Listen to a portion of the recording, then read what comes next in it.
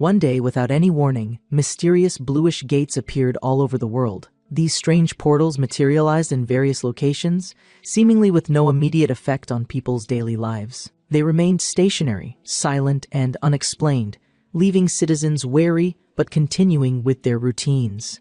However, this sudden and unexplained phenomenon would soon change the course of history forever. Amidst the chaos and confusion caused by these bizarre gates, Han Yu-jin Han, a hard-working young orphan, went about his usual day. His life had never been easy, much like a tale out of a tragic storybook. He had struggled from an early age to survive. Without parents to guide or support him, he had shouldered the burden of responsibility, working tirelessly to provide for his younger brother. His colleagues at work, though seemingly kind, often treated him with a distant politeness. They would occasionally toss a bottle of water his way, offering casual compliments about his dedication and perseverance. Despite the hardships he endured, Yu-jin Han never complained.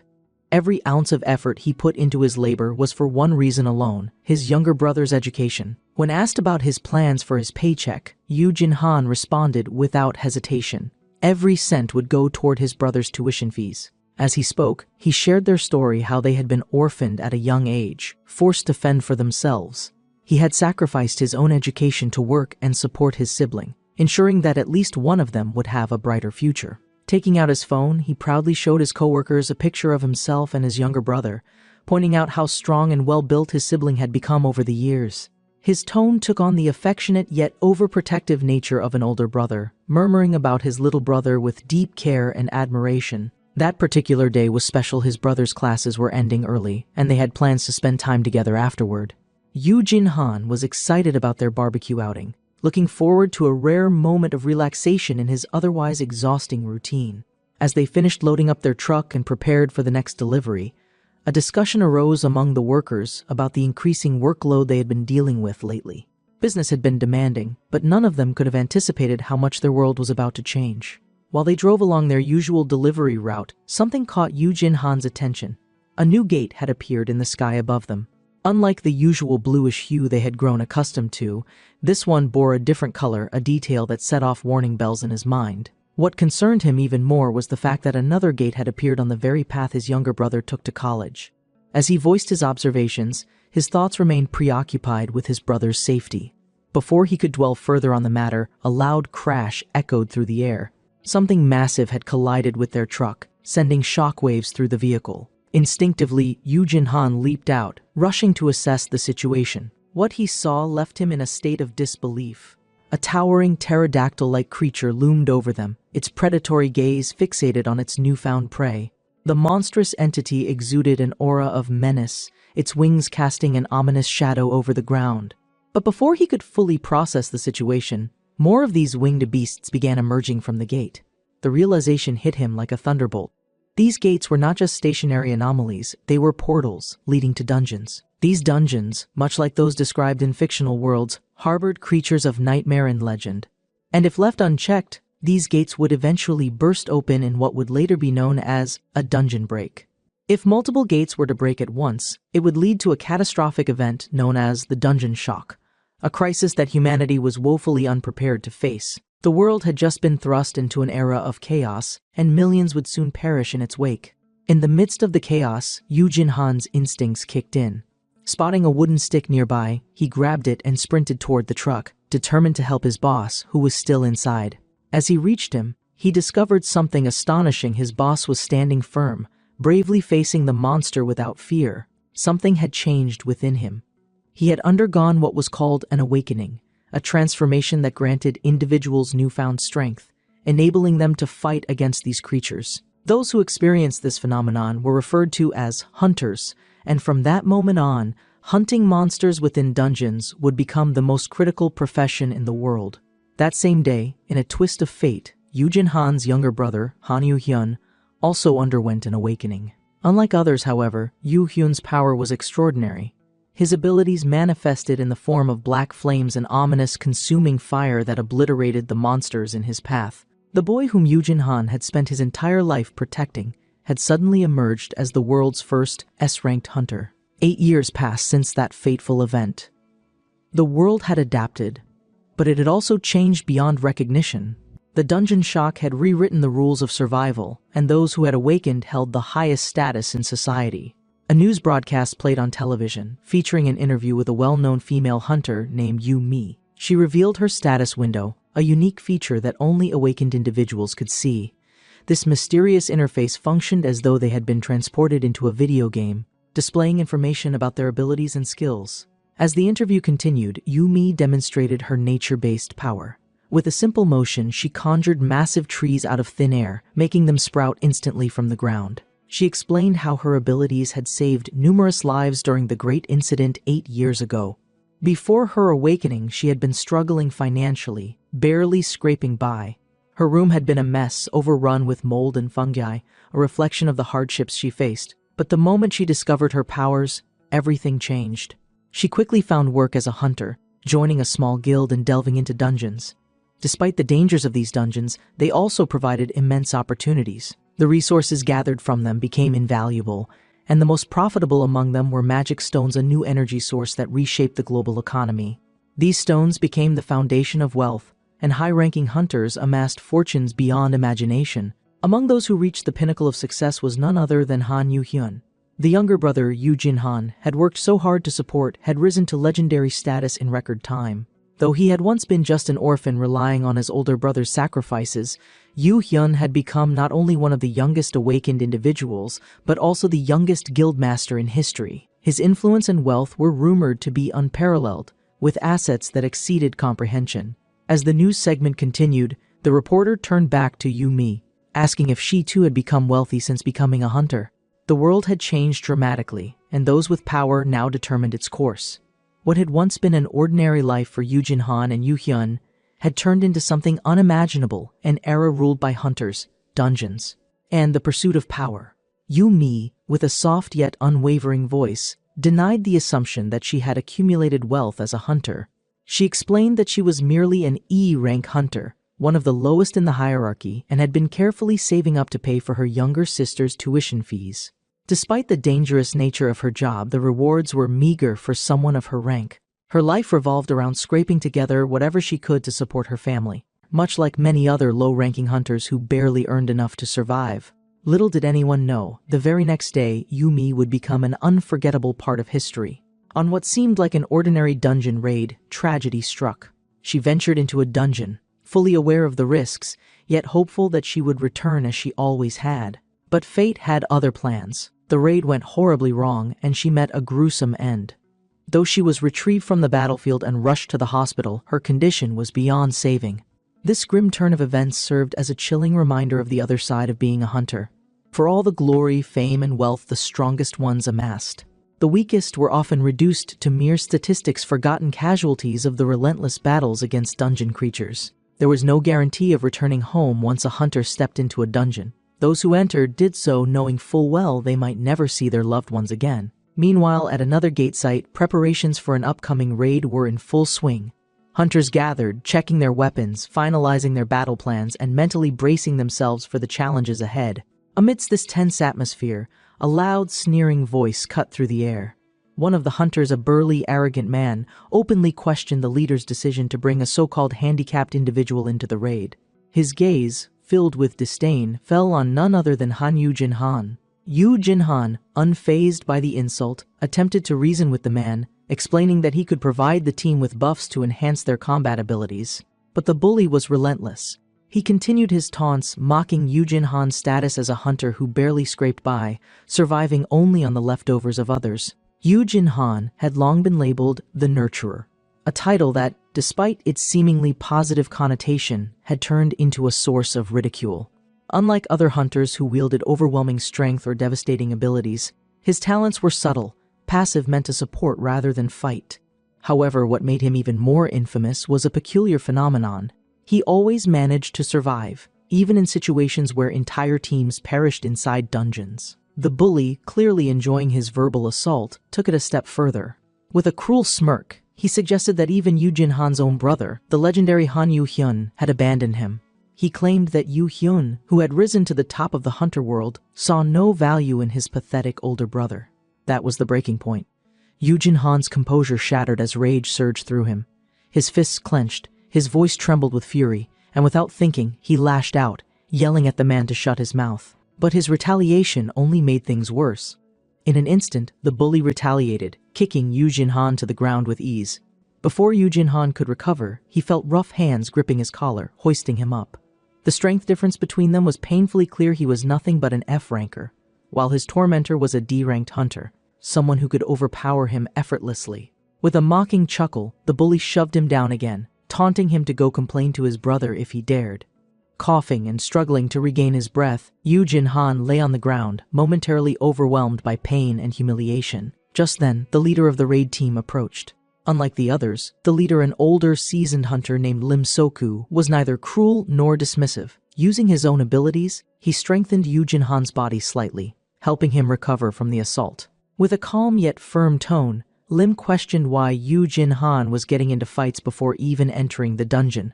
He advised him to remain composed, warning him that he was nothing more than a minor figure in this brutal world. Though his words carried the sting of reality, they were not meant to hurt, rather, they were meant to remind Yu Jinhan of the harsh truth he had long been trying to ignore. Despite the reprimand, Yu Jinhan gave him a weak smile. He expressed his gratitude for being allowed to join the raid, even as a low-ranking hunter. Lim simply nodded, acknowledging the sentiment. Then, with a casual stride, he approached the bully who had assaulted Yu Jinhan. Without warning, he smacked the man on the head, ordering him to stop his bullying.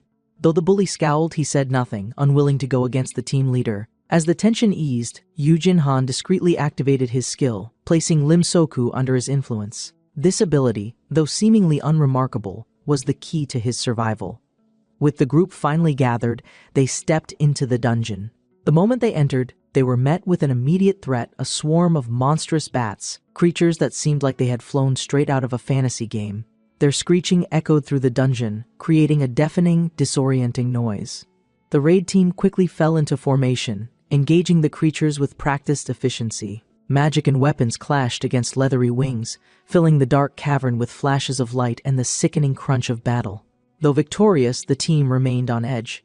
They reminded each other to stay vigilant, knowing that monsters could emerge from anywhere at any moment. Meanwhile, as the others claimed magic stones from their fallen foes, Yu Jinhan was relegated to the lowest of duties, mining. Forced to chip away at the cavern walls in search of valuable materials, he was given a grim reality check. A full 80% of whatever he dug up would be taken as commission, leaving him with almost nothing. The same bully from earlier, still eager to exert his dominance, barked orders at Yu Jinhan, demanding that he work faster. If he didn't, the man sneered, he would starve. As Yu Jinhan worked, he briefly entertained the idea of secretly pocketing some of the magic stones. But the thought of getting caught and the severe consequences that would follow made him hesitate. Desperate to distract himself from his miserable situation, he recalled the story of Cinderella, likening himself to the overworked protagonist. His mind drifted back to the day his brother left home, the day his only family abandoned him, while Yu Jinhan had continued to toil away, breaking his back to make a living. His younger brother had been assembling a guild, the World's Edge. In no time at all, that guild grew into the largest and strongest in existence. The gap between the brothers widened to the point where Yu Jinhan could no longer even approach Yu Hyun. Alone, abandoned, and desperate, Yu Jinhan had once wondered if things could have been different had he awakened earlier. This desire led him to spend every last bit of his savings on a broker who claimed he could grant him an awakening. The broker had fed him lies, promising him the rank of an S-class hunter. Yu Jinhan had endured humiliating and degrading trials, clinging to the hope that it would all be worth it. But when the awakening finally came, he was left with nothing but disappointment. He wasn't an S-ranker. He wasn't even a low-tier combatant. He had been classified as an F-ranker, the lowest of the low. The broker, seeing no value in him, discarded him immediately. Just like everyone else had. The world mocked him. The media turned him into a joke. And worst of all, the very brother he had sacrificed everything for called him a disgrace. Upon awakening, every hunter received a title, and the title given to Han Yu Jinhan, the boy who had given up his own future to support another, was the nurturer. Yu Jinhan had spent his entire life supporting his younger brother, devoting every ounce of effort to ensure that Yu Hyun could have the life he never could. But all of that loyalty, all of those sacrifices, were thrown back in his face the moment he awakened. He had once imagined that gaining power, even the smallest fraction of it, would finally bridge the gap between them, that he could finally stand beside his brother as an equal. But reality was cruel. Upon receiving his title, the nurturer, He had expected his brother to at least acknowledge his efforts. Instead, Yu-hyun had ridiculed him, declaring his title an embarrassment. It was not a name that carried weight or strength. It was nothing more than a mockery of his existence, a label that made him a laughingstock in the world of hunters. And as if that wound wasn't deep enough, fate delivered another blow. During a routine dungeon raid, Yu Jin-han suffered an injury that left him permanently handicapped, shattering any hope of proving himself. Desperate and with nowhere else to turn, he had swallowed his pride and approached Yu-hyun, hoping that his immensely powerful younger brother, the world's first S-rank hunter, the legendary guildmaster of the World's Edge, would at least provide him with access to a healer. But once again, he was cast aside. Without so much as a second thought, Yu-hyun rejected him, deeming him useless, assuming he would never be able to enter a dungeon again. That was the moment Yu Jin-han finally accepted the harsh truth. He was nothing more than a parasite, a relic of a past that his brother had already abandoned. Yu-hyun had no need for a weak older brother dragging him down. But what Yu-hyun and everyone else failed to realize was that Yu Jin-han refused to die. Despite being nothing more than an F-rank hunter, despite having no combat skills to call his own, he continued to survive. While stronger hunters perished in dungeons, while those with overwhelming power fell in battle, he endured. It wasn't by luck, nor by sheer willpower, but because of the one skill that had made his awakening unique. His main ability was deceptively simple. He could provide buffs to others, giving them slight enhancements that, to high-ranking hunters, were barely worth noticing. But there was something more to it, something no one truly understood. Whenever he used his skill, he wasn't just supporting those around him, he was binding them to him. With a simple command, cheer up, he could place someone under his influence, linking their existence to his in ways that even he hadn't fully comprehended.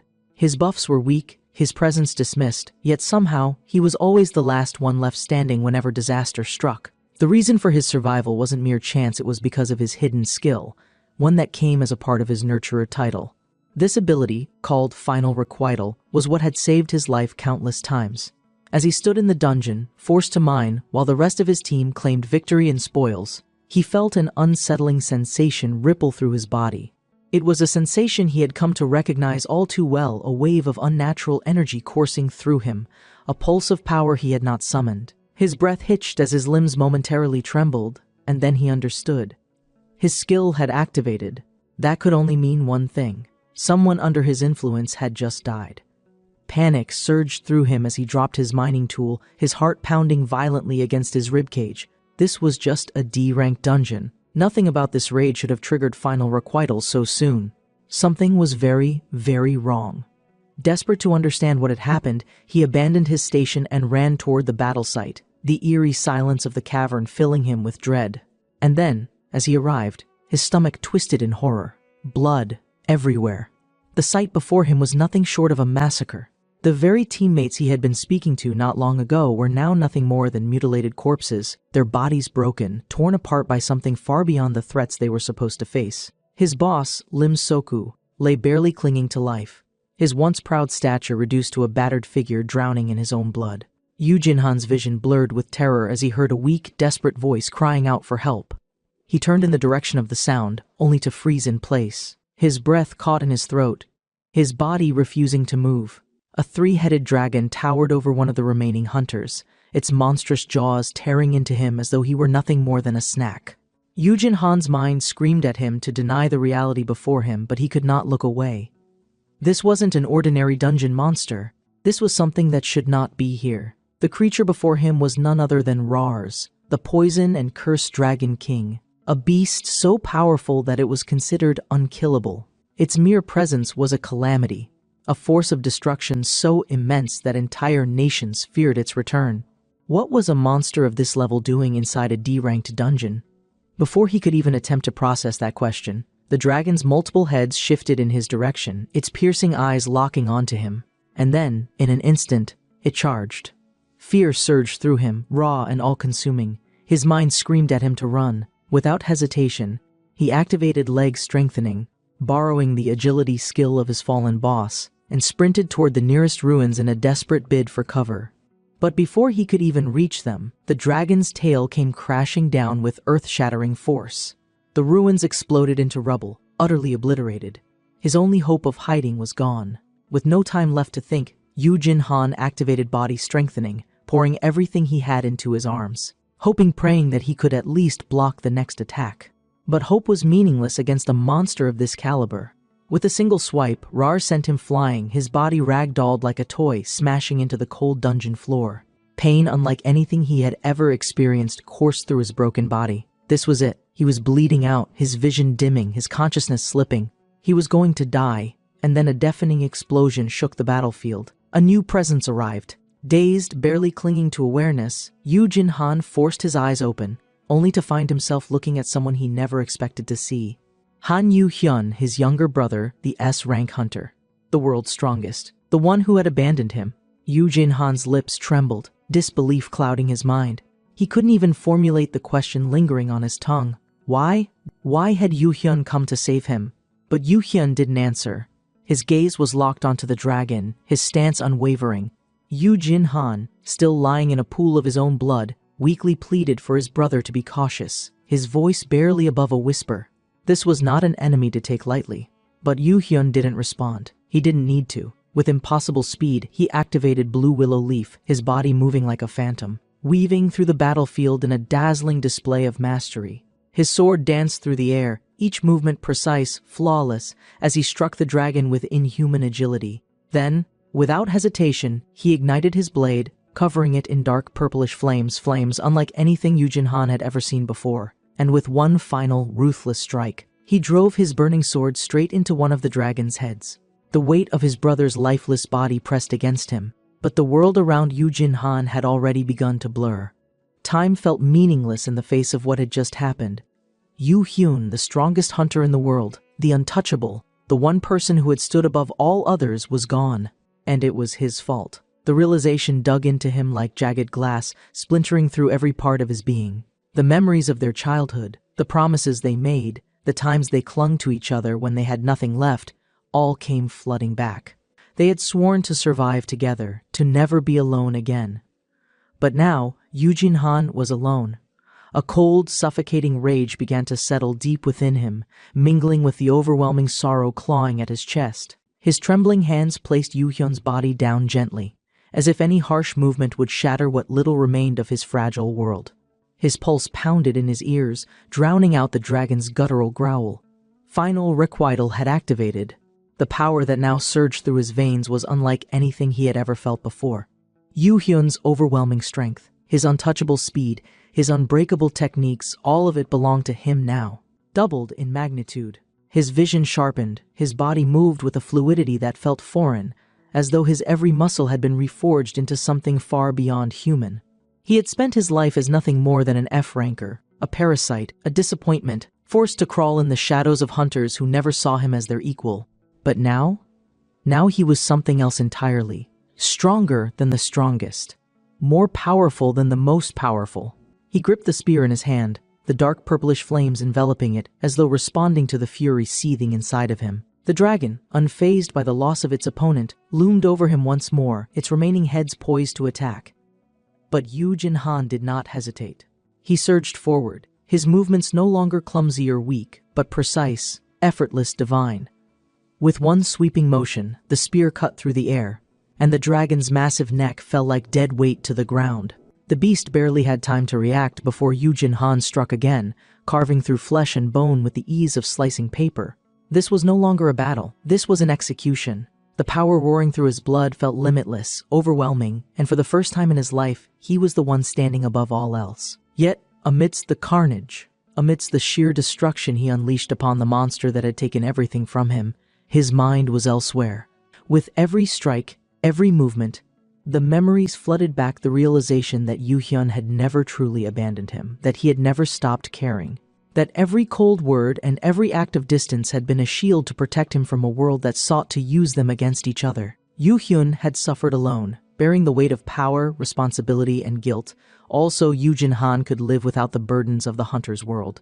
But now that world belonged to him, and this time he would not be left behind. He would take everything back. The colossal dragon finally collapsed, its massive body hitting the ground with an earth-shattering impact.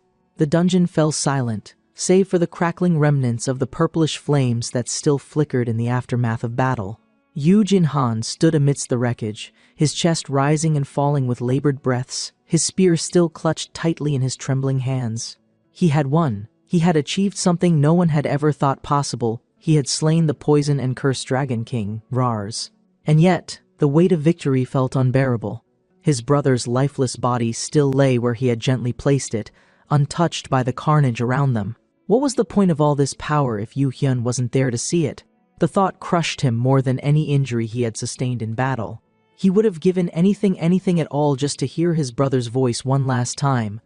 But there was no miracle waiting for him. There was no reward grand enough to undo what had happened. His time was running out. The dragon's poison gas still thickened the air, seeping into his lungs. His body, despite its newfound strength, was still weak in the face of such lethal magic. His vision blurred, his breath grew shallow, and as he waited for his own inevitable demise, a system notification suddenly flashed before his eyes. A robotic voice echoed in his mind, announcing that he had accomplished an impossible feat and earned the legendary title of Dragon Slayer. The rewards followed 10 gate stones, a crimson dragon sword, and a mysterious wishing stone. For a moment, the system's words barely registered. A wish? His tired mind latched onto the idea, his heart racing with the possibility of what that meant.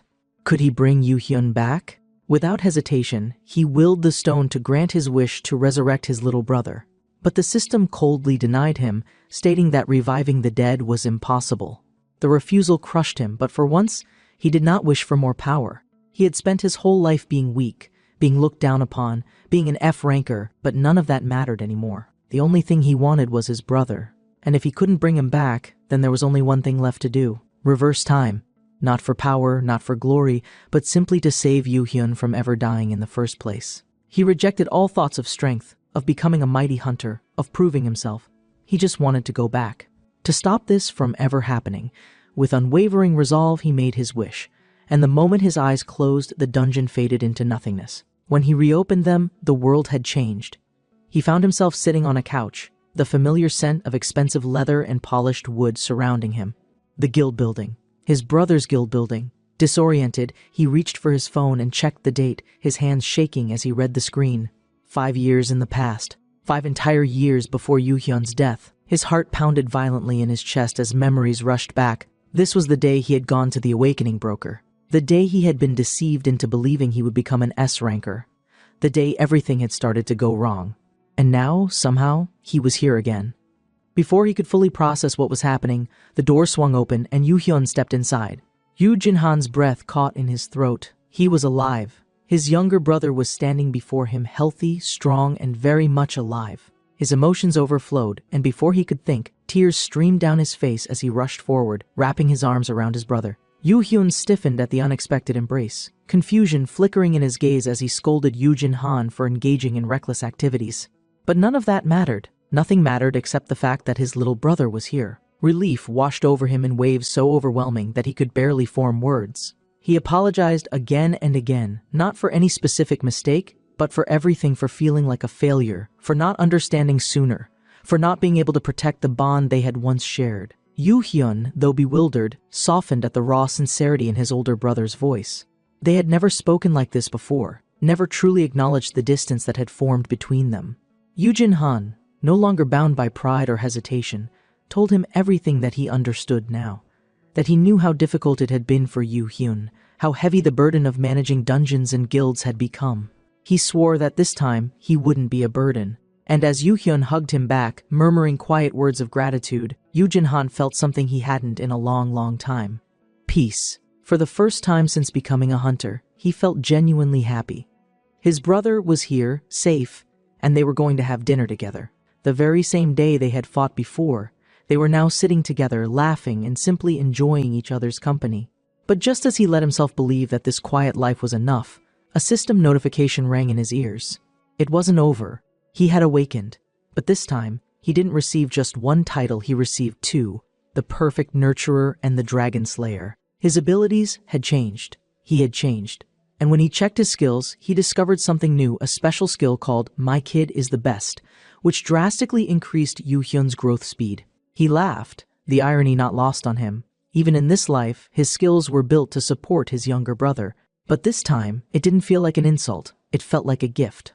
As Yu Hyun moved to prepare dinner, Yu Jin-han reflected on the moment. He had done it. He had saved his brother, and that was all that mattered. Yet, curiosity gnawed at him. Was he stronger now? Had his return to the past altered his rank? With an eager heart, he opened his status window, expecting to see something different, an S rank, maybe even an L rank. But the moment his eyes landed on his stats, his hope shattered. F rank. Still. Frustration flared inside him, but it was quickly replaced by amusement. Of course.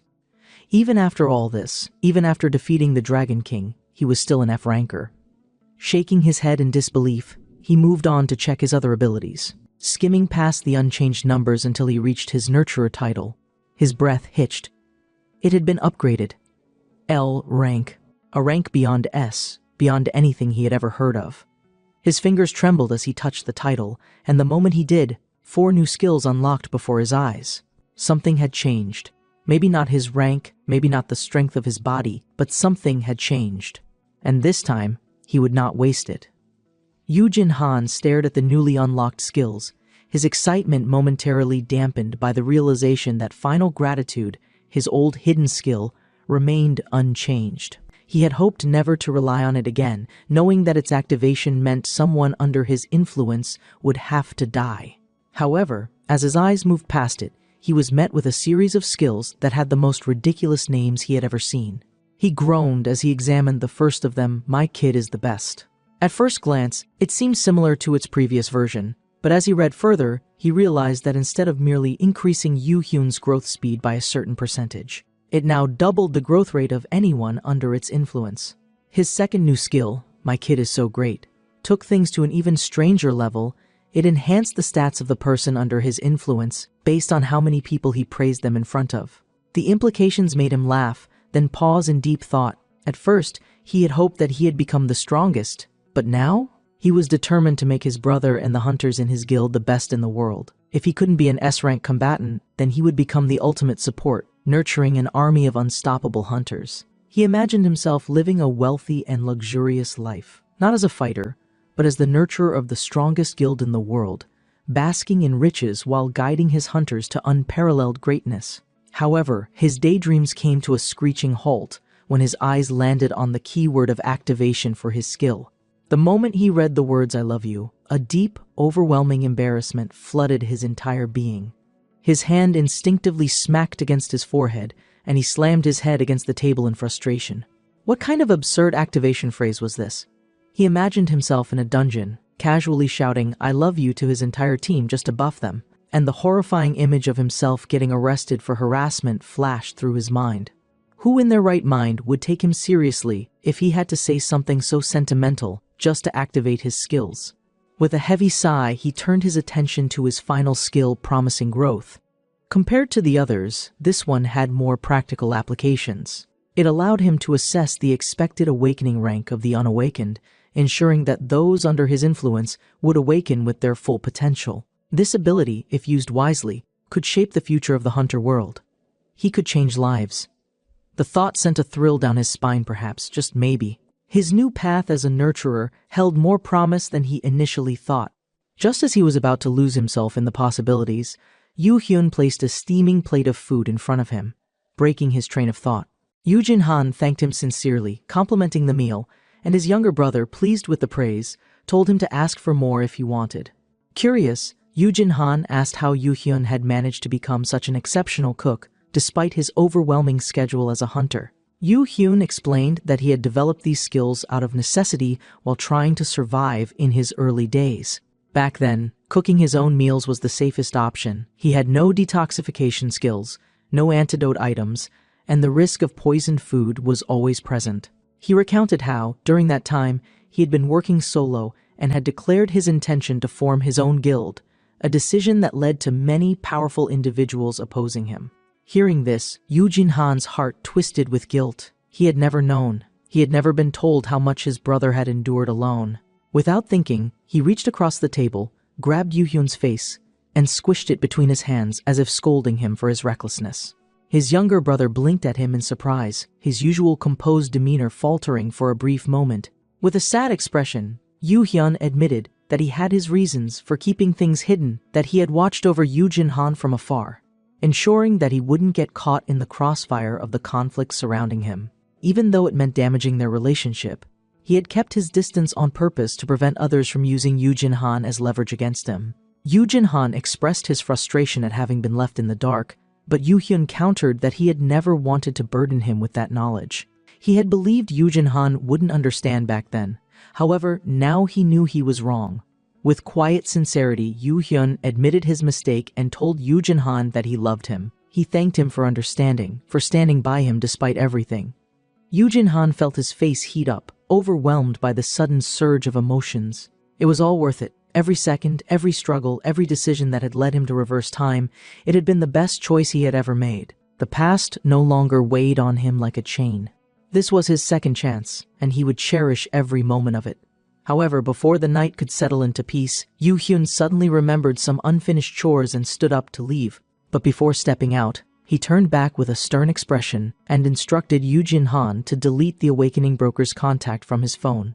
Yoo Hyun double-checked to make sure it was gone, clearly determined to keep Yoo Jin-han far away from that part of his past. Yoo Jin-han waved him off, laughing, promising that he wouldn't be stupid enough to get scammed again. But just as he was about to leave the house himself, Yoo Hyun leaned against the doorframe and dropped a bombshell. He could no longer leave. Yoo Jin-han, confused, asked for clarification. What did he mean he couldn't leave? His brother simply explained that it was dangerous for him now. By getting closer to Yoo Hyun, he had inadvertently placed himself back into the world of politics, power, and enemies. More people would be watching him, targeting him. The logical decision? He had to live under Yoo Hyun's protection.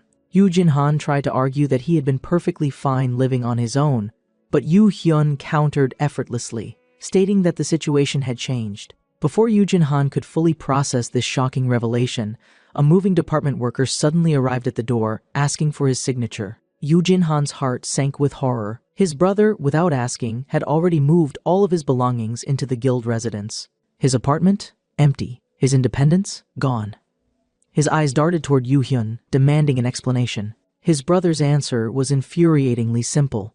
Since Yoo Jin-han had already apologized and expressed his love for him, Yoo Hyun considered that a verbal agreement to move in. Yoo Jin-han collapsed onto the floor in sheer frustration. Had this been a side effect of reversing time? He had fought against monsters, betrayal, death, and fate itself. Yet somehow, his biggest opponent was his younger brother, forcing him to live under his care. But then, he remembered. He had no time to waste. The world had changed, and now, he had to change with it. The hero who creates heroes had just begun his new life. Yoo Jin-han hastily packed his most essential belongings, stuffing a few spare clothes, his phone, and some emergency cash into a small bag. He needed to escape before Yoo Hyun returned. His younger brother was getting out of control, hiring guards, restricting his freedom, and treating him like some kind of precious, fragile pet instead of a grown man. He refused to spend the next few years locked away in a gilded cage, no matter how well-intentioned Yoo Hyun's actions were. Silently, he crept toward the door, moving with the caution of a thief, his heart pounding with anticipation. Just a few more steps and he would be free. But the moment he pulled the door open, his escape was immediately thwarted. Standing in the doorway was a mountain of a man, his massive arms crossed over his chest, a thick aura of intimidation radiating from him like an impenetrable wall. Yoo Jin-han instantly recognized him, Kim Sang-gan, an A-rank hunter and the strongest defense user in Yoo Hyun's guild. His jaw clenched in frustration. Of course, his brother had anticipated this. Annoyance flickered in Yoo Jin-han's expression as he realized Yoo Hyun had assigned an A-rank bodyguard just to keep him inside. It was ridiculous. He was an F-ranker, a nobody, not some national treasure that required top-tier protection. He tried to reason with Kim, explaining that he just wanted to go for a short walk and would return soon, but the big man's expression darkened. Kim did not like to be negotiated with. His towering presence made the room feel smaller, his cold gaze unwavering. Yoo Jin-han swallowed hard, realizing that no amount of persuasion was going to work on this guy. Kim wasn't just a wall, he was a fortress. The sheer pressure of his aura bore down on Yoo Jin-han, making it difficult to breathe. But just as the overwhelming force nearly sent him collapsing to his knees, something unexpected happened. His newly acquired fear resistance activated. The crushing weight of Kim's presence vanished in an instant, his mind clearing as if someone had flicked a switch. His perception of Kim shifted completely. The monstrous bodyguard, once an imposing force of nature, suddenly appeared harmless, almost docile. like a big, fluffy bear. Emboldened by this new perspective, Yujin Han straightened his back, staring Kim down with newfound confidence. He coolly stated that confining someone against their will was illegal, and warned Kim that he could be sent to jail for such an act. Kim, unamused, didn't even blink.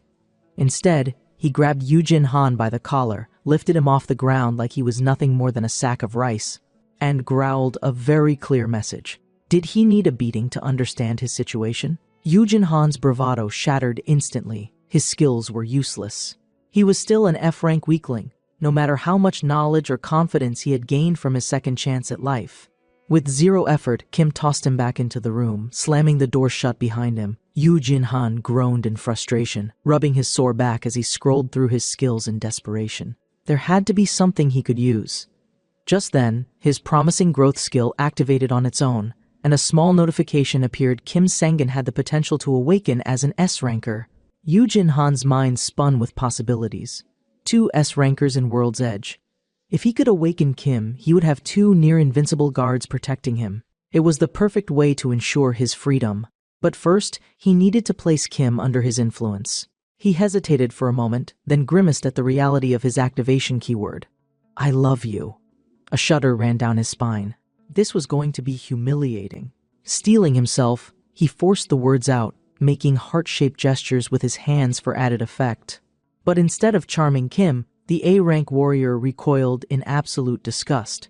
Before Yujin Han could even blink, Kim threw him back inside with even more force than before. Defeated, he collapsed onto the floor, groaning in frustration, internally begging the system to let him change his keyword before he lost his sanity. As the day passed and night fell, Yu Hyun finally returned from work, only to find his older brother sprawled face down on the floor, unmoving. Concern flickered in his expression as he gently picked him up onto his lap, checking to see if he was all right.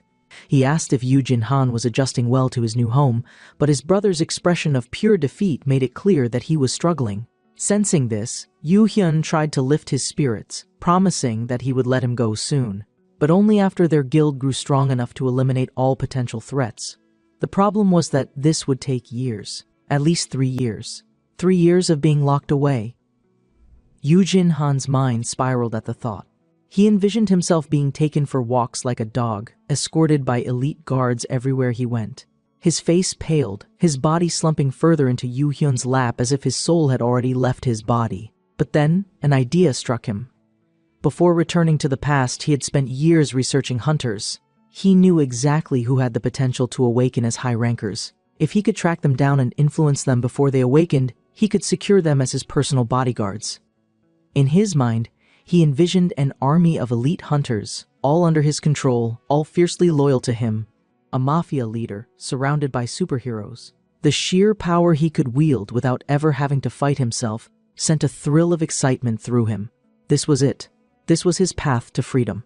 Without hesitation, he dramatically knelt before Yu Hyun, passionately declaring that he would find an A-rank hunter himself. Yu Hyun looked at him with a mixture of suspicion and confusion.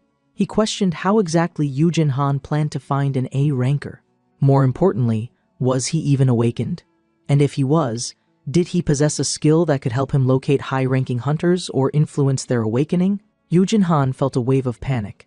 If Yu Hyun found out about his L-rank skill, he might never let him leave again. He imagined himself imprisoned for eternity, locked away by his overly cautious younger brother. To avoid suspicion, he fed Yu Hyun a carefully constructed half-truth. He admitted that he was still just an F-ranker, but claimed that his ability only allowed him to assist 1 person per month. Yu Hyun took a moment to consider this information. It was reasonable enough. An F-rank awakening someone once a month wasn't a big deal. The real danger lay in the fact that awakening centers were soon to be established, making such skills obsolete. If awakening became widely accessible, then Yujin Han's ability wouldn't even matter. Yu Hyun accepted his reasoning, nodding in understanding before casually dropping another bombshell. An awakening center was already being built. Yujin Han froze. His carefully constructed plan was already in jeopardy before it even started. If the world no longer needed awakening specialists, his secret weapon would be useless. He had to act fast. Time was against him, and his brother's patience was already wearing thin. He needed to build his army before the system replaced him entirely. His mission had just become urgent.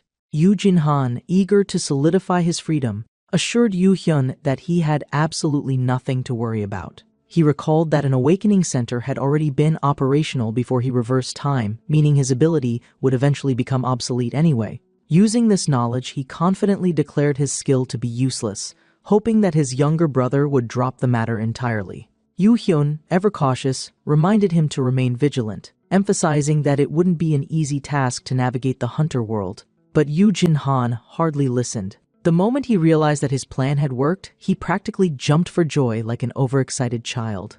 He had done it. He had outwitted the greatest S-ranker in the world. Overcome with pride and self-satisfaction, he began bragging about his cunningness, even going so far as to envision himself as a more prominent guild leader than Yu Hyun himself.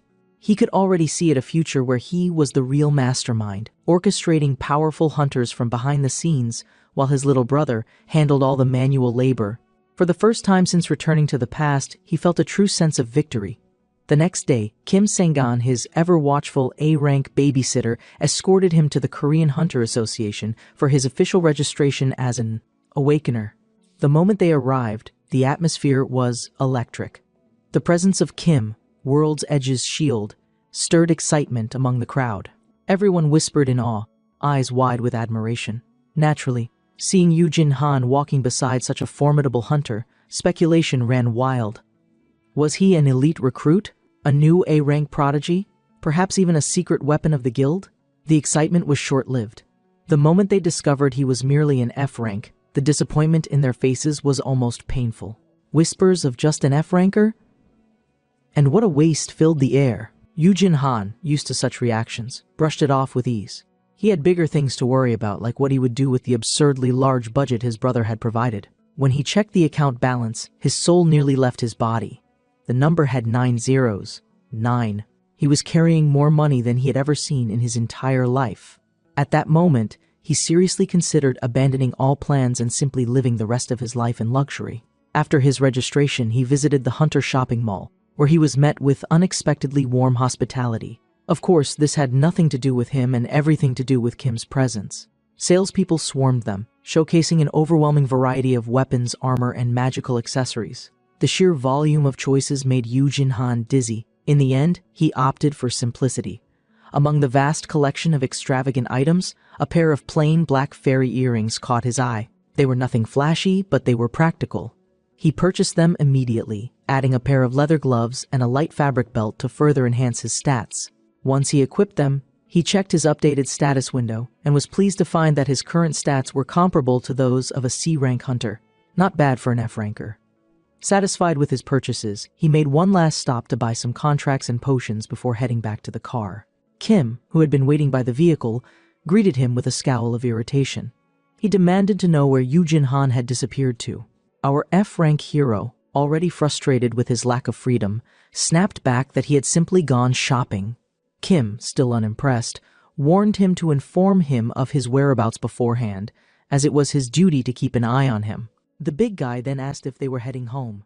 But Yu Jinhan had one more destination in mind. He had come to this area for a reason. He remembered that Park Yim, the future Ice Witch, lived nearby, along with her guardian, her uncle, who owned a barbecue shop. If his memories were correct, she would still be a middle schooler. This was his chance to recruit her before anyone else. Determined, he dragged Kim to the food market, hopping from one barbecue restaurant to another, searching for any sign of her. As he searched, the scent of sizzling meat became too tempting to ignore. He treated himself to a piece of barbecued beef, savoring the juicy flavors, and even asked Kim if he wanted something. The big guy flatly refused. Kim, ever practical, questioned why they were wasting time in a place like this when they could get far better barbecue at World's Edge's private dining hall. But Yu Jinhan excused himself, claiming that something about the local cuisine made it irresistible. In reality, he was stalling, waiting for Park Ye-rim to appear. Just as he took another bite, a loud commotion erupted nearby. A young girl burst out of a restaurant, her voice sharp with frustration. She was being scolded by her uncle for something she didn't even do. Tears welled up in her eyes as she shouted back in protest before turning on her heels and running away. The moment Yu Jinhan laid eyes on her, recognition struck like lightning. This was her, Park Yim, the future Ice Witch. Without hesitation, he shoved the rest of his food into Kim's hands and bolted after her. Using the enhanced speed from his B-ranked belt, he maneuvered through the crowd like a gust of wind, his voice carrying over the bustling market as he called out for her to stop. The girl, mistaking him for someone sent by her uncle, shouted that she wasn't going back. With a defiant glare, she called him a juicy slang term for a middle-aged man. Yu Jinhan nearly tripped over himself. Middle-aged? The comment stabbed at his pride, but before he could correct her misunderstanding, his gaze flickered to something far more urgent. A speeding car, heading straight for her. In a heartbeat, he launched himself forward, leaping without hesitation. He grabbed Park Yim, yanking her away from the path of certain death just in time. The car sped past, barely missing them. For a moment, everything was silent. Then the girl, now sitting on top of him, asked if he was okay. Yu Jinhan, feeling the weight pressing down on his ribs, groaned that she should get off him first. Once they recovered, he took her to a barbecue stall, hoping to finally have a proper conversation. He encouraged her to eat as much as she wanted, and as he had suspected, she devoured the food like she hadn't eaten in days. Good thing he brought Yu Hyun's corporate card. As she stuffed her face with solid pepper-coated meat, he casually asked about her uncle, wondering if she would be more open to negotiations if she was unhappy with her current situation. She immediately dismissed the idea of returning home, stating that the food there was terrible and warned him not to waste his money eating there. Yu Jinhan barely held back a laugh. It seemed she had strong opinions on food. Then, without pausing her relentless eating, she finally looked up at him, her sharp eyes filled with suspicion. She was no fool. She knew who he was, and she knew that someone like him, the older brother of the world's most powerful hunter, wouldn't seek out a nobody like her without a reason. Yu Jinhan smiled, leaning forward slightly, ready to make his move. This was the first step. He had found her. Now, all he had to do was convince her to join him. Yu Jinhan, feeling the pressure of Yim's sharp gaze, wiped a bit of sweat from his forehead. He scrambled for an excuse and blurted out the first thing that came to mind, that he simply sensed good vibes from her. The girl was not convinced. Instead, she immediately assumed he was part of some shady, dark cult trying to recruit her. With a skeptical look, she flatly rejected him, thanked him for the food, and turned to leave. Realizing that he was losing his chance, our F-ranker's survival instincts kicked in. Thinking quickly, he concocted a completely ridiculous sob story about how her parents had once helped him in his darkest hour, and now, he felt eternally indebted to them.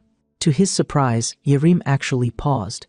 She admitted that she had been betrayed so many times that it was hard to believe anyone truly wanted to help her. Yu Jinhan seized the opportunity. Now that she was listening, he finally got to the real reason for this whole meeting. He revealed his ability, his power to help others awaken. He assured her that she would awaken as at least a B ranker, possibly even higher. With the full backing of World's Edge, he promised to support her in becoming an established hunter. Extending his hand, he invited her into a formal contract, offering to be her sponsor. The moment he pulled a contract from his inventory, Yim's entire demeanor changed. Her eyes widened, completely ignoring the contract itself.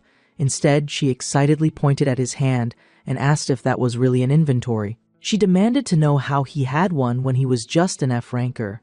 Yu Jinhan calmly explained that upon awakening, she would receive one as well. He handed her the contract and encouraged her to read it carefully before signing. The deal was simple. She would keep his skill a secret and act as his personal bodyguard for 1 year. Our ever-humble F-ranker openly admitted how weak he was, much to Yim's amusement. She mocked him outright, laughing at how ridiculous it was that a middle schooler would have to protect a grown man. Yu Jinhan, unfazed, simply shrugged. He reasoned that once she awakened, she would be far stronger than him anyway, so there was nothing to be embarrassed about. But then, for the first time, her expression faltered. A hint of sadness flashed across her face as she hesitated, asking if awakening meant she would finally be independent. Yu Jinhan nodded firmly, assuring her that all hunters were treated equally, regardless of their past. That answer was all she needed. She grabbed the pen, ready to sign the contract on the spot. But just as she was about to, Yu Jinhan yanked the pen from her hand and scolded her. He demanded to know why she was about to sign without even reading the fine print. Did she have any idea how dangerous it was to sign a contract blindly? What if someone exploited her? Frustrated, he walked her through the details, making sure the terms were fair and beneficial for her as well.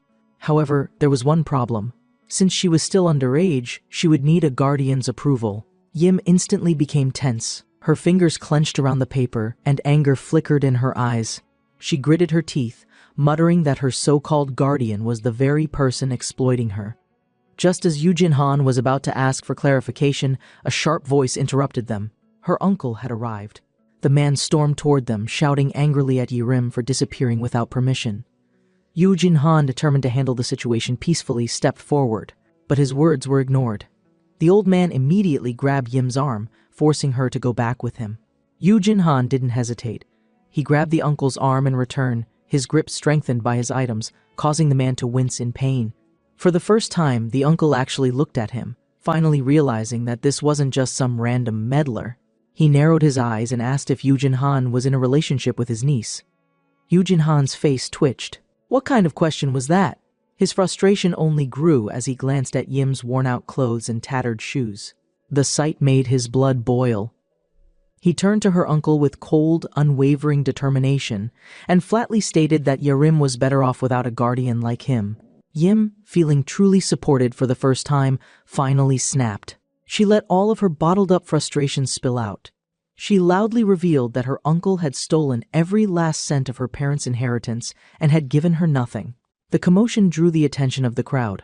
People started to whisper, and before long they openly argued that this was outright abuse. The public was turning against him. The uncle, infuriated by the accusations, roughly pushed Yujin Han aside. But Yujin Han, ever the cunning strategist, saw an opportunity. With a dramatic flair, he threw himself to the ground, rolling around in exaggerated pain. He clutched his chest as if he had just been mortally wounded, crying out that the big bad uncle had assaulted him for no reason. The man, caught off guard, tried to defend himself. But Yujin Han, fully committed to his act, let tears well up in his eyes, claiming that he was just trying to protect poor Yirim from her cruel uncle. The crowd immediately turned hostile toward the man, fueled by their collective sense of justice. Seeing that the situation was spiraling out of his control, the uncle lunged forward, grabbing Yujin Han by the collar. But in a sly, perfectly executed counter, Yujin Han subtly shifted his weight, knocking the old man off balance. What followed was a masterpiece of humiliation. The uncle stumbled backward, his foot landing on a spilled soda bottle. His body slipped comically, sending him flailing through the air before crashing face first into a pile of kimchi. The spicy red paste covered his nose and mouth, causing a fiery sting that had him screaming in agony. Yujin Han, grinning with satisfaction, watched as his masterpiece of revenge unfolded. But before he could fully enjoy the moment, a loud thud interrupted everything. He and Yirim whipped their heads around, trying to figure out where the noise had come from. Then Kim Sang-gun appeared, his imposing figure towering over them. His expression was unreadable, but his voice carried a heavy warning. Something was wrong. The city was drowning in chaos, its once bustling streets now filled with the deafening sounds of destruction, the piercing screams of civilians desperately seeking shelter, and the unrelenting screech of emergency sirens that barely masked the guttural, otherworldly noises emanating from the monstrous entity that had emerged from the shattered dungeon. The air was thick with smoke, dust, and the metallic scent of blood, mingling with the foul, rotting stench that clung to the grotesque, writhing mass of tentacles and fused bodies. An amalgamation of countless creatures twisted together into a single, horrifying existence. The way it moved, shifting unnaturally between a pulsating, slithering form and a monstrous, coordinated swarm, sent shivers through even the most battle-hardened hunters. This was no ordinary dungeon break, no simple monster gone rogue. This was something entirely different, something wrong.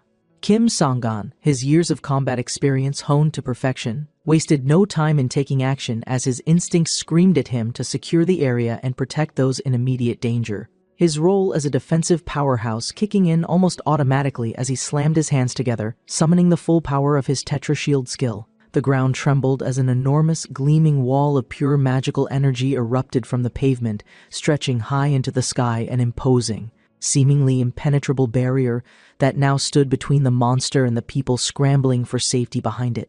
For a brief moment, as the shimmering golden light of the shield radiated across the battlefield, there was a flicker of hope, a fleeting sense that perhaps the monster could be contained, that perhaps this fight could be won with the least amount of casualties possible.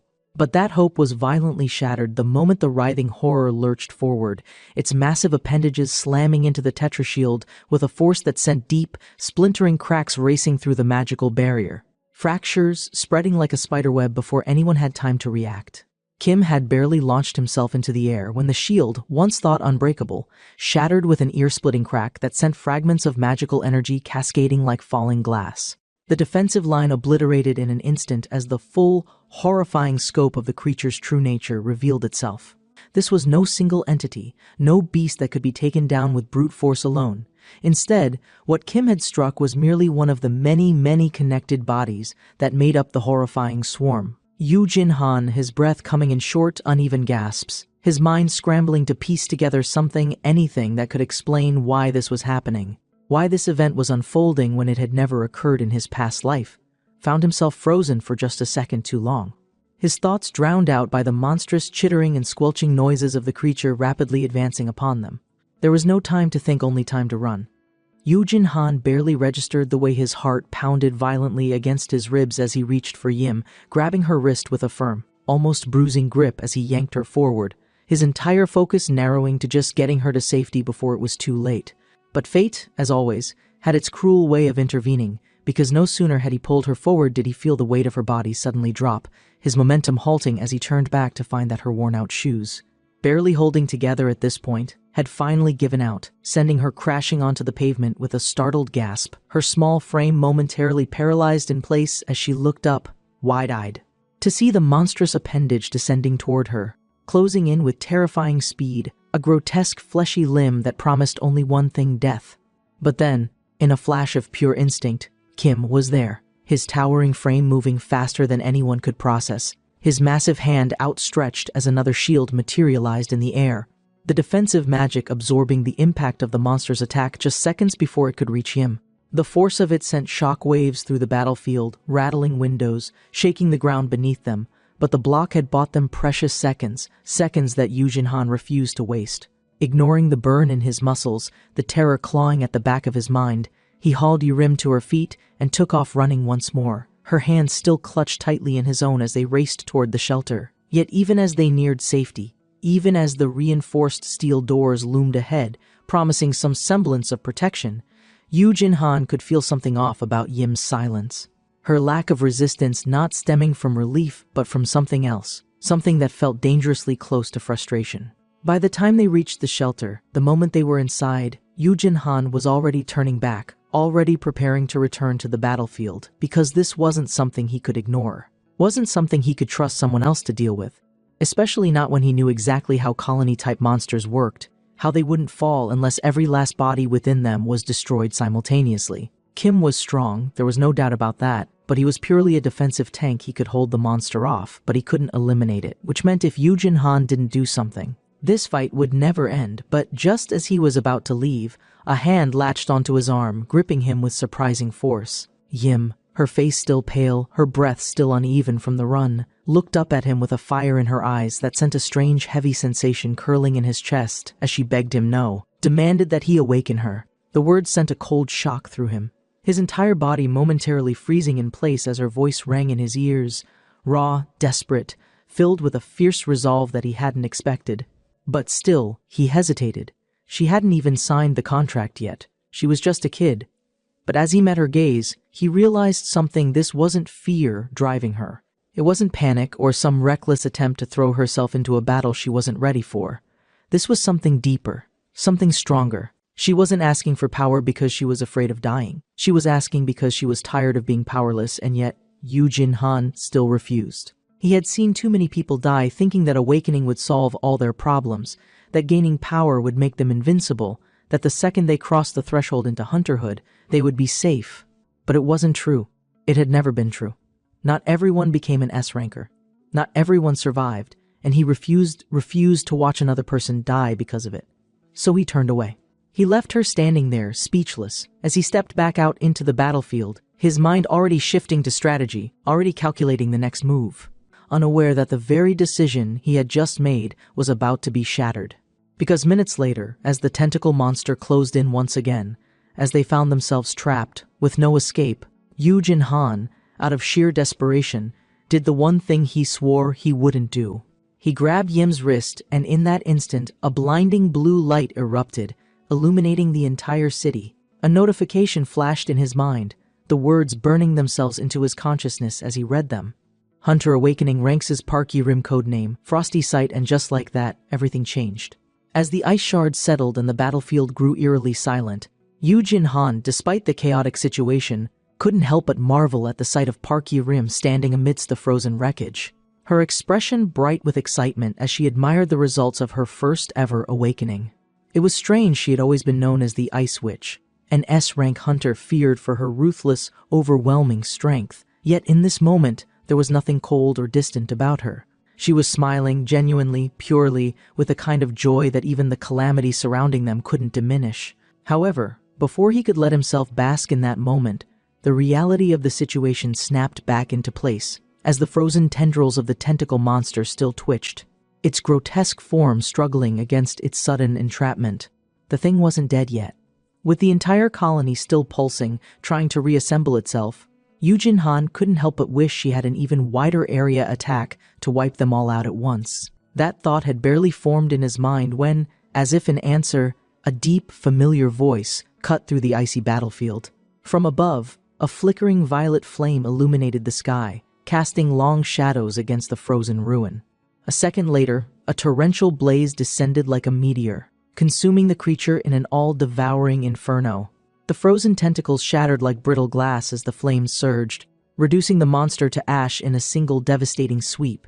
The sheer force of the explosion sent heat waves rolling through the air, and Yu Jin-han had barely managed to brace himself before the shockwave sent a ringing pressure through his ears. The attack had been so overwhelmingly destructive that, for a moment, it felt as if the entire city had been set ablaze. Park Yim, who had just barely caught her breath from her first real battle, now stood frozen in place, eyes wide, her body stiff with shock. Yu Jin-han, still sitting on the ground where he had collapsed in sheer exhaustion, didn't need to turn around to know who had arrived. He felt the presence before he even saw him. Han Yu-hyun, his monstrously overpowered younger brother, had finally appeared. Relief flooded his system, only for it to be ruthlessly yanked away a second later, as a powerful hand grabbed him by the collar and began throttling him. "You absolute moron," Yu-hyun growled, shaking his older brother with barely restrained fury, his violet flames flickering dangerously close to Yu Jin-han's face. This exactly is why I locked you up in the first place." As if on cue, Kim Sang-un finally arrived at the scene, looking relieved but thoroughly unimpressed with the entire situation, while Park Yi-rim wisely stepped back, realizing that it might be best not to interfere in what was clearly a sibling argument that had been years in the making. Still gasping for breath, as he was forcibly rattled around, Yu Jin-han managed to choke out a half-hearted, "Oh come on, you act like I planned this." It was probably not the best response, given that Yu-hyun only tightened his grip. When Yu-hyun finally let him go, shoving him back onto the ground with a glare that could incinerate lesser men, Yu Jin-han took the opportunity to push himself up, dusting off his coat with exaggerated nonchalance before dramatically throwing his arm around Yim's shoulder, grinning like he had just struck gold. "Anyway, before I forget, meet my new S-rank guildmate." Yu-hyun blinked. The sheer absurdity of that sentence seemed to momentarily short-circuit his brain. "What?" Brimming with pride, Yu Jin-han puffed out his chest and declared that he had successfully recruited an S-rank hunter as his personal bodyguard. He practically radiated smugness, like he had single-handedly solved the world's biggest problem, while Yu-hyun only looked increasingly disturbed. Before he could recover, Yu Jin-han pressed forward, proudly introducing Park Yi-rim as his newest team member, only for his younger brother to immediately question whether her parents had even agreed to this. At this, Yu Jin-han paused, scratching his chin, as he considered how to explain the incredibly complicated situation. Instead of coming up with a reasonable solution, he snapped his fingers like he had just discovered the most brilliant idea in existence and said, "No problem, I'll just become her guardian." Silence. Yu-hyun looked at him as if he had suggested adopting a dragon. Before Yu Jin-han could bask in his own genius, Kim Sang-un, ever the responsible adult in the room, cleared his throat and patiently explained that becoming a sponsor might be a better option, given that a legal guardian had full authority over a minor's private life and financial contracts, which meant they could protect them from exploitative situations, something a mere sponsor could not. Hearing this, Yi-rim looked at Yu Jin-han, her expression conflicted, and quietly told him that he didn't have to go so far for her. But despite Yu-hyun's growing exasperation, Yu Jin-han merely reminded her about her abusive uncle and left the decision entirely in her hands. The moment stretched on, heavy with unspoken emotions, until Yu-hyun, never one to leave things alone, suddenly grabbed his older brother by the neck again. With a smirk that suggested he was only half joking, Yoo-hyun tilted his head and remarked that he had personally witnessed several minors assault their legally appointed guardians before. His grin widened as he asked, "So, you think you could handle an S-ranker if she decided to start swinging?" Highly offended, Yi-rim scoffed and insisted that she would never do that. However, before she could argue further, Yoo-hyun abruptly declared that he would just become her guardian instead. That was immediately shut down. The two S-rankers, one an overpowered prodigy, the other a newly awakened force of nature, began squabbling like children, bickering over who would take responsibility, while Yoo Jin-han, still half choking from earlier strangulation, found himself dragged along for the ride. In the middle of this absurd struggle, Yi-rim accidentally gripped his arm too tightly, dislocating his shoulder in the process. For a moment there was only silence. Then, simultaneously, both S-rankers apologized. Waving off their concern, Yoo Jin-han let out an exaggerated sigh and went on the offensive, asking if he had raised Yoo-hyun to be so disrespectful. He pointed out that his younger brother should be grateful that he had managed to recruit an S-rank hunter all on his own, then added that if Yoo-hyun wanted to act like a guildmaster, he should at least start helping poor Mr. Kim handle all the responsibilities. Meanwhile, Park Yim, watching all of this unfold, grumbled about how bossy her new guildmaster seemed to be. Without missing a beat, Yoo Jin-han ordered her to sit down obediently. Feeling humbled, she actually apologized before checking on his shoulder, but he waved it off, instead offering her his shoes, noticing how ill-fitting her current ones were. The moment she slipped them on, he realized her uncle hadn't even bothered to get her the right size. Empathetically, he promised they would get her new shoes the next day. The simple gesture left her momentarily stunned, before she jokingly remarked that she felt like a rom-com heroine from television. In the spirit of the role, she attempted to swat a fly off his face only to end up accidentally smacking him in the nose. As Yoo Jin-han howled in pain, she awkwardly laughed, calling it an accident, while he grumbled that she was more of a villain than a heroine. Just as the moment turned lighthearted again, a familiar voice cut through the air. Her uncle had arrived, and this time, Yoo Jin-han had one last problem to deal with. Deciding to entertain himself, Yi-rim cheerfully informed the old man that she had awakened as an S-ranker and was moving out immediately. The uncle's face twisted in shock, insisting that she was too young. Yoo Jin-han, ever prepared, played a recording of the man's abuse, and just like that, the final piece of trash was ready to be taken out. Yoo Jin-han, ever the opportunist, leaned in with a sly smile as he subtly hinted that CCTV footage and recorded evidence could easily be used to press charges against Yim's uncle. He let his words hang in the air, watching as the fat man's face twisted with barely contained panic. The two immediately began bickering, the uncle furiously arguing that Yoo Jin-han was completely unfit to be her guardian, while Yoo Jin-han countered just as smoothly that at least he wasn't an abusive, money-grubbing parasite who treated his own niece like a walking bank account. Their heated exchange escalated as the uncle, losing his cool, slapped at Yoo Jin-han's phone and grabbed him by the collar, his pudgy fingers tightening in frustration as he barked something about respecting his authority as a guardian. Before Yoo Jin-han could throw out a snarky remark, the argument was abruptly cut short. With a sharp, deafening crack, Yim's umbrella smashed into the pavement, sending tremors through the ground as if announcing its owner's fury. The impact alone was enough to startle everyone around her. The fat uncle, still caught up in his self-righteous tantrum, stiffened instantly, his instincts warning him that something was about to go very, very wrong. He barely had time to react before his niece, his once quiet, obedient, powerless niece, turned to him with the most innocent, wide-eyed expression imaginable.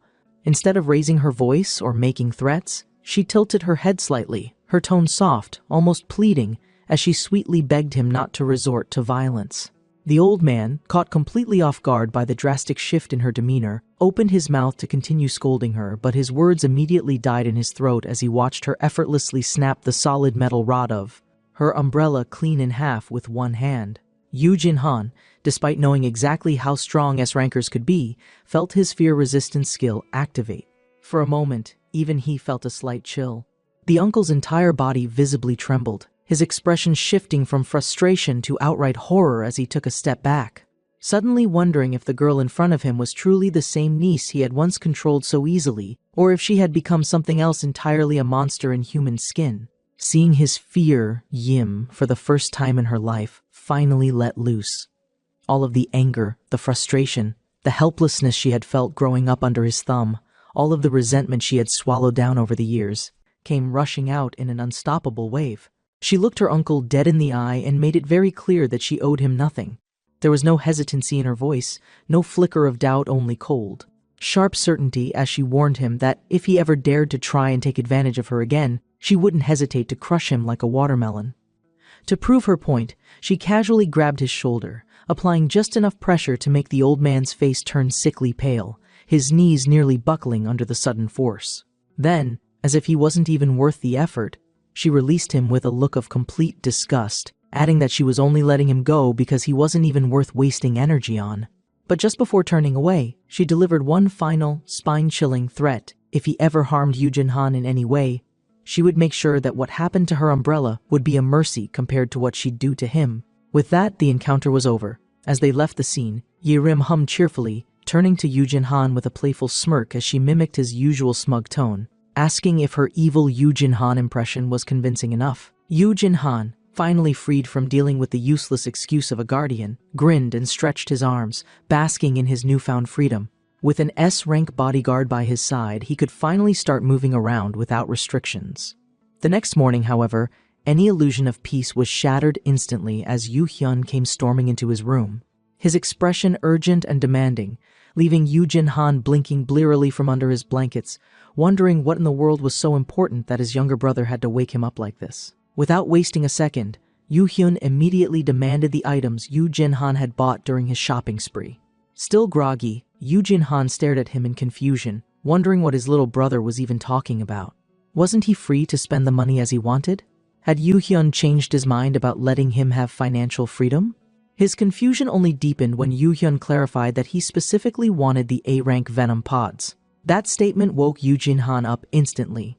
He blinked in genuine surprise, rubbing his face as he tried to figure out how his brother even knew about that purchase. But before he could ask, Yu Hyun, completely out of character, suddenly pulled him into an embrace, gripping him tightly as he muttered something heartfelt under his breath. Still half asleep and completely caught off guard, Yu Jinhan froze. His little brother, the same ridiculously overpowered S-ranker who routinely strangled him whenever he got himself into trouble, was hugging him like a sentimental fool. It was unsettling. Then Yu Hyun, still clinging on to him, murmured a genuine word of thanks.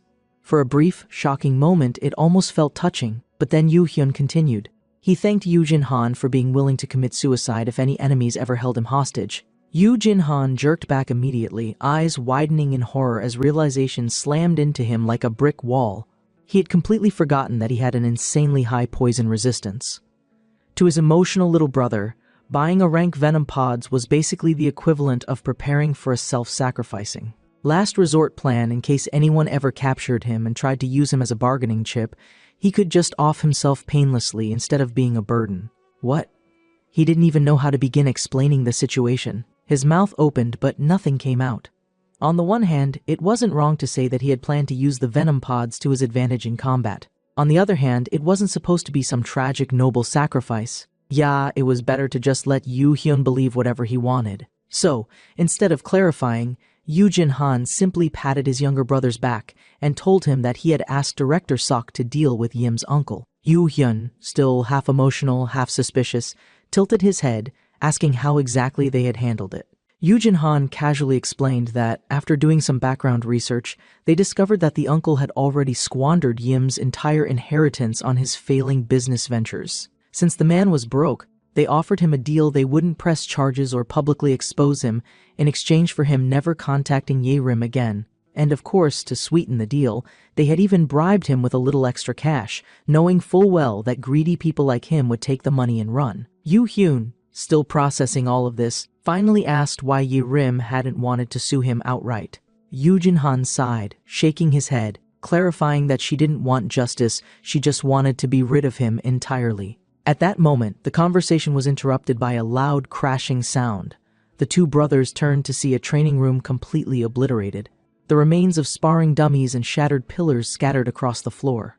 Before Yu Jinhan could even question what was happening, a massive pillar collapsed, nearly crushing him. Yu Hyun smirked. Still think you can handle an S-ranker? Yu Jinhan, watching Ye-rim land gracefully in the center of the destruction, knew that he had made a very, very dangerous decision. Yim, still exhilarated from her skill tests, finally dropped the last bit of her reveal, and with a chilling, almost nonchalant tone, she introduced what was arguably her most unnerving ability yet pale corpse. Unlike her other skills, which were based on elemental destruction and enhancement, this one was something else entirely. It allowed her to interrogate the dead, drawing forth lingering echoes of consciousness from corpses and extracting their last thoughts, memories, or hidden secrets. It wasn't resurrection, nor was it necromancy. It was something far worse. It was the ability to pry into the lingering, unwilling remnants of the deceased, forcing their dying thoughts to be spoken aloud. Naturally, Yu Jinhan, who had seen his fair share of strange and terrifying abilities, remained cool and composed, masking his immediate discomfort as he processed what this meant. He rubbed his chin in thought, considering both the usefulness and the dangers of such a skill, before finally advising her to keep that ability under wraps. He wasn't worried about the morality of it. This was the hunter world after all, but he knew from experience that certain abilities attracted the wrong kind of attention. If people knew she had the power to drag secrets from the dead, there would be no shortage of individuals willing to silence her for good. He told her that, for the sake of her own safety, it was best to leave out certain details when registering her skills officially, suggesting that they edit parts of Shadowless Day and the Sandals of Hermes to avoid unwanted scrutiny. To his mild surprise, Yerim instantly latched onto his wisdom, practically fawning over his strategic thinking as she praised him for knowing exactly what to do. Her enthusiasm irritated one particular person in the room, Yu Jinhan's ever-possessive younger brother. Yu Hyun, who had been watching the entire exchange with increasing jealousy, swooped in before Yerim could praise Yu Jinhan any further, crossing his arms and grinning smugly as he loudly proclaimed that Yu Jinhan had only learned all of this for him and not for her. The sheer pettiness of the statement immediately turned the room into a battleground as Yerim shot back, saying she was the one benefiting from Yu Jinhan's knowledge now, while Yu Hyun insisted that his older brother had spent years studying hunters solely to protect him. The two, despite being terrifyingly powerful S-rankers, devolved into a childish, petulant squabble, both vying for Yu Jinhan's attention, throwing increasingly ridiculous claims at each other about who Yu Jinhan favored more.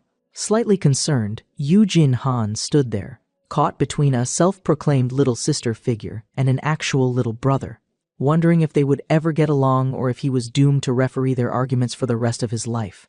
The scene shifted to the bustling Hunter Association building, where hundreds of journalists and reporters had gathered, their cameras flashing, their microphones poised as they awaited the grand arrival of the newly awakened S-ranker, Park Yim. The Ice Queen, no longer the withdrawn, silent girl she once was, stepped forward with confidence, her very presence commanding the attention of the crowd. From afar, Yu Jinhan watched like a quiet guardian, standing by the edges of the scene while the press swarmed Yim, his gaze thoughtful but distant. Kim Sang-gan, who had been keeping an eye on him, finally spoke up, asking why he didn't just go with her. After all, she had been disappointed earlier when he brushed off her concerns, and even now it was clear that she valued his presence. Yu Jinhan, however, only shook his head and smiled faintly, saying that once Yerim experienced the S-rank celebrity life, she wouldn't miss him anymore. This was her moment. She deserved to shine without him hovering in the background. Still, he couldn't deny that he was genuinely happy to see her transform from a withdrawn, troubled girl into a confident and joyful young woman. At the same time, his thoughts lingered on something more troubling. The dungeon break, the monster they had fought, the deviation from his original past. None of this had happened before. That meant the timeline had already begun shifting in unpredictable ways. If a major event like this had never occurred in his past life, then what other unknown threats were waiting down the line? Pushing those thoughts aside for the moment, he decided to shift gears and focus on his original goal, finding talented individuals before the rest of the world recognized their worth. He spent the next few hours scanning the crowds, watching carefully, but nothing stood out. Just when he was about to lose hope, he finally spotted something remarkable. Without a second thought, he bolted forward, pushing through the throng of people, ignoring Kim's bewildered expression as he snatched the arm of an unsuspecting man. Yongwoo. The moment their eyes met, Wu's gaze flickered with confusion, as if trying to recall a face he should know but couldn't quite place. Yu Jinhan, ever the actor, immediately chuckled like they were long-lost friends, joking that it had been so long that it was fine if Wu didn't remember him, but in reality, he wasn't here for a nostalgic reunion. His eyes subtly flicked toward Wu's status screen, confirming what he already knew: mastery of the golden smithy. The realization hit him like a lightning bolt. Wu had the potential to unlock a double S-rank blacksmithing skill, a level of talent so rare that not even the greatest equipment in the future could compare to what this man could create. And yet, in his original timeline, Wu had gone completely unnoticed. That wouldn't happen this time. He immediately began firing off questions, to which Wu, caught completely off guard, answered cautiously, explaining that he had only recently awakened and had come to the association to claim his government subsidy for F-rank hunters. The man was practical, painfully aware of how little F-rankers were valued, so when Yu Jinhan offered to train him, he immediately refused, stating that no one would hire a broke F-ranker like him. Yu Jinhan, grinning like he had just heard a challenge, countered instantly. He offered free training at World's Edge Guild, an opportunity so outrageous that Wu openly frowned at him, annoyed at his persistence. Before the man could refuse again, Kim Sang-gun, tired of watching Yu Jinhan run off and grab random strangers, forcibly dragged him away. As Yu Jinhan dangled by his collar like a misbehaving cat, Wu watched the bizarre sight, his eyes narrowing in recognition. "Wait, how do you know Kim Sang-gun of World's Edge Guild?" he finally asked. Still grinning despite being physically restrained, Yu Jinhan casually dropped the bombshell. "Oh, my little brother's the guild master." The statement hit Wu like a freight train, and before he could process it, Yu Jinhan hit him with one final offer: free gear, free training, and the chance to actually develop his skills instead of letting them go to waste. For the first time, Wu hesitated. Something about Yu Jinhan's insistence, his sheer earnestness, got to him in a way that no one else ever had. His entire life, people had dismissed his talents, told him that his skills were worthless, that he should give up and focus on something else. Yet here was this ridiculous, overly persistent man, practically dragging him into a future he had never even dared to imagine. For the first time in years, Wu felt seen. He bowed deeply, his voice thick with emotion as he tearfully accepted Yu Jinhan's offer. Later that evening, as Yu Jinhan handed him a cheap vending machine coffee to help him calm down, Wu confessed everything. The struggles of his past, the way people had always dismissed him, the crushing debt that had left him with nothing. Yu Jinhan, his own past weighing heavily in his chest, knew exactly how it felt. So instead of giving him more sympathy, he stood up, clenched his fist, and yelled something so dramatically positive that it felt like a sports movie. And at the end, he casually slid in an "I love you." With that, Wu Yong became his newest recruit, but their problems weren't over yet. Because the next obstacle? Director Seok, World's Edge Guild's HR manager, and he wasn't convinced about free training for a stranger. Yu Jinhan kept a friendly, almost innocent smile on his face, but inwardly, he was furious. He had expected resistance from Director Seok, the HR manager of World's Edge Guild, but he hadn't expected the man to be so blatantly condescending toward Wu. Instead of giving the F-ranker a fair assessment, Seek openly mocked him, pointing out his ragged clothing, his slouched posture, and the sheer pathetic aura of hopelessness that surrounded him. With a sneer, Seok remarked that if they made exceptions for people who looked so broke and spineless, the entire guild would be overrun with freeloaders. The words cut deep, and Yu Jinhan could feel Wu's hope fading right beside him. Gritting his teeth, Yu Jinhan immediately stepped up, vouching for Wu's talent, highlighting his sharp intuition and unique skills. He emphasized that Wu wasn't just some random beggar trying to mooch off a guild. He was a craftsman, a future blacksmith of legendary potential. However, Seek wasn't convinced. Instead of considering Wu's abilities, he merely rolled his eyes and flipped Yu Jinhan off, muttering that finding some talented nobodies wasn't proof of anything. Luck was a real thing, after all. To make matters worse, the man then took the chance to insult Yu Jinhan directly, reminding everyone that our hero himself had fallen for a blatant awakening scam just days ago. If that wasn't embarrassing enough, Seok pointed out that Yu Jinhan had only gotten into World's Edge Guild through nepotism, riding on his little brother's reputation rather than his own skills. Yu Jinhan, despite wanting to strangle the smug bastard, stayed cool. He agreed that Seok had a fair point. He had indeed made some horrible decisions in the past. But even so, he wasn't going to back down. Wu was someone with real potential, someone who deserved a chance. Unfortunately, Wu had already heard enough. Before Yu Jinhan could argue any further, Wu bolted from the building, his face flushed with humiliation, his body stiff with embarrassment. He didn't wait for Yu Jinhan to stop him, he just ran. Outside, Yu Jinhan found him leaning against a wall, staring at the ground, looking like a man who had just been crushed under the weight of the world. Yoo Jin-han wanted to say something, to call Yoo Hyun and force him to step in, but Woo shook his head before he even got the chance. "It's okay," Woo murmured, his voice a little raw, a little broken. "I'm just grateful that someone like you actually believes in me." Still, instead of giving up completely, he revealed that he planned to give his passion another try. He mentioned a place that was willing to hire even F-rankers, hoping to at least get his foot in the door somewhere. Yoo Jin-han, feeling slightly less frustrated, nodded in approval, thinking that this was a good first step until the sound of tires screeching against the pavement made them both turn. A black SUV pulled up, its tinted windows barely reflecting the light of the street lamps, and before either of them could react, several men stepped out, their expressions a little too eager, a little too pleased to see Woo. Debt collectors, Woo's entire demeanor changed the moment he saw them. He stiffened but didn't resist as the men casually greeted him, patting his shoulder like old friends.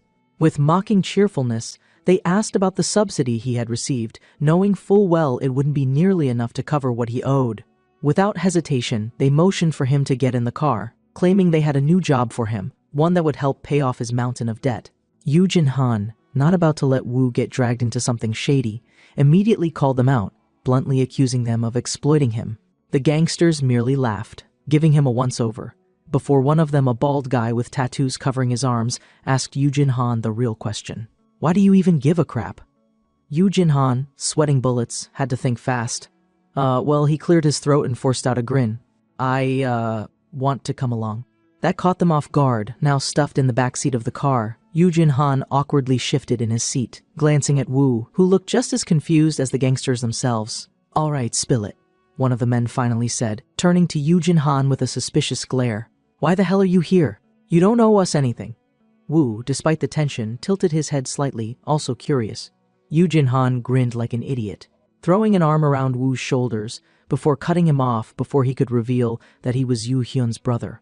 "Oh, me? We're childhood friends," he lied smoothly, ignoring Woo's incredulous look.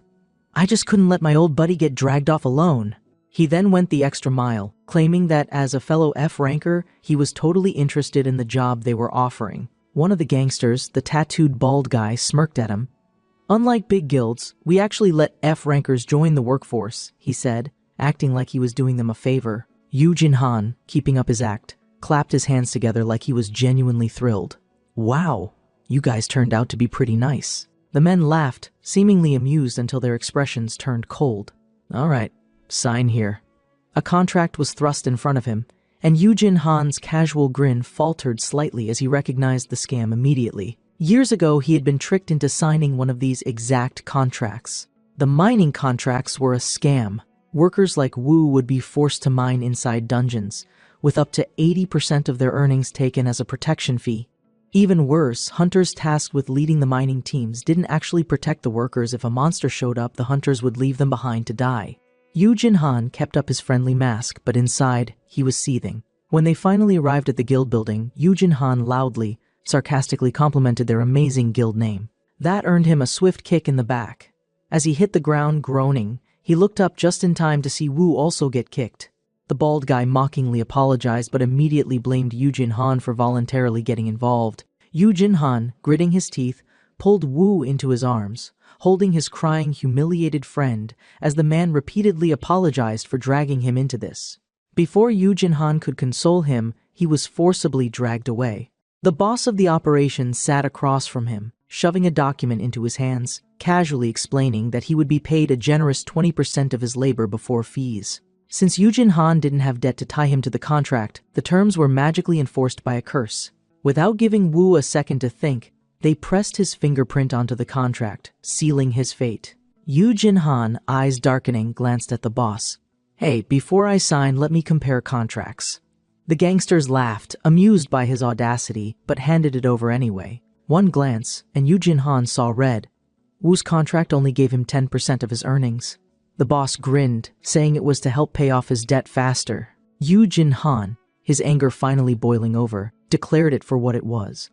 "This is a slave contract." Then, with no hesitation, he ripped the document in half. The room fell silent, no curse activated. The gangsters stared, horrified. Yoo Jin-han, his patience at its limit, kicked the boss straight in the jaw, sending him crashing into a table. The gangsters, realizing they had just messed with someone powerful, immediately began to panic. The pink-hued restaurant, bustling with energy and lively chatter, seemed like an odd place for an urgent discussion. Yet here Yoo Jin-han was, sitting across from Kim Sunan, watching as the massive bodyguard carefully poured his drink before placing the bottle aside with an air of solemnity. The shift in Sunan's demeanor was strange normally. The man was composed but distant, treating Yoo Jin-han as a minor inconvenience he was forced to tolerate, rather than someone worthy of real recognition. Yet tonight there was something different in the way he carried himself, something weightier in his gaze as he sat upright, his usual imposing presence softened by a strange, unexpected respect. The conversation took a turn that Yoo Jin-han hadn't quite anticipated. Sunan, who had always seemed indifferent toward him, began opening up, reflecting on how his perspective had changed over time. When they had first met, Sunan had seen him as nothing more than a nuisance, a freeloading older brother who used his connection to Han Yu-hyun to insert himself into a world where he didn't belong. He had watched Yoo Jin-han stumble through dungeons, barely scraping by, and had assumed he would never be anything more than an F-ranker surviving on scraps. But that perception had begun to shift. The dungeon break had been the first sign. Sunan had witnessed Yoo Jin-han's ability to remain calm under pressure, to maneuver through a battle far above his weight class without flinching. Instead of panicking, instead of relying on others to save him, Yoo Jin-han had taken control, navigating the crisis with strategy rather than raw strength. But what truly cemented Sunan's newfound respect wasn't just his composure in battle, it was how he treated the people around him. Gaining the trust of an S-ranker like Yi Rim wasn't a small feat. The girl had been reclusive, untrusting, someone who had been manipulated and used her entire life, yet Yoo Jin-han had managed to pull her from her shell. Not through force, but through genuine care. He had confronted her abusive uncle, made sure she had the freedom to live on her own terms, and ensured that she would never again be controlled by those who sought to use her. Then there was Wu, a complete stranger, an F-ranker with no future, a man that the world had discarded without a second thought. Where most would have ignored him, Yoo Jin-han had reached out, insisting that his skills were valuable, offering him a place to belong without expecting anything in return. Sunan had seen it all, and despite his initial skepticism, he had come to understand something undeniable. Yoo Jin-han was not just some leech clinging to his brother's fame. He was something else entirely. He was someone who, despite being an F-ranker himself, refused to see others as weak. Where the rest of the world dismissed those without power, Yoo Jin-han gave them hope, gave them purpose, and lifted them up, piece by piece. Yoo Jin-han listened, processing Sunan's words with a quiet sense of amusement. It wasn't often that someone who had doubted him so thoroughly finally came around. And seeing Sunan struggling to express something so heartfelt was almost surreal. But deep down, despite the awkwardness of the moment, despite the unexpected weight of the conversation, Yoo Jin-han couldn't deny that it felt good to be acknowledged, to be respected, to finally be seen for who he was. As the night continued, Sunan subtly shifted the conversation toward the future, expressing concern over what came next. The dungeon break had already proven that the timeline had deviated from what Yoo Jin-han once knew, and if that was just the beginning, there was no telling what other unknown threats lay ahead. If the world was shifting, then the dangers ahead would be unpredictable. And even though Yoo Jin-han had been steadily gathering allies, he still had a long way to go before he could truly consider himself prepared for whatever came next. With that lingering in the air, the two finished their meal, stepping out of the restaurant into the cool night, the sounds of the city humming in the background. Then the most terrifying question imaginable came from Sunan's lips. "Do you not remember what happened last night?" Instantly, Yoo Jin-han screamed internally. Panic shot through him, his body reacting on pure instinct as he shouted the one thing no man wants to be accused of. Ignoring his dramatic reaction, Sunan calmly offered him herbal juice for his hangover, but things only got worse when the big guy started massaging his legs. Yoo Jin-han, already spiraling, was about to protest when Sunan went even further. He pulled out a golden pot and offered it to him for, well, reasons. That was it. That was his breaking point. Finally, unable to take the over-the-top level of caring attention anymore, Yoo Jin-han demanded to know why Sunan was acting so strangely. That was when Sunan delivered the final blow. Apparently, after getting dead drunk, Yoo Jin-han had stared Sunan directly in the eyes and declared his love for him. Not once, not twice, but dozens of times. Hearing this, Yoo Jin-han immediately collapsed onto the floor, prostrating in apology, his soul practically leaving his body. To his surprise, though, Sunan didn't seem upset. Instead, the bodyguard admitted that it had actually meant a lot to him. For Sunan, the entire experience had brought back memories of his younger days, back when he would carry his dead drunk grandfather home, only for the old man to shout his love for him in his intoxicated state. Yu Jinhan's awkward drunken scene had reminded him of those golden years, allowing him to relive something he had long since lost. In a strange, wholesome way, it had meant everything to him. Sunan, still completely sincere, thanked Yu Jinhan for giving him that moment again. Relief flooded through Yu Jinhan's body when he realized that, in Sunan's eyes, he wasn't a romantic figure, he was a nostalgic reminder of a beloved grandparent. For once, his ridiculous skill had worked in his favor. Sunan then continued, explaining that he felt like he was with his grandfather again, and that taking care of Yu Jinhan had felt like a responsibility he wanted to uphold. However, he also promised to not be so over-the-top weird about it anymore. Finally, before leaving, Sunan asked if he was allowed to drop by occasionally, just to check in. Yu Jinhan, still processing everything, nodded absently, still too dazed from his near-social death experience. The moment Sunan left, Wu finally crawled out of hiding, looking as if he had just survived a battlefield. For some reason, the blacksmith seemed genuinely terrified of Sunan, though Yu Jinhan wasn't sure if it was because of his raw strength or his overwhelming intensity. Before they could discuss anything, though, the door suddenly burst open, practically flying off its hinges. Yim stormed in, grinning like a lunatic, congratulating Yu Jinhan on moving next door to her. However, the second she noticed Wu latched onto him, her mood soured instantly. Meanwhile, Yu Jinhan sat in deep thought, questioning why he had been given such a strange skill. A few days later, the trio sat around a large dining table, enjoying an extravagant meal cooked by Wu. The blacksmith, ever the modest one, insisted that it was the least he could do for being given free accommodation. Yim, of course, immediately complained, stuffing her mouth full of food while grumbling that he should be doing a lot more than just cooking. Shifting the topic, Wu mentioned that Sunan, who had been visiting daily, was finally off on a raid.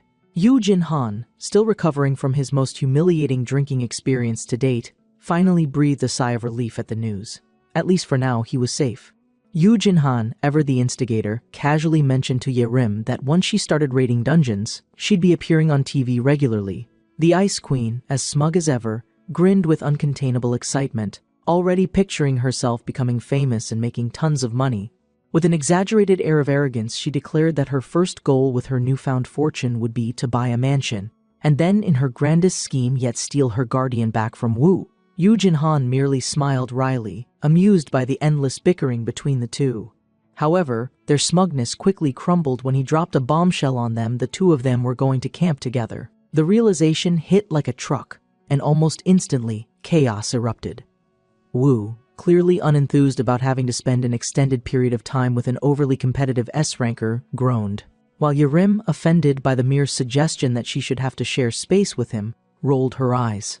Neither was particularly thrilled with this forced bonding exercise, but Yu Jinhan, enjoying their reactions far too much, made his exit before they could argue further. As he opened the door, he was greeted by the unexpected presence of Director Seok.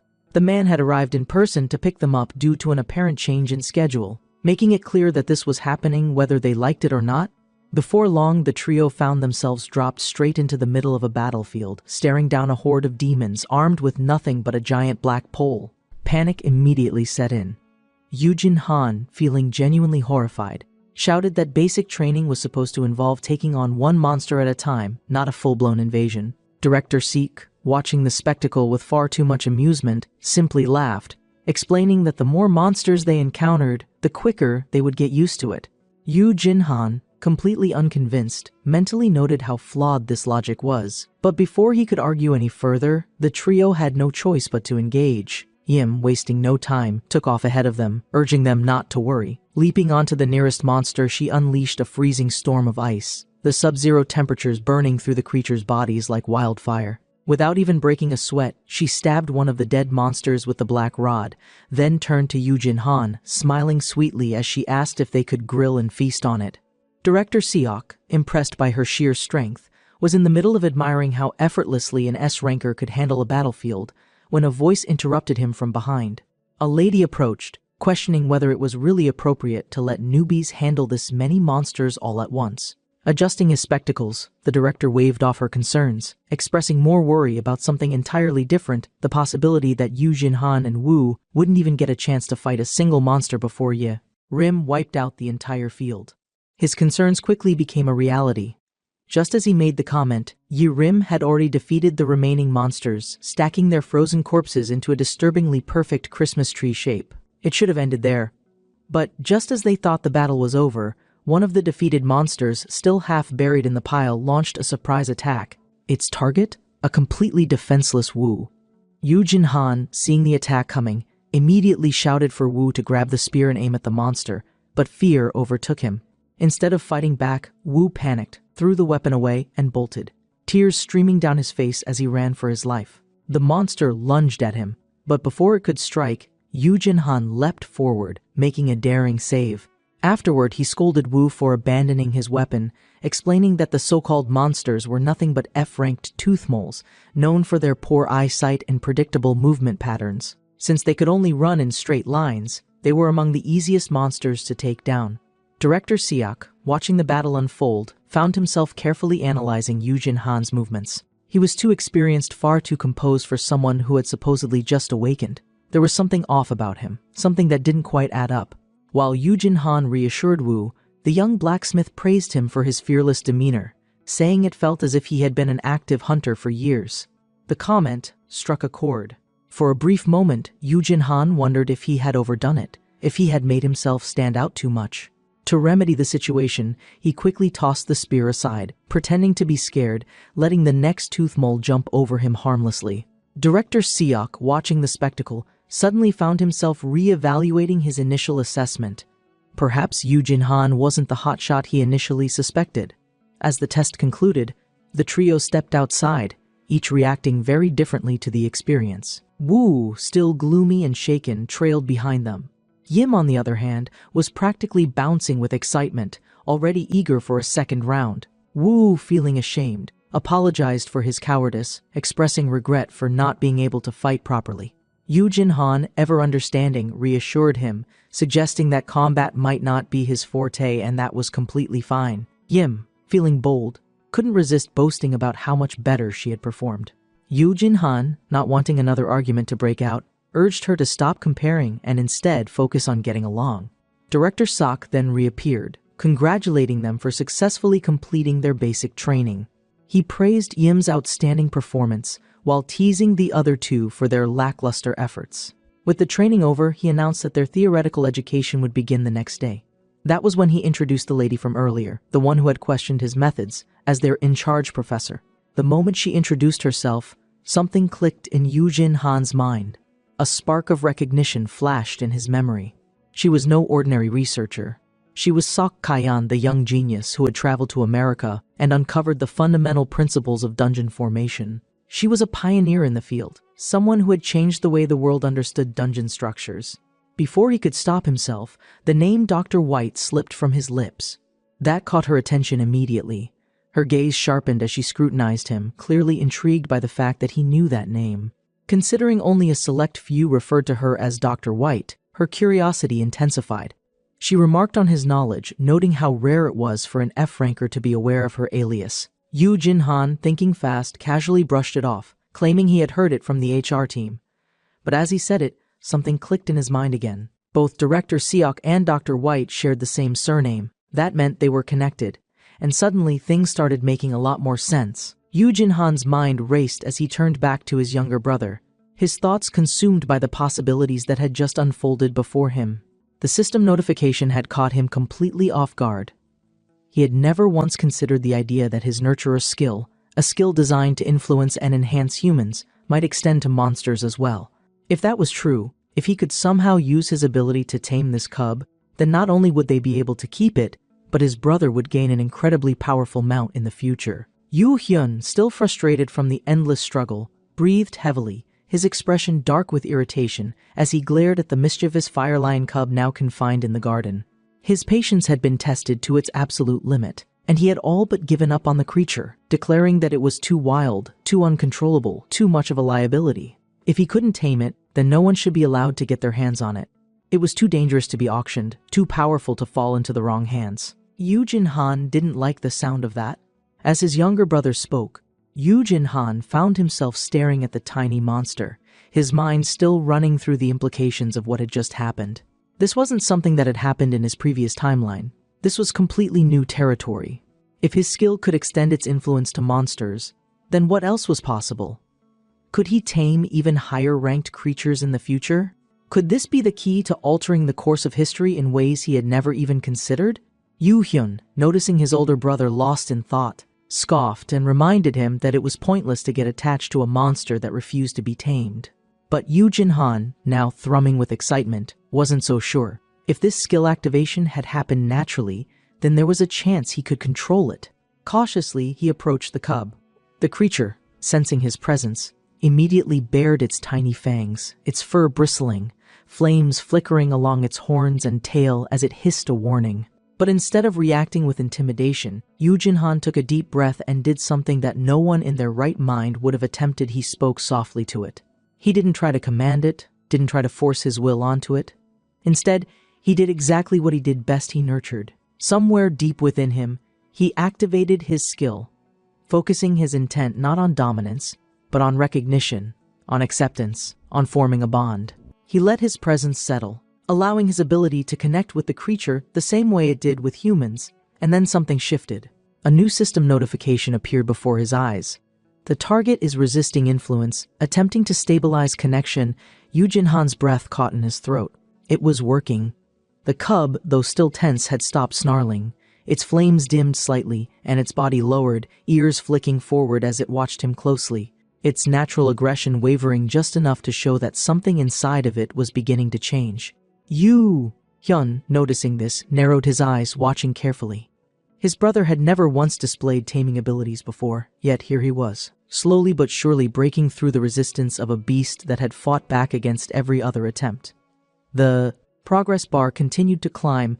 Yu Jin-han's pulse pounded in his ears as he maintained his focus. If he could just hold on a little longer, the cub let out a soft growl, its body trembling, torn between instinctive resistance and something deeper, something unfamiliar yet strangely comforting.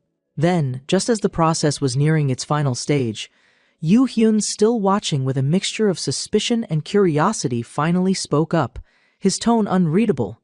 He wanted to know what exactly his brother was doing. Yu Jin-han barely spared him a glance, too focused on the bond forming before him. He simply smirked, shrugging as if this wasn't the single most insane revelation of his life. Then, as if on cue, the final notification appeared.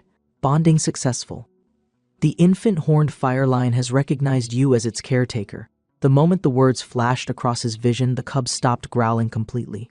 Instead, it took a hesitant step forward, its fiery tail lowering, its aggressive stance melting away. Then, as if the change had been waiting to happen all along, the creature nudged its head against Yu Jin-han's palm. Yu Hyun, watching this unfold, finally let out a long sigh, rubbing his temple as if he wasn't sure whether to be amazed or completely exasperated. Yu Jin-han, on the other hand, was already grinning.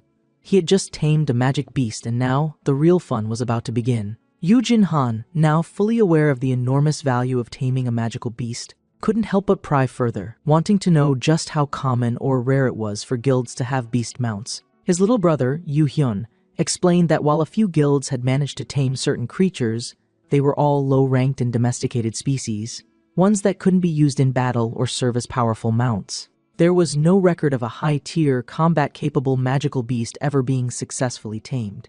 That single piece of information sent Yu Jin-han's mind spiraling with excitement. If this cub was indeed one of a kind, then he had just stumbled upon an opportunity so rare and valuable that it could reshape the entire future of combat-based hunting.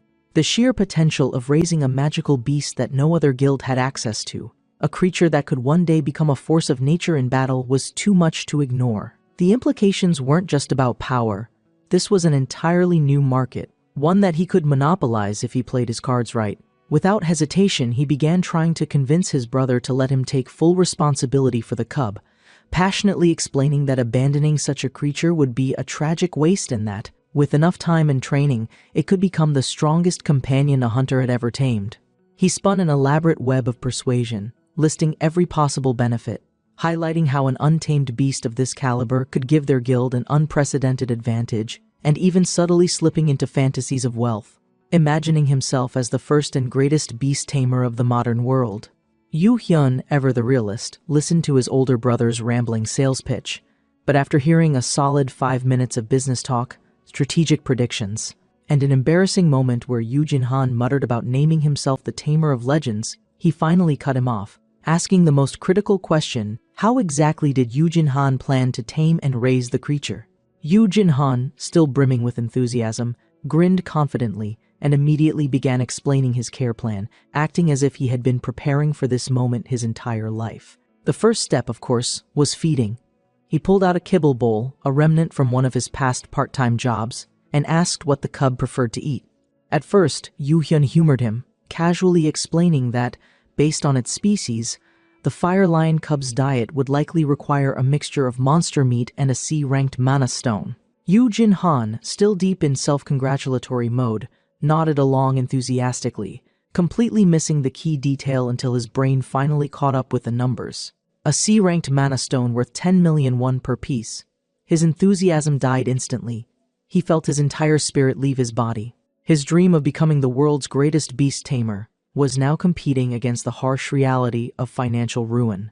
Feeding this cub wasn't just a simple commitment, it was a never-ending money pit, a black hole of financial suffering. He could already hear the screams of his bank account, the wails of his non-existent savings, and the ghostly whispers of the money he would never see again.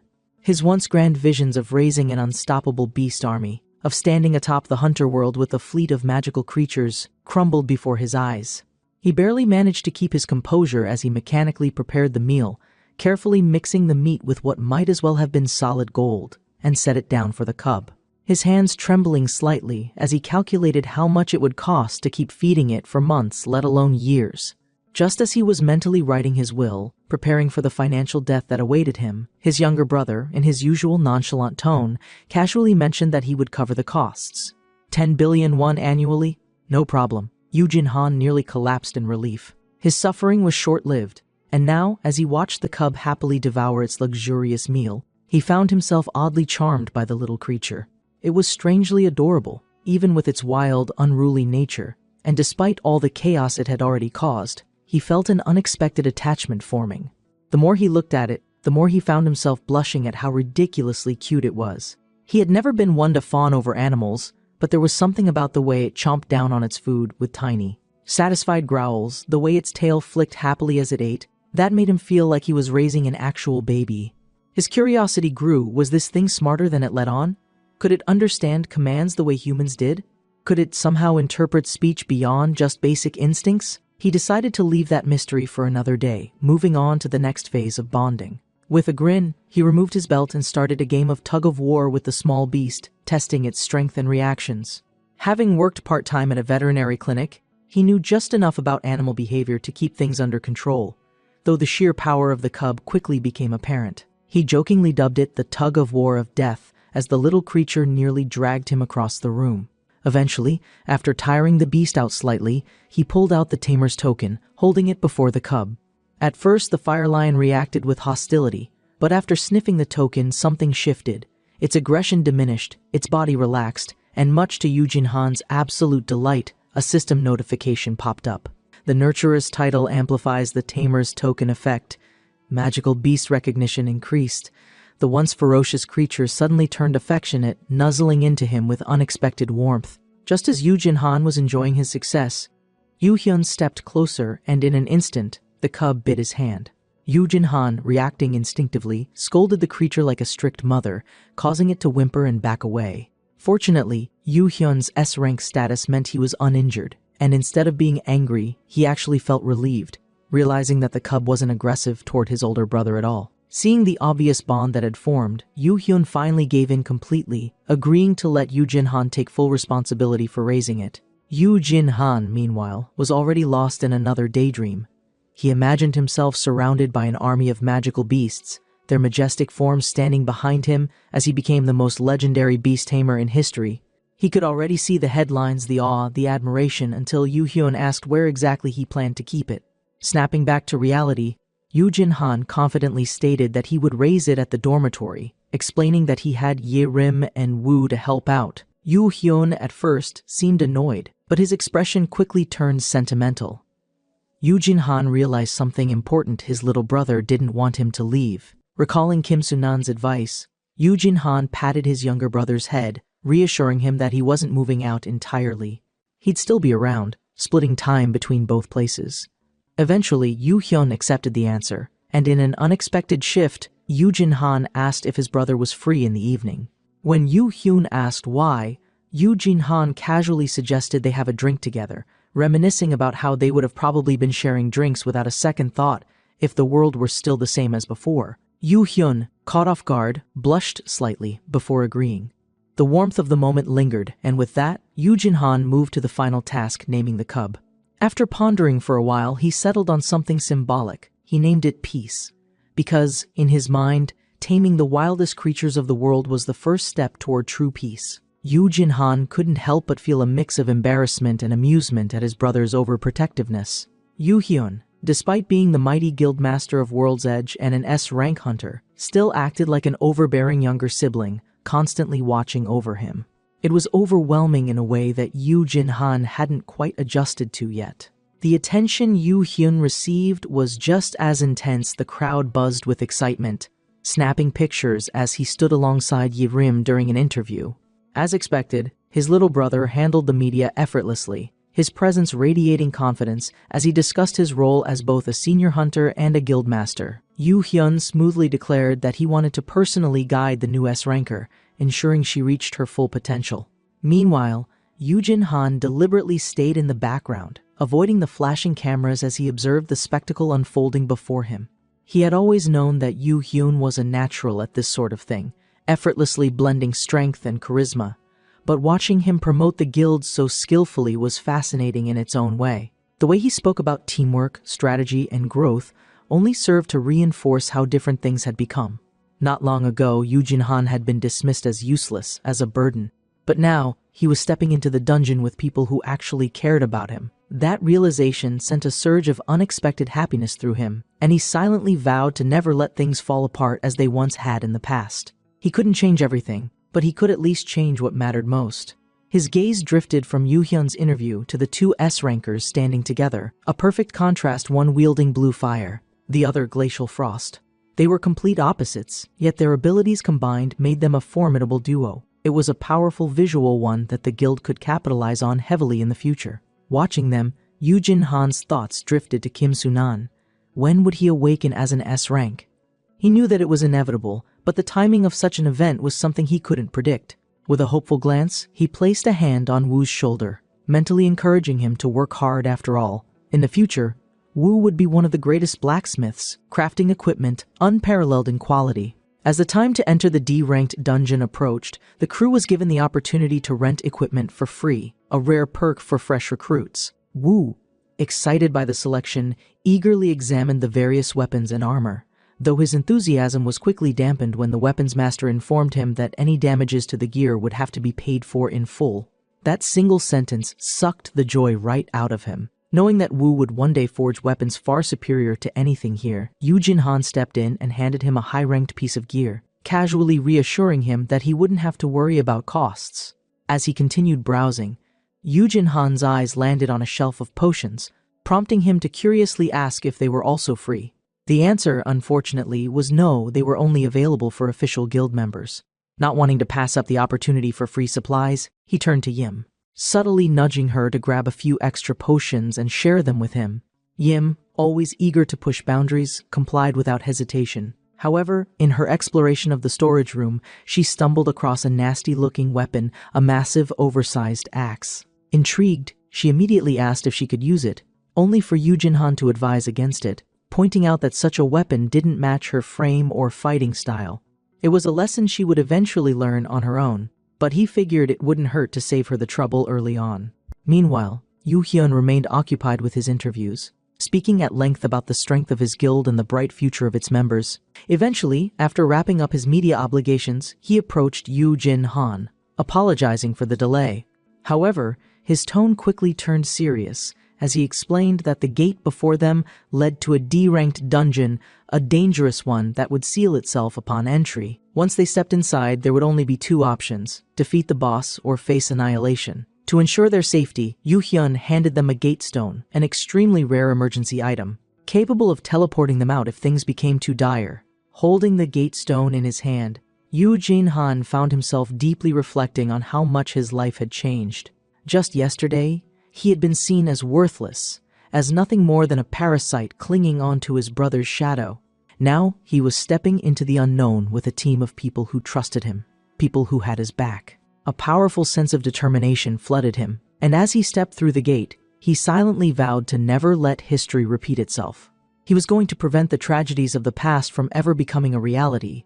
But, as always, life had other challenges in store for him. The moment they entered the dungeon, Yim's excitement reached an all-time high. She exclaimed in awe, marveling at how it felt like stepping into an entirely different world. The vast, lush greenery, the towering trees, and the eerie silence gave it an almost mystical aura. Yu Hyun, however, immediately chided her, warning her to stop treating it like a field trip. To emphasize his point, he nonchalantly set fire to the grass in front of them, his blue flames burning the vegetation to ashes in seconds. Yim, clearly irritated, demanded an explanation, questioning why he insisted on setting things on fire the moment they arrived. She then launched into a lengthy lecture about environmentalism, expressing deep frustration at his apparent disregard for nature. However, Yu Hyun remained unfazed, his voice calm as he explained that things work differently here. He pointed toward a monster lurking in the shadows, reminding her that the first priority when entering a dungeon was ensuring one's own safety. In a dungeon, the strongest person must always take the lead, clearing obstacles before others. With a teasing smirk, he questioned whether she had been sleeping through her lectures. Yim, clearly flustered, huffed in protest, quickly defending herself by stating that she had attended all of them. However, she admitted that she lacked an AoE skill, meaning she couldn't clear large groups of enemies as efficiently as others. Yu Jin-han, ever the supportive guardian, stepped in to encourage her, assuring her that she would gain an AoE skill once she leveled up. He explained that as long as she kept grinding through monsters, she would reach level 10 in no time. However, he also noted an important truth: no one could predict what skill they would receive upon leveling up. Just then, as if on cue, a system panel appeared before him. It offered him the option to select a skill for Yim. A flicker of recognition crossed Yu Jin-han's mind as he scrolled through the available skills. He was searching for something specific, something that he remembered from his past life. Then, finally, he found it. Pale Rain. It was the signature AoE skill of the Ice Witch, a skill that had once defined Yirim as one of the most formidable hunters in the world. Without hesitation, Yu Jin-han applied the growth focus to that skill, ensuring that she would unlock it when the time came. The pieces were slowly falling into place, and this time, he was going to make sure everything turned out differently. The mountain trembled as a loud gust swept through the valley, alarming beasts grazing below in peace. Birds scattered and massive creatures glanced up, sensing an unnatural pressure rapidly approaching from the sky. One of the beasts looked up, confused. A shimmering figure was descending faster than the eye followed. A blinding burst of blue light struck the ground, scattering energy and wind in all directions violently. From the glowing crater rose a man, eyes steady, ice crackling. He muttered with certainty, "Too easy." The young hunter shouted his plan, casting ice midair to support the man charging into battle. Watching beasts charge, the swordsman asked dryly if freezing them truly helped or just delayed our deaths. With a surge of red energy, he struck first, obliterating the enemies with a single devastating blast. He turned back calmly, explaining the real trick: crush their minds, not their frozen skins or shells. As monsters dropped frozen from the sky, one boy gasped, "It's like snow, just more deadly and loud." Yujin sighed, holding a rare item. Expensive stuff, but S-rankers always need the best gear. He encouraged Myungwoo to keep stabbing fallen monsters. "You need levels too, not just fancy tools." Myungwoo hesitated, then asked, "If I level up enough, will I get something actually useful?" Yujin smiled warmly. "Definitely, you've got potential." He didn't mention the secret skill that would soon awaken. Unknown to him, Myungwoo's SS rank crafting skill had one last hidden trigger closer than anyone had expected. The hidden condition appeared: reach level 10 and collect 10,000 pieces of scrap metal. Yujin blinked. Myungwoo cheered, proud of his progress. Yujin, confused, wondered what strange alert had just flashed earlier. Still confused, Yujin muttered, "Was that a system glitch? Or did it actually mean 10,000? While stabbing monsters diligently, Myungwoo continued leveling. Yujin questioned if the system UI was manually typed somewhere. Myungwoo finally reached level 10, excited. But nothing happened. No new skill. Just a pat on back. Even in the future, the system's origin stayed unknown. Some claimed it was a divine miracle. But Yujin doubted, would God really make something this cryptic or this unstable, he quietly wondered. While Myungwoo leapt toward him, Yujin watched and asked, is that the last level already? Catching his breath, Yujin noted, he's nearly done. Just then, the system window blinked. Fond him, Myungwoo paused. Something popped up in my status window. A voice responded awkwardly, oops, sorry, as if spying. The system glitched again, found him, then apologized, startling Yujin just before something behind him moved fast. A teammate screamed, look out, alerting Yujin, who instinctively turned just as danger closed in. A massive blast of fire and energy erupted. Yujin barely reacted before being shielded by someone else. Flames roared around them. You okay? Someone asked. Yujin gasped, disoriented. What just happened? As wind spiraled and fire hissed, someone yelled, it's a boss monster! A real ambush! The battlefield burned, scattered with debris. Reports said a high-level raid failed before reinforcements even arrived. A survivor panted, recalling the monster's strength. We couldn't even see it before the attack started. He continued, then the saint came from nowhere. A colossal beast roared, emerging in full terrifying form. Elsewhere, Yujin listened carefully. So that was the same beast from the Broken Guild mission report? The beast screamed from above. We have to retreat, Yujin said. That monster isn't dying today.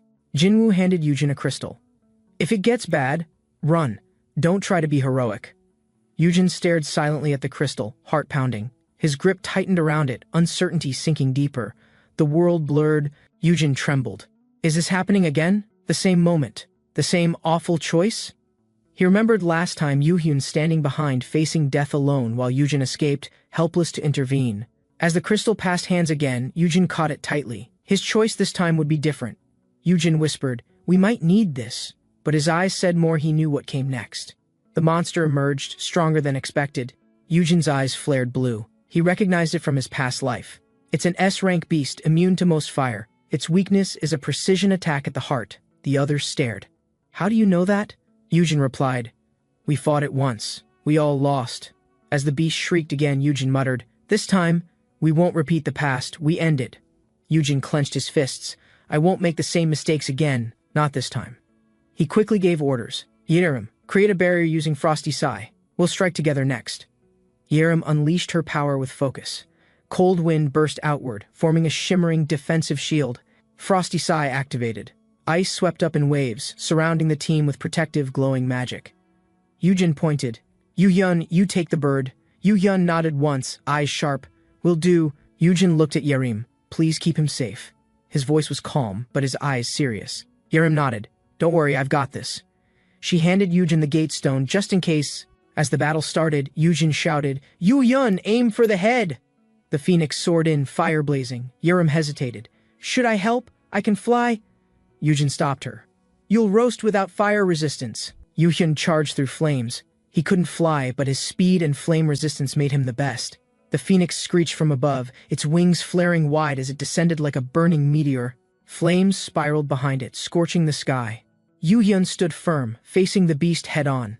The phoenix crashed into the ground, erupting in fire and debris. The impact shook the battlefield. Yujin gasped from behind the barrier. God, it landed! His heart pounded with fear and urgency. Yoo-hyun didn't hesitate. He dashed forward again, blade ready, aiming straight for the monster's flaming head. Yoo-hyun swung hard, blade glowing. The timing was perfect. This was their best shot so far. His sword slashed across the phoenix's side, drawing flames and a loud shriek of pain. The others cheered as the creature reeled. He hit it. He really landed a clean blow. But the phoenix flapped its massive wings, lifting off again with terrifying speed and overwhelming force. It's got a huge pair of wings, Yujin muttered, watching it soar straight above Yoo-hyun again. The phoenix flared brighter, wings wide. It screeched again and circled back toward the burning ground. Yoo-hyun didn't flinch. Flames dropped around him, but he stayed still, watching with unreadable focus. Yujin narrowed his eyes. Why is he not moving? He could have already dodged or gone airborne. Wait, did he unlock something? Yujin thought. Could he use Blue Willow's skill now? But it's sealed. The phoenix twisted midair, spotting Yoo-hyun below. It shrieked and dove, preparing for a second strike. The phoenix dove fast. Yujin turned, startled. The others shouted from the barrier, panic building quickly. Yujin! Yerim and the others screamed. "What now, mister?" Their eyes widened as fire closed in. The phoenix locked onto their position. "It's coming this way," Yerim shouted, arms raised to defend. Yerim panicked. "Will this stop it?" The barrier shook. Everyone clung to each other in fear. Yu-hyun pushed forward. "Let go for a sec." His hand glowed as icy energy swirled tightly. He slashed down, yelling, "Blue willows!" Shards of cold light launched toward the charging phoenix. The others gasped. "He can use it?" Yerim grinned. "Then it's time to end this." Yu-hyun stood tall beneath the falling light. Time to finish this once and for all. The phoenix flinched as icy leaves struck its wings. Yu-hyun's team watched, stunned by the result. "Wait, what is he doing?" one shouted. Yu-hyun began moving, veering from the expected use of blue willows. "Step on them," Yerim yelled. "That's the real trick, run across the leaves, don't just attack." Yu-hyun hesitated briefly, then nodded. With resolve, he placed his foot on the glowing ice leaves. The air shimmered as he dashed forward, gliding across ice midair. His path was now clear. Yu-hyun's eyes lit up. "If I time it right," he whispered, "this might actually work." He dashed forward, each step atop shimmering leaves. One final leap launched him toward the phoenix. The beast screeched, fire pulsing around its core. Yu-hyun adjusted his grip, bracing for the clash. A storm of flames exploded outward. The heat surged as the phoenix's core burned like the sun. Yu-hyun charged straight into the firestorm, blade ready, shouting a cry louder than the monster's roar.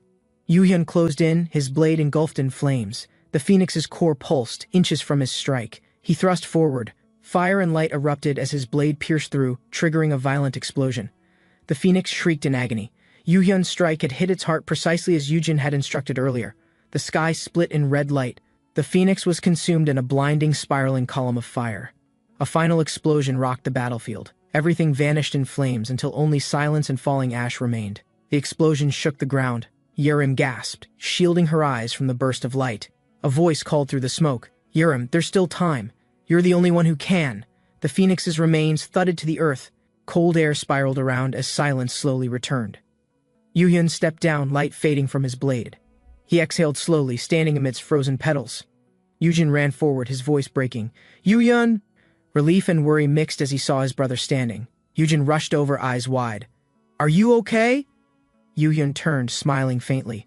"I'm fine." Yujin grabbed him tightly. "You really use blue willows to make up for flying," Yu-hyun finished, grinning. "I never thought of it like that," Yujin admitted. "You made it work flawlessly." "That tip changed everything," Yu-hyun said. "It solved my greatest weakness." "You gave me the answer." Yujin laughed awkwardly. "That's not nothing." Myung-woo cheered nearby. "He got a skill.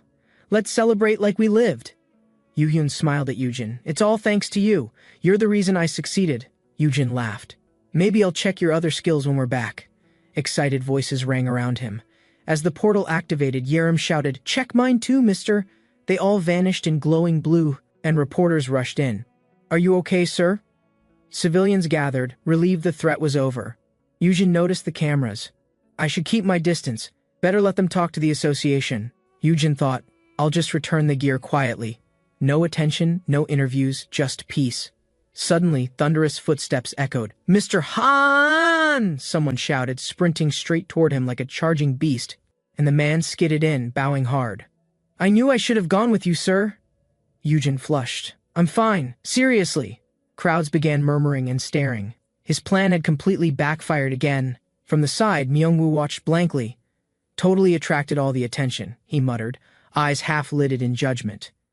Yujin arrived at the towering guild building, calling out to Yu-hyun, hoping he was inside. He unpacked groceries the concierge gave him, muttering about monster raid money and their expensive taste. While waiting, he opened the habitat door and called Peace, his bond beast, out to play. Peace excitedly hopped toward him, but play turned rough as Yujin got smacked mid-chase again. Spinning on the floor with dizzy joy, Yujin laughed, shouting love for the cheeky little beast. Yujin grinned, tossing food at Peace, who devoured it joyfully, showered in gold from quests. Exhausted, he flopped back on the ground, muscles aching from every limb after Peace's energetic rampage. He stared at the ceiling, reflecting quietly, sighing, "What a day." As calm finally settled in, strange thoughts returned. A system typo, pop-ups apologizing, and odd bugs blinking unnaturally across dungeon messages. Even a rare high-tier monster ambushed him, events that shouldn't happen yet, all crammed into one day. Yujin sat up with a sigh as Peace mewed nearby, confused by his sudden tension. He rubbed his chin, troubled by a thought. Could these strange events link to his regression? Peace growled playfully, but Yujin barely noticed, questioning if he'd broken something by traveling back in time. He wondered if time had shifted key events forward, causing anomalies meant for the distant future. Realizing the system might be reacting to him directly, Yujin muttered to himself, "Well, that explains it." Yujin shouted in frustration, waving his fist, scolding the system for being unclear from the start. He jabbed at a menu, annoyed, blaming its poor instructions for his earlier bad skill choice. Suddenly, panels burst open mid-air, bright and fast, flapping wildly before Yujin could even react. Startled, Yujin stared at the glowing mess, asking aloud what was happening with the glitching window. Elsewhere, a mysterious presence hovered near the system core, wondering aloud, "Do you think it got across?" Far away, strange beings discussed Yujin's situation, saying they acted quickly with little time to intervene properly. They admitted forcing the connection open, wishing they'd had time to explain things clearly from the start. One figure expressed concern, hoping Yujin would understand what they rushed to deliver through the system. Yujin looked down, startled by a floating page labeled "Under Your Custody" filled with unfamiliar profile pictures. Confused, he muttered, "What's with this yearbook-looking thing? What was the system designer even thinking?" Yujin stared at the screen, wondering if it only listed S-rank hunters under his care. He confirmed his guess, noticing missing names and 50 blank spots decorated with cheerful, oddly encouraging doodles. Yu-hyun entered, casually wiping blood away, apologizing for the delay and unaware of Yujin's stunned reaction. Seeing his brother pale and silent, Yu-hyun asked with concern, "What's wrong? You don't look okay." A vicious beast growled inside the dungeon, red eyes glowing as it prepared to charge its prey. The young fire manticore rushed forward without hesitation, claws glowing as its flame aura flared outward. With a powerful leap, it struck cleanly, slashing the enemy beast down in a single blow. A camera recorded steadily. Flames burned in the aftermath, crackling beneath the blood-stained claw marks. Day 2 of Fire Manticore training, the log read. Subject shows dominance, restraint, and curiosity. Footage showed the juvenile manticore doubling in size over 2 days, aggressive, precise, and highly responsive. The researcher removed his helmet, amazed. "Wow. Growing stronger and smarter. You're a real apex predator." He scooped up the manticore gently. "Good work, Peace." The creature purred, glowing with affection and pride. Suddenly, Peace leapt forward. A violent slam sent another trainee flying across the room in pain. The researcher smirked slightly. "Yeah, looks like training's working better than expected." Yujin grinned at the camera. "Totally safe."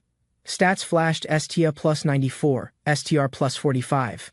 Peace wagged happily. Flashback to the night before. A drink poured slowly. Yu-hyun asked curiously, "Monster breeder?"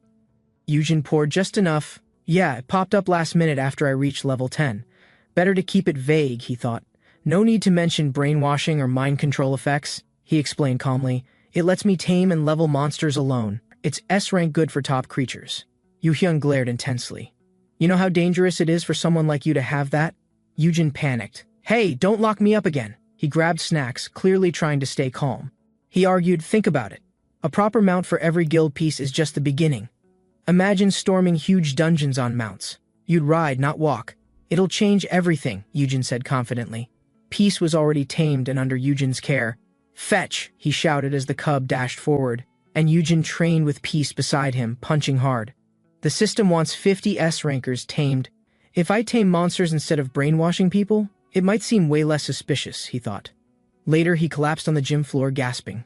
"Ugh, I'm exhausted," he muttered between heavy breaths. Peace tilted its head. "Mew?" Yujin chuckled weakly. "Don't you get tired, Peace. Some partner you are. Still," he thought, "if mounts make raids faster, we'll stop dungeon breaks, and maybe save the world." Yujin rolled on the floor dramatically with Peace in his arms. "My conscience won't let me slack." He froze mid-roll at the sound of polite clapping nearby. Someone had been watching the whole time. A familiar voice praised, "Outstanding, Mr. Han." Yujin's eyes widened in shock. "Director Sek?" Sek smiled. "Diligent of you to keep training even after the practicum. That's commitment I admire." Yujin stood quickly. "Yu-hyun said I could use the gym." Siak replied, "Relax, I'm not kicking you out." Peace sat proudly beside the equipment, watching everything unfold with its usual calm, alert demeanor. Director Sok bowed deeply. "Impressed is an understatement. Your work is truly inspirational, Mr. Han." Yujin blinked. What are you doing?" Siak continued. "I apologize for my earlier rudeness and lack of awareness." He added, "With your insight, analysis, and this new skill, you clearly represent untapped brilliance, Mr. Han." Yujin flailed as Sok grabbed him. "Let go," Sok pleaded, "Join us and revolutionize the hunter world." Yujin panicked, flailing wildly. "No, I can't. That job's way above my skill level." Peace leapt into his arms as Director Sok pleaded, "But we need you, Mr. Han. Insight?" "Yeah, right," Yujin thought bitterly. "I cheated, I already saw the future. None of this is real." "You bullied me back then," he recalled, trembling. "I'll never forget how Hayon treated me." Director Sok bowed low. "Just tell us what you need. We'll cover every expense, everything you require." Come to think of it, Yujin realized, none of that actually happened this time around. Shimyoung-suk doesn't remember me as a loser, he thought. Now I'm actually the boss. A flash of determination crossed Yujin's face. Get lost? No, not this time. I've changed. He waved dismissively. Yoo-hyun's already covering everything, and honestly, I'm not that tempted by free housing. Director Sok smiled. Perfect. Then let's sign the contract right now. A glowing screen appeared before him. Yujin explained calmly, I'll sign on as general staff. I'll freelance as a hunter separately. That way, I can breed mounts for every guild and earn much more money at the same time. One representative protested. Please reconsider. Yujin shrugged. You think your guild can handle an exclusive deal with me? With this skill, Yujin said, guilds could drastically increase raid efficiency. It's a rare, valuable advantage. He pointed at Peace. I'm basically a goose that lays golden eggs for S-rankers, no less. Yujin frowned. The world's full of people who'd burn it down just out of spite. Better to stay independent, he thought. I'll trade mounts to each guild for protection and survival. He grinned. Of course there'll be a small fee for safety. Just doing smart business. He added, Peace stays with me, and I'm an employee, so cover my back and expenses. Director Siak smiled, impressed. You've got everything worked out, Mr. Han. Very well, we have a deal. Director Siak asked politely, May I use the training footage for guild negotiations? Yujin nodded. Sure. Siak reached for the camera. Oh, and one more thing, he added, casually as possible. Yujin turned suspiciously. If Hayun becomes too dominant, will you join as a full hunter then? And Yujin hesitated, then narrowed his eyes. Wait, you're not recording this, are you? Siak chuckled, guilty. Drats, you got me. Yujin sighed, hugging Peace tighter with a glare. Yujin tilted his head. What's even the point of recruiting me? You've got my skill. He smiled, stroking Peace. You're already benefiting from me. There's not much else I can offer. Yujin added playfully, so don't come back later saying you regretted this decision, are you okay? Sok walked away, chuckling softly. Ha, surprising. Does he really think so little of himself? He looked at the camera with a smirk. Yujin Han, you have no idea your worth. Yujin collapsed dramatically on the gym floor. My monster taming career isn't ready for this. He giggled beside Peace. Was I always like this? Or just trying not to think? There's still pain, he thought, and regret. The worst part is forgetting how fragile we really are.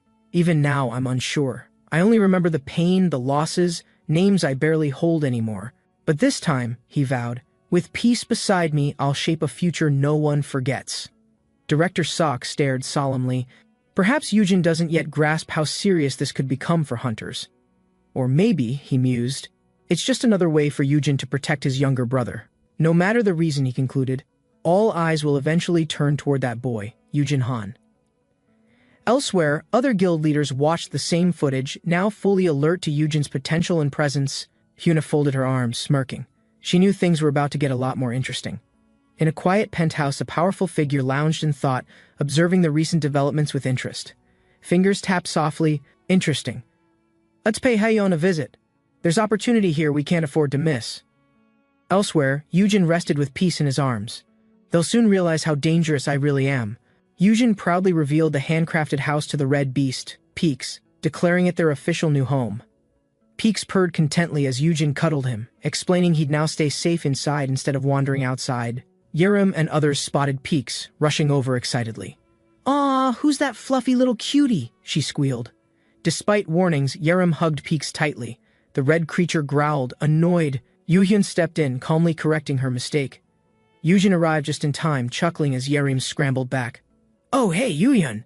What's going on here? Yujin hesitated, nervously glancing at Yoohyun before finally saying, The thing is, they're on their way. As cars sped toward the building, Yujin panicked. What? The guildmasters are coming here to meet me? Yoohyun calmly assured him. You can turn them down, you know. You don't owe them anything. Clutching Peaks tightly, Yujin stammered. But they're S-rankers. It's not easy rejecting such powerful figures directly. Yoohyun growled. Then I'll send them back. Yujin stepped back nervously. Wait, what if they actually explode? Reporters buzzed as news spread top guildmasters were gathering, all headed straight to Haeyeon's front gate. Yujin waved confidently, but Yuyun warned, I don't want excuses or sudden schemes from you again. Yujin sighed, nodding. Fine, no tricks. But still, I doubt they'd come without wanting something important. With a determined look, Yujin opened the door. They want to negotiate. I'll face them directly. Heavy footsteps echoed.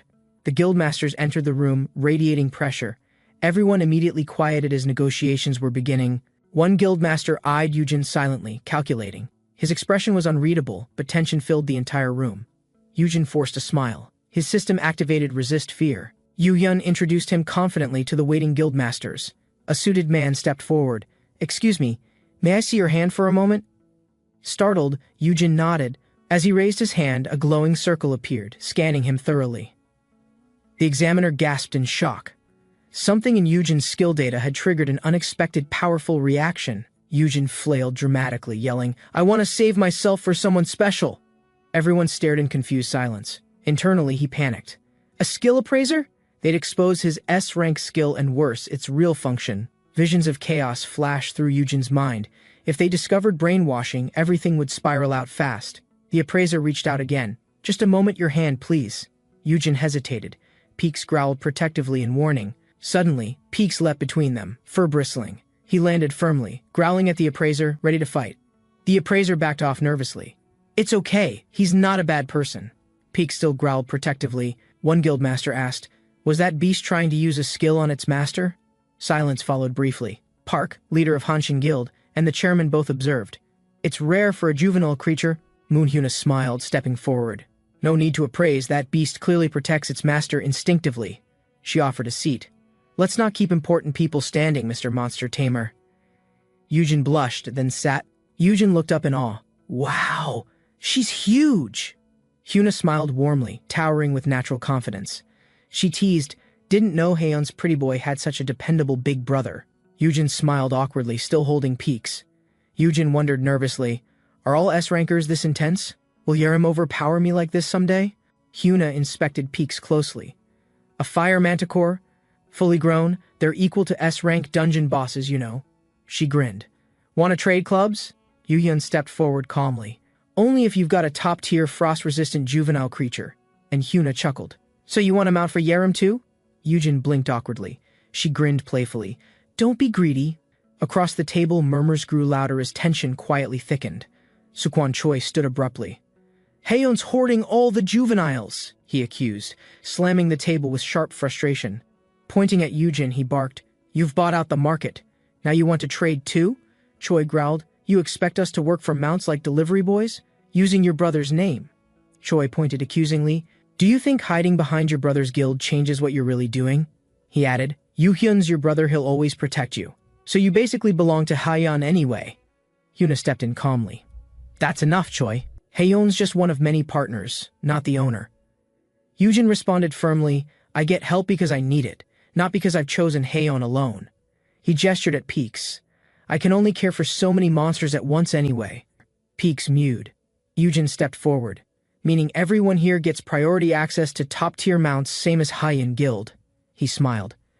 Isn't that a good enough reason to settle this peacefully and move on? With a courteous bow, Yujin added, Truly honored to serve distinguished clients like you first. Peaks mewed. Some guildmasters relaxed. He was scary, but sounded reasonable. Another murmured, I liked him pre-awakening great athlete. Hyuna grinned. You tame monsters fine. But that sharp tongue of yours might be your best weapon. Hyuna leaned close, teasing. With looks and monsters like yours, how about joining the Breaker Guild instead? Yujin flinched. Wait, I'm not switching teams. Especially not if the sign-up benefits don't include my dignity. Yuhyun ignited with fury behind him. She's just flirting. Yujin yelped, Don't torch the conference room again. Yujin laughed awkwardly. Okay, maybe for one person, my brother, the strongest flame user in the entire country. A calm voice spoke next. So, can Seongso Guild just buy you now or what? Yujin paused, holding Peaks gently. All eyes were on him now, waiting for his next move. Sure, Seongsu's the strongest, he thought. Their guild and guildmaster could protect me, but is it right? His gaze shifted sharply. Why show up this late? It only stirred tension when things were calming. How could I even say yes now? It just make me look desperate and weak. Yujin smiled. Sorry. That perks for family. The rest of you need to become the absolute best. Hyuna burst into laughter. I admire your confidence. So you'd rather die as a freelancer? Yujin awkwardly scratched his cheek.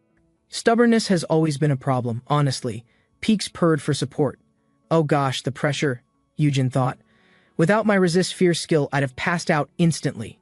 They're intimidating, Yujin mused.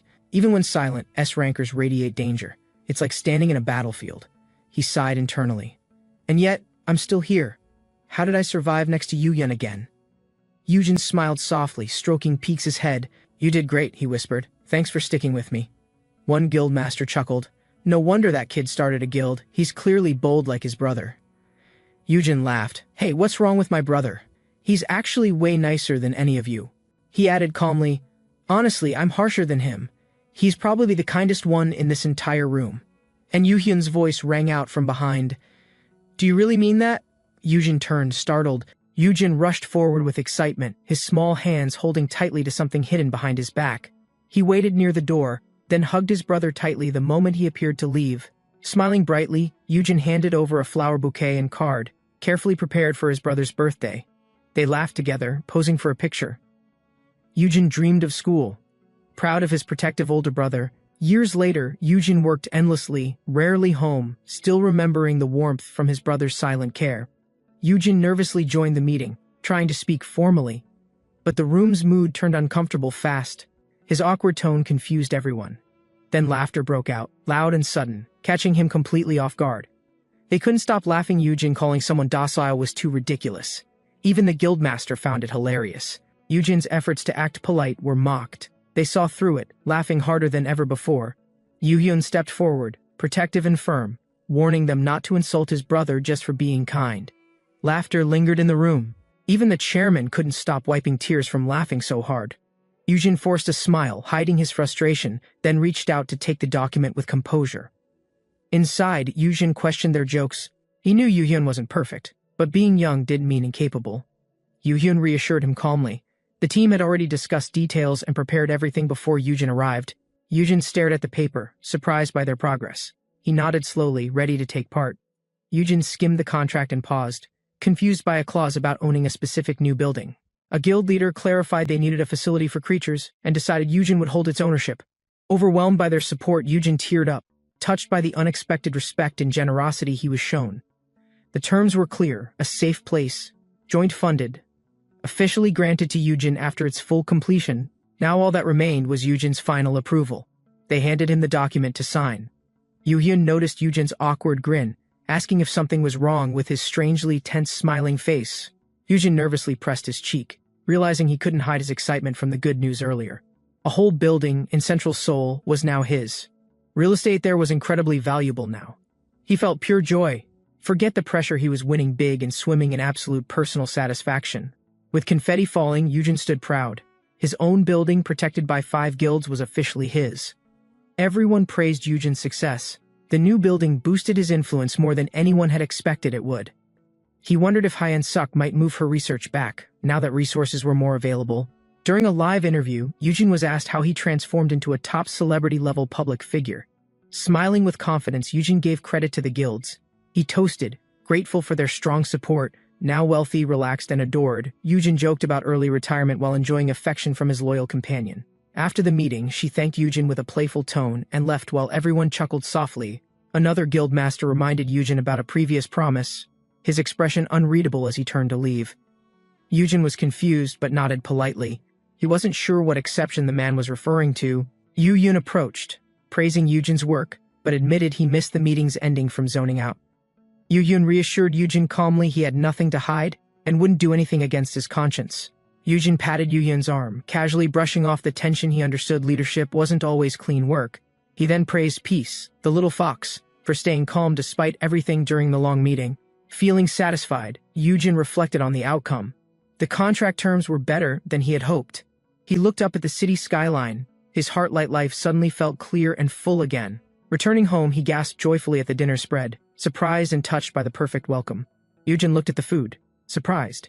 He asked if it was Myungwoo's birthday or something special. Myungwoo smiled gently and replied he just wanted to do his best to feed Yujin properly.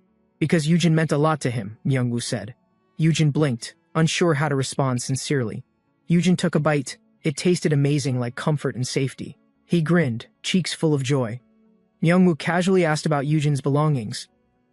Yujin froze slightly, sensing a deeper meaning behind Myungwoo's sudden interest. Myungwoo hesitated, unsure how to explain. His mouth opened slightly, but the words caught inside nervously. Yujin, still eating cheerfully, tried easing tension. He mentioned a new building opening nearby, voice casual. Suddenly Yujin burst into fake sobs, accusing Myungwoo dramatically of planning to kick him out soon. Myungwoo panicked as Yujin flopped to the floor. He jumped up, confused by the dramatic reaction. Yujin mumbled he'd expected this. Tears welled up. He believed he was just a useless F-ranker anyway. Yujin begged Myungwoo not to cry. He insisted they were both F-rankers, but not the same. Yujin reminded Myungwoo how he'd stood up to higher-ranked hunters and protected people without hesitation or fear. He even pointed out that Myungwoo advised his S-rank brother. That meant something truly rare and valuable. Myungwoo lowered his head, admitting he couldn't even unlock a basic skill he felt undeserving of praise. Yujin reached out gently. Despite his words, Myungwoo smiled weakly, still calling himself a failure in doubt. Myungwoo smiled warmly, encouraging Yujin to believe in himself. Yujin looked shocked. Unable to say anything, Yujin shouted back, insisting that's exactly what he meant. Myungwoo believed Yujin hadn't reached his potential. Yujin protested again. He didn't want Myungwoo wasting time, thinking he wasn't worth any real investment. Myungwoo excitedly explained, sharpening 10,000 blades would awaken an S-rank skill, Yujin's unique hidden potential. He teased about getting rich from Yujin's success. Yujin ran off embarrassed, not believing a word. Yujin reached out quietly, but paused. Myungwoo waited, his expression unreadable as silence filled the kitchen. Myungwoo spoke first, accepting Yujin's decision. He admitted he couldn't force anyone to stay against their will.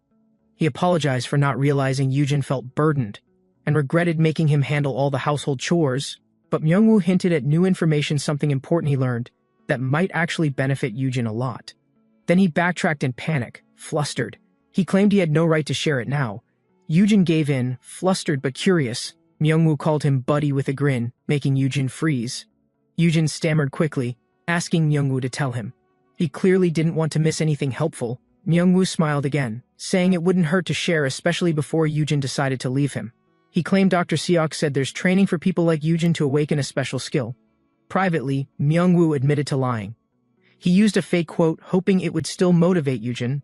Dr. Seok focused intently on his research, unaware of the strange shadow forming behind his back.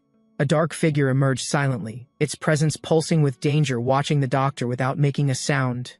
A sealed box burst open, scattering knives across the table. Yujin stiffened, sensing something unusually serious. He revealed a hidden task, confidential and urgent, involving kitchen knives no ordinary person would understand. Without explaining further, he assigned a strange task. Yujin was to sharpen each knife using his skills. Still unsure why, Yujin complied, positioning a blade carefully. He had rarely used his skills this way before. As Yujin sharpened, glowing energy surged, unseen potential awakened, silently confirming his calculated plan was progressing perfectly. As the blade glowed, a counter appeared, 1 out of 10,000. Yujin's eyes widened slightly. He grinned triumphantly, revealing the grind could unlock a rare crafting skill, known only to a few. He explained further, the process, though long, could become a dependable and profitable source of passive income. Yujin hesitated, surprised at the number. 10,000 repetitions sounded exhausting, even spread across an entire year. Pumped with excitement, he declared he'd do it himself, knives in hand, ready to prove it. He, still energized by the plan, expressed his gratitude, declaring he'd handle the rest himself. Yujin, watching him leave, quietly muttered he wasn't a burden. He was the whole retirement strategy. He turned toward the Rand lab, ready to visit Hayan Seek, someone he needed to consult. Dr. Seek greeted him enthusiastically, thrilled that Yujin finally opened up about his dungeon-related experience and knowledge. Excited, she proposed starting a lab together, impressed that he researched dungeon systems without external funding help. Yujin reviewed a dungeon sketch, pointing out structural patterns most people ignored or considered random decoration. He proposed a theory that dungeons might follow rules, but admitted he lacked sufficient data to prove anything. Dr. Sayak agreed immediately, noting Korea's dungeon count was too low for proper analysis or patterns. She anticipated skeptics would dismiss her enthusiasm, but Yujin calmly reassured her. Fully understanding her frustration, he suggested expanding research overseas. She passionately agreed, frustrated by restrictions on studying dungeons beyond national borders. Yujin realized no one had formed a global dungeon research team, And that was a problem. He recalled the future Dr. Seok would eventually move to America, joining a well-funded research program there. 3 years from now, her team would identify the core rule behind dungeon formations worldwide. The discovery made America dominant, collecting royalties from every country that accessed dungeon-related systems and data. Wanting to keep her in Korea, Yujin unveiled his secret strategy, a dense jiggly buckwheat jelly. Dr. Seok compared Yujin's offering to milk for Santa, an offering meant to attract someone.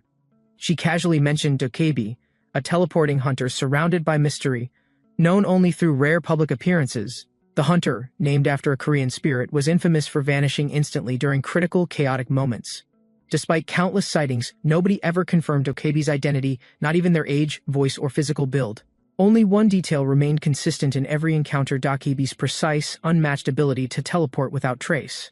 Dokebi could teleport anywhere instantly, regardless of distance, appearing even amid mid-air catastrophes or explosive chaos. They became known for rescuing civilians from dungeon collapses and emergencies, earning a reputation for selflessness. However, such unpredictable power also raised concern, especially among powerful groups, wary of unexpected, unstoppable appearances.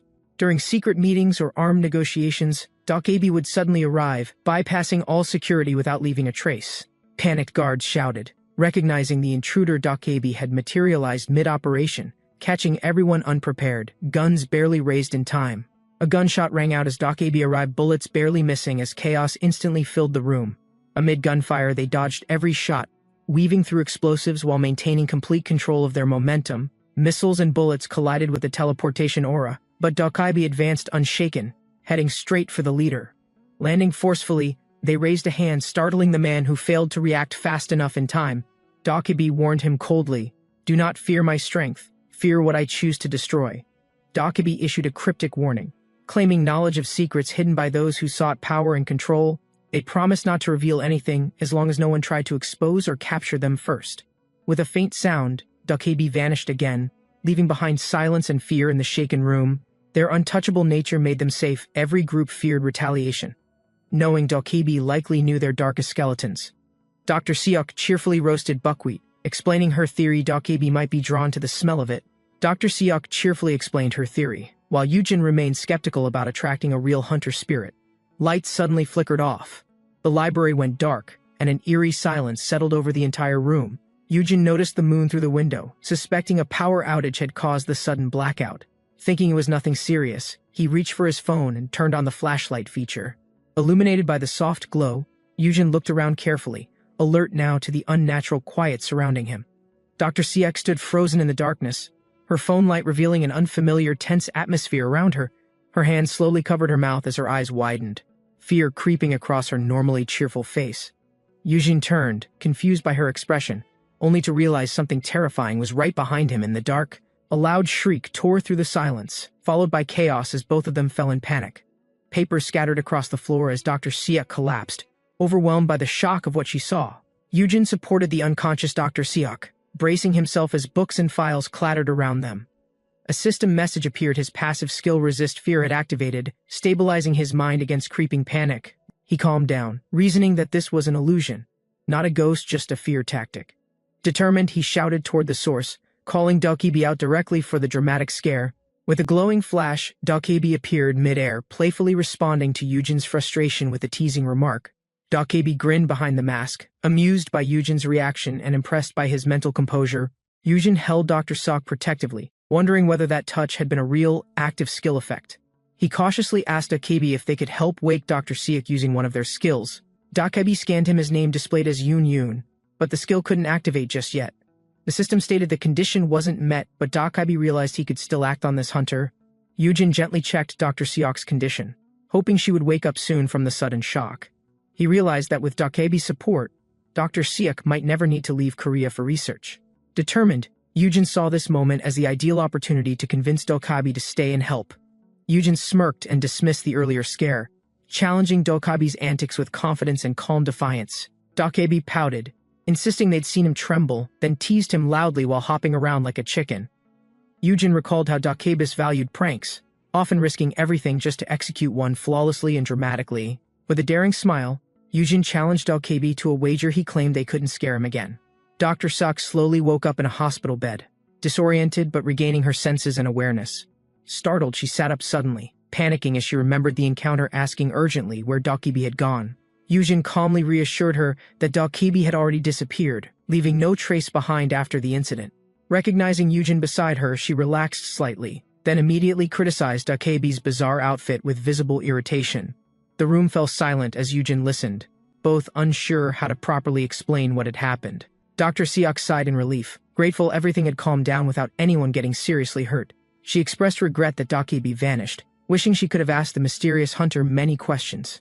Her research had stalled recently, and she hoped Dokibi's insights could have helped break the dead end. Yujin responded thoughtfully, suggesting that he might actually be able to help her move forward himself. Excited by his offer, Dr. Seok immediately asked if he'd finally agreed to join her lab. Dr. Seok listened closely as Yujin hinted at a method that could help gather more data. He confidently suggested he had a plan, something that could increase their information without leaving the country. Elsewhere, Dokibi overheard the word wager, instantly interested in teleporting in with excitement and curiosity. Yujin proposed bold terms. If scared, he'd obey Dokibi, but if not, Dokibi would obey him. Dokibi burst into laughter, mocking the idea that a low-ranked hunter could ever win against them. Yujin smirked confidently, already aware of Dokibi's identity as a disguised guildmaster with far-reaching influence. His insight caught Dokibi off guard, confirming Yujin had done proper research or knew more than expected. Yujin agreed to proceed immediately, eager to finalize the wager before Dokibi reconsidered the terms. Dokibi suddenly hesitated, sensing something wasn't right. Why was Yujin so eager to enter a losing deal? Wary now, Dokibi zipped around him, demanding to know what he was secretly planning behind that calm face. Yujin stayed calm, thinking Dokibi still didn't know about his passive skill that resists fear effects. His resist fear nullified all intimidation from anything below legendary rank, making victory nearly certain in this wager. When confronted, Yujin feigned innocence and confessed his true motive, being Dokibi's biggest fan in secret. Caught off guard, Dokibi was stunned, confused by the sudden praise and unexpected emotional twist in tone. Yujin reminded him of heroic acts, rescuing lives during disasters, saving strangers without asking for recognition or reward. Yujin continued praising Dokibi, mentioning even the secret pouch of knowledge as a brilliant touch. He shrugged casually, stating he had nothing to lose either way, whether he won or not. Smiling wide, Yujin added that losing wouldn't be bad if he got to assist Dokibi directly. Amused and flattered, Dokibi laughed loudly, clearly enjoying the praise and proudly agreeing with every word. Floating mid-air, Dokibi challenged Yujin again, asking what he'd do if fear didn't defeat him first. Yujin finalized the challenge, 3 attempts to scare him, and 1 success would seal the contract.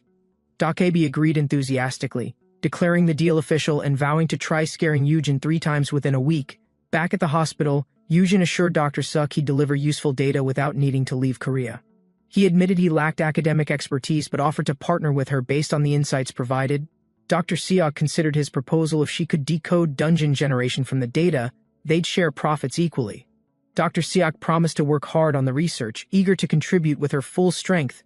Yujin insisted she was crucial to everything, calling her the true genius, not just being polite. As she teased him for flattery, he checked the date. Realizing an important dungeon event was near, Yujin pointed out the newly discovered A-rank dungeon near Aichon, guessing its features with startling confidence. Dr. Seok was shocked by his accuracy. Yujin finally revealed his secret. He came back from the future.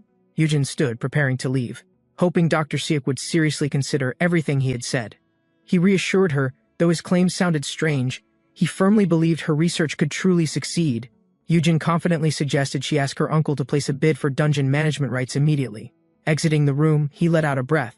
The conversation having gone smoother than expected, Yujin quietly reassured himself he hadn't revealed too much, and things should still go according to plan. Yujin reminded himself the goal was simple. Endure Dokibi's antics calmly for just 1 entire week. Dokibi launched the first scare, dressed as a witch, smashing the window and offering a cursed apple. Yujin, holding his cat piece, responded dryly meat was preferred. The system confirmed, first attempt had failed. Yujin returned home, announcing his arrival and calling for Myungwoo while carrying a box of supplies. He mentioned finding more dull knives at a thrift shop, planning to continue his blade-sharpening tasks. Dokibi yanked Yujin across the room with a scare, but he hit the ground hard instead. Yujin groaned, reminding Dokibi this was a fear contest, not a deadly trap. Dokibi apologized awkwardly. The system declared a second failure. Dokibi now had 1 final chance left to succeed. Rain poured outside as Yujin entered the kitchen, casually getting water, unaware of what was approaching. Suddenly, a horrifying wooden creature appeared behind him, slamming the floor with brutal, unnatural force. Yujin calmly faced the monster, knowing it was another scare attempt and sipping his drink unfazed. He warned Dokebi, if this grotesque creature was the plan, it still wouldn't work on him. The monstrous figure creaked forward, grotesque limbs twitching, intensifying the illusion. With an even more terrifying form, Yujin raised an eyebrow, unimpressed, sarcastically asking if this was supposed to be some kind of combo scare. The system announced fear deactivated. Yujin admitted the attempt was close, but ultimately it still didn't work. Yujin felt something bump into him from behind and slowly turned, his calm beginning to waver. He stared at the ghostly figure gripping a kitchen knife, unease finally creeping into his expression. The specter paused, lifting the knife with eerie slowness. Something about this felt different from Dokebi's tricks. A sudden flash of red revealed her terrifying face. Yujin realized instantly, this was no illusion.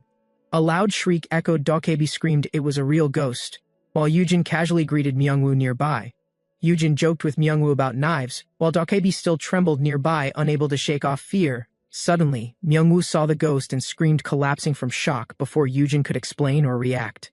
Even the ghost seemed confused now, staring blankly at the scene as chaos settled into silence. The masked spirit appeared, groaning in frustration, regretting the impulsive deal made with Han Yujin. Flailing on the floor, the spirit muttered angrily about minions scolding him back in his realm. Yujin blinked, surprised by the outburst, questioning the spirit's logic and strange obsession with contract details. The spirit shouted, imagining the endless nagging from home, deciding dramatically to stay in this world forever. Yujin scoffed, asking the spirit's age. Embarrassed, the spirit whispered over 100, burying his face. Yujin awoke, surrounded by odd noises. The masked figure insisted it was a real Dokebi. Despite Yujin's disbelief, the creature defended its existence, citing the world's monsters, awakeners, and supernatural logic as proof. Yujin reconsidered. The system had changed reality, making ancient myths feel more plausible than modern explanations. Data appeared, revealing the being's name Yun, and showing clear signs of awakened classification and unique abilities. Faced with undeniable evidence, Yujin began to question whether humanity had truly remained alone in this world. The Dokebi finally chose to speak, revealing a truth Yujin didn't expect to hear so casually. He declared that despite existing for a century, his age by system standards was merely 3 years. Yujin processed the odd contradiction, realizing the creature's birth aligned exactly with the system's sudden global activation. It became clear this being hadn't simply appeared, it was born from the very system itself. Yujin pointed at him, stunned. So the system created you? The Dokebi nodded confidently and answered, bingo. Legends claim Dokebis were born from objects aged so long they developed sentience and spiritual essence. By the riverside, time stood still as the dormant spirit remained untouched for over a full century. Encased in silence, the Dokebi slowly began to stir, his memories faint but steadily returning to focus. The moment the system activated, dungeon energy surged, and with it, the dormant spirit awakened at last. Yujin listened quietly, stunned by the revelation. Unsure how to respond to something so ancient and surreal, Yujin analyzed the system's mechanics, realizing it linked their reality to a vast alternate dimensional space. The realization hit, this wasn't just myth. A real Dokebi had manifested, defying every logical explanation. Curious, Yujin guessed the spirit's origin, possibly an old water wheel tied to a family named Yun. Yun was stunned by the accuracy. Even the Dokebi doubted how Yujin knew so much. Yujin smirked and lifted a tablet, confidently reminding the Dokebi who held authority in this partnership. Yujin smiled while holding a tablet, already planning tasks that would put the Dokebi to work. Suspicious of Yujin's grin, Yun asked nervously, bracing for something unpleasant or ridiculously inconvenient again. The Dokebi protested immediately, flopping midair and insisting he wasn't built for errands or repetitive manual labor. Unfazed, Yujin assigned him a mission: gather dungeon intel from restricted foreign territories using covert means. As most nations blocked foreign access to dungeons, Yun realized the task was far from easy. The Dokebi complained again, but Yujin calmly explained the mission's purpose: to help save the world. By gathering dungeon data, they might uncover the cause, and possibly the prevention of future deadly dungeon breaks. Yujin painted a grand image: global recognition, books, plush dolls, and legendary fame for Yun. Hooked by the praise and perks, the Dokebi eagerly accepted the mission with renewed dramatic enthusiasm. Still reluctant about distance, Yun hesitated, until Yujin pointed out he could simply teleport between countries. Yujin noticed 2 unique skills, guess who? And cloud walking unlocked within the Dokebi's mysterious ability list. With a new plan forming, Yujin casually called out to the Dokebi, Grabbing his full attention, Yujin declared his love with a straight face, shocking the dokebi into silence and total confusion. Internally, Yujin resolved to keep leveling the dokebi until the Guess Who skill fully activated. Horrified by the sudden affection, the dokebi recoiled. Yujin just smiled, pretending it was all normal. Yujin explained that dokebis, according to myth, were beings that thrived on affection from humans. He insisted that expressing love was now their standard greeting, causing the dokebi to panic instantly. And despite pressure, Yunyun could barely speak the words. Overwhelmed by embarrassment and emotional confusion, unable to handle the situation, the dokebi vanished in a puff of smoke, fleeing in silence. Left alone, Yujin smiled at the sky, welcoming his newest ally with calm, quiet determination. Excited guild members rushed into the room, calling out to Yujin with urgency and obvious enthusiasm. They celebrated joyfully, confirming Yujin's prediction he was correct. The dungeon truly turned out to be slime-based. Cheers erupted as the guild realized the dungeon's contents were far more valuable than they'd expected. Although one monster reacted aggressively, the team managed to calm it without damaging their new resource. Yujin learned the slime goo was a rare material. Now Haeyeon Guild had secured a stable income. The guild leaders praised Yujin as a treasure. Though his awkward reaction showed clear discomfort with flattery, one member agreed to join Yujin's plan, promising to try her best with newfound determination and trust. Another offered to track Yujin for safety, which he strongly rejected, citing his overprotective brother's constant interference. Despite objections, they insisted on guarding him as a vital asset, even deploying support without hesitation. Yujin clarified he wasn't a prophet. Real analysis would come from Dr. Siak going forward instead. Yujin fled the room in a panic, overwhelmed by sudden attention and being labeled a breeder. He thought to himself, wishing for a peaceful life, far from pressure and unpredictable public expectations. Despite accurately predicting outcomes, Yujin feared future mistakes and didn't want to be seen as arrogant. Meanwhile, observers misunderstood his retreat as humility, praising his dedication to research more than his own success. The fire manticore was placed inside a glowing maze, needing to escape using speed and instinct. The maze's mirrored walls and traps usually confused most monsters, especially those not trained in navigation. Confident footsteps echoed peace. The fire manticore dashed forward with determination before instructions even finished. With a triumphant leap, Peace cleared the maze in record time, stunning everyone with perfect execution. Yujin proudly hugged Peace, praising his intelligence as observers, admired the unexpected brilliance of the monster. Cheers erupted from the audience as Yujin and Peace were celebrated for their surprising maze challenge success, holding Peace proudly. Yujin thanked the crowd, then addressed viewers, wondering about his sudden rise on television. The scene cut to a past conversation, Yujin being offered a TV appearance by a confident producer. Yujin seemed unsure about going on television, questioning the reasoning behind such a public appearance. The producer explained plainly television would make Yujin famous, whether he liked the attention or not. Yujin held peace while Yurim stayed alert nearby, quietly assigned as the event's discreet bodyguard. Despite smiling, Yujin felt nervous inside, recalling past experiences where public attention had only caused him trouble.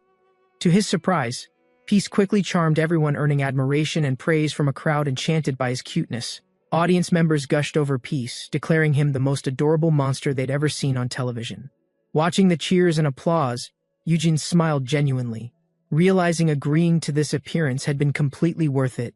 After the broadcast ended, Yujin sat down with Peace, relieved everything had gone smoothly on air. He felt proud showing Peace to the world, realizing how lovable his little companion truly was. Seeing others adore Peace too reassured Yujin this wasn't just personal bias. Peace's charm was universal. Social media buzzed with reactions. Yujin began imagining accounts, merchandise, and maybe even music albums starring Peace. Yujin envisioned a future where Peace became famous worldwide. While he thrived as a successful monster trainer, a confident woman approached Yujin, casually claiming she would be the first in line for autographs. As she leaned closer, Yujin was caught off guard by her boldness and sudden shift in tone. She teasingly asked how Peace would even sign anything. Would it be a paw print or something else? Before Yujin could respond, a loud crash interrupted them. A familiar voice called out from nearby. Yujin froze as Guildmaster Moon appeared unexpectedly, surprising everyone by casually checking in like family. Yujin looked up in surprise, recognizing the woman approaching as someone important from the Hunter world. The crowd whispered excitedly. Huna Moon, Guildmaster of Breaker Guild, had made an unexpected public appearance. She confidently demanded Yujin stand up, unintentionally stealing all attention from his recent spotlight moment. Huna teased him, joking about lifting him like a princess, while Yujin politely declined her suggestion. With a calm pat, Yujin suggested they avoid drawing more attention that could spark wild rumors. Hyuna boldly declared Yujin her breeding partner, sparking whispers around them and making him visibly uncomfortable. Yujin warned her not to say things like that in public, trying to control the situation. She laughed it off, offering him a position in her guild, impressed by his confident replies. Yujin calmly reminded her that even S-rankers have limits. Staying grounded matters more than flashy titles. Hyuna admired his perspective, but something powerful began to activate, cutting their conversation short with sudden energy. Yujin glanced at Peace, quietly admitting he felt uneasy about what might happen next in public. A girl approached cheerfully, carrying 2 drinks, unaware of the tense atmosphere already forming around the stage. Suddenly, a powerful energy burst erupted across the venue, catching everyone off guard with its violent presence. Yujin and Hyuna remained seated at the center as a barrier formed, shielding them from danger. The girl rushed forward, confused and worried, calling out for Yujin as the energy storm intensified. Hyuna Moon calmly requested 5 minutes with Yujin, her tone serious as red energy swirled around them. Without waiting for a reply, she activated her skill, whisking Yujin and Peace into an isolated space. Yujin noticed the shift immediately. Air pressure changed, and Peace growled. Something unnatural was happening around them. Hyuna admitted she'd used a transfer spell, assuring Yujin she'd handle the situation with the event staff.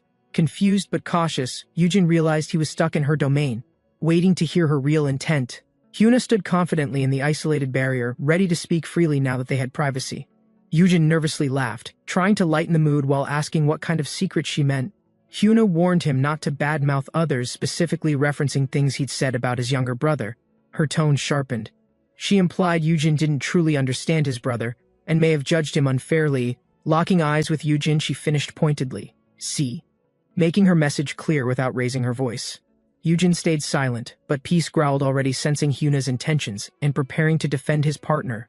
Hyuna smiled playfully, claiming she meant no harm and asking them both to calm down. She took a step forward, assuring them she wasn't trying to stir up tension or manipulate. Yujin listened closely, still cautious, as Hyuna promised to be direct and honest from this point. She firmly advised Yujin to reconsider how he viewed his brother, hinting there was more to learn.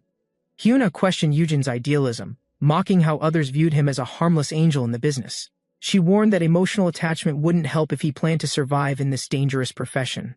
Her voice pressed harder. Did Yujin truly believe in his brother's goodness, or just cling to fantasy? Hyuna challenged the narrative. Could an orphan boy really become an elite through love and kindness alone? Yujin tried to speak up, but Hyuna's blunt words pushed deeper, shaking his thoughts about Yuhyun. Hyuna warned that kind-hearted people could never survive by stepping over others to build lasting power. She offered to reveal the truth about Yujin's brother. His real life as a hardened hunter. A bloodied image of Yuhyun appeared in Yujin's mind, challenging everything he thought he understood about him. A woman, holding a drink, stands in a lively crowd.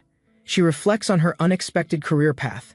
She wonders about the contrast between her current life and her past athletic aspirations. Feeling conflicted, she overhears a conversation about the powerful sponsor behind her current career, which intrigues her even more. Suddenly, a loud clang interrupts the conversation, signaling a shift in attention towards an upcoming event. A man, angry and aggressive, shouts at her, accusing her of being ungrateful for an incredible offer. A woman reflects on her current situation, realizing her past choices have led her to this moment. She remembers how her path diverged from her initial goals, and how much her life changed. Despite the challenges, she knows her decisions were part of something bigger that couldn't be avoided. She feels the weight of her decisions and braces herself for what might come next in her journey. A fiery explosion erupts as she prepares for the chaos that is now unfolding before her eyes. Amidst the chaos of the flames, the woman looks on, feeling an overwhelming sense of danger. She hears a terrified voice pleading for mercy, realizing someone else is caught in the destruction. The woman's eyes widen in recognition as she hears the name Yuhyun Han, unsure of the connection. The attackers, fearing for their lives, beg for mercy, promising to never repeat their actions again. Suddenly, a brutal event unfolds, leaving behind a bloody scene as the woman watches in shock. A mysterious man steps forward, the eerie sound of his movement breaking the silence amid destruction. The tension intensifies as he draws a weapon, preparing for a confrontation, the air crackling. The weapon clashes, sending shockwaves through the area. He seems unbothered by the attack. He grins, commenting on the strength of his opponent, implying the person is far from ordinary. He smirks, revealing a disturbing truth. The opponent isn't human, something much more dangerous. Yujin holds a fox, seemingly lost in thought, while sitting on a chair, looking uneasy. He listens to the woman's words, acknowledging her comment but struggling to grasp the complexity of the situation. The woman presses further, recalling how the two brothers had lived apart for some time, hinting at changes. She asks him if he noticed the changes in his brother after his awakening, suggesting something more profound. Yujin responds sharply, asking her to be more clear about the situation, frustrated by the insinuation. The woman explains that Yujin's brother is a monster, a threat, and cannot be treated lightly. She warns him, mentioning that if he doesn't stay cautious, he might find himself in danger soon. Suddenly, Yujin's phone rings. The screen shows a message about a disturbing event in the news. She comments on the news, suggesting that the situation has escalated, and something significant is unfolding. As the message continues, she wonders what Yujin plans to do, suggesting he might need to act quickly. Yujin fidgets nervously, his thoughts racing as he tries to process what the woman just said. He begins to speak, mentioning that the woman must have been through a lot but stops short. Suddenly, he grabs his phone, snatching it away, focused on an urgent call coming in. Yujin answers the call, sounding slightly annoyed but ready to listen to the person on the other end. The person on the other end gives him an update, mentioning that his brother is indeed a monster. The woman reflects, realizing how Yujin seems caught in something far deeper than what she initially thought. She admits to herself that she might have underestimated him, but something still feels off about him. Yujin, on the phone, confidently states that after seeing what his brother can do, he can't ignore it. He smiles, realizing that the woman has clearly underestimated him and doesn't fully understand the situation. Later, Yujin is seen in a dark alley, making a sudden decision to change the course of action. Yujin's phone rings, and the woman turns around, confused about the sudden interruption, sensing something's wrong. Yujin, with a smirk, reveals he knows about the situation and how rumors about it spread. The woman reacts angrily, her patience wearing thin, as she prepares to confront him about his arrogance. Her fiery companion hisses, ready to protect her, sensing the growing tension between the two. Yujin grins, remarking that she shouldn't have spoken ill of his brother, who's more than she realizes. The woman reacts, annoyed by Yujin's persistence. She warns him that people will eventually learn the truth. Yujin, unfazed, expresses that he should have realized sooner that he's no different from his brother. With a sigh, he admits he gave her a chance, but now sees her as just like others. A sudden snap interrupts the tension, and Yujin wonders if the woman is warning him of more trouble. Yujin, holding the fox, considers whether this situation will escalate again. Unsure of what will happen next, a figure shouts, accusing Yujin of breaking his promise not to hurt someone, a tense situation escalating. Yujin reassures the person, saying he is fine, trying to defuse the situation and calm them down, and the woman steps forward, warning Yujin that if he threatens him, she won't stay silent. The tension rises, but someone intervenes, preventing further escalation. A quick fight breaks out nearby, and after the commotion, someone hands Yujin a drink, and he thanks them, trying to relax. Yujin is informed that his contract with the Breaker team will be extended, although it will take time. The woman, alongside others, prepares for what's coming next, with intense training ahead for the group. Yujin's fox companion looks cautious, sensing something uncertain ahead, as it observes the situation. Yujin continues to observe the team and their powerful abilities, contemplating his own uncertain position in this world. He takes a deep breath, unsure of his place but realizing the need to adapt to his environment. Yujin is scolded by someone for being too close to the woman, warning him she's a bad influence. Yujin responds nonchalantly, unbothered by the comment, while the others gossip quietly around him, unaware. A catchy TV show plays in the background, as the conversation lightens up with some humor. Yujin laughs, correcting the others on his title, as they jokingly call him Monster Daddy instead. Yujin and a friend walk together, carrying large bundles. They discuss the importance of securing their space. Yujin explains that he requested they stop sharpening knives every night, a subtle hint about safety. His friend laughs, acknowledging how nervous others are about Yujin's presence, calling him intimidating in a way. The two discuss getting closer to the management team, thinking it might open up future opportunities. Yujin chuckles, admitting he'd rather avoid going back into dungeons, expressing a preference for safer work. Yujin and his companion arrive at the equipment management facility, discussing the importance of avoiding dungeons. As they enter, they're hit by a rush of heat from the facility's fiery atmosphere, overwhelming them. Yujin, still adjusting to the heat, comments on the intense environment while his companion is in awe.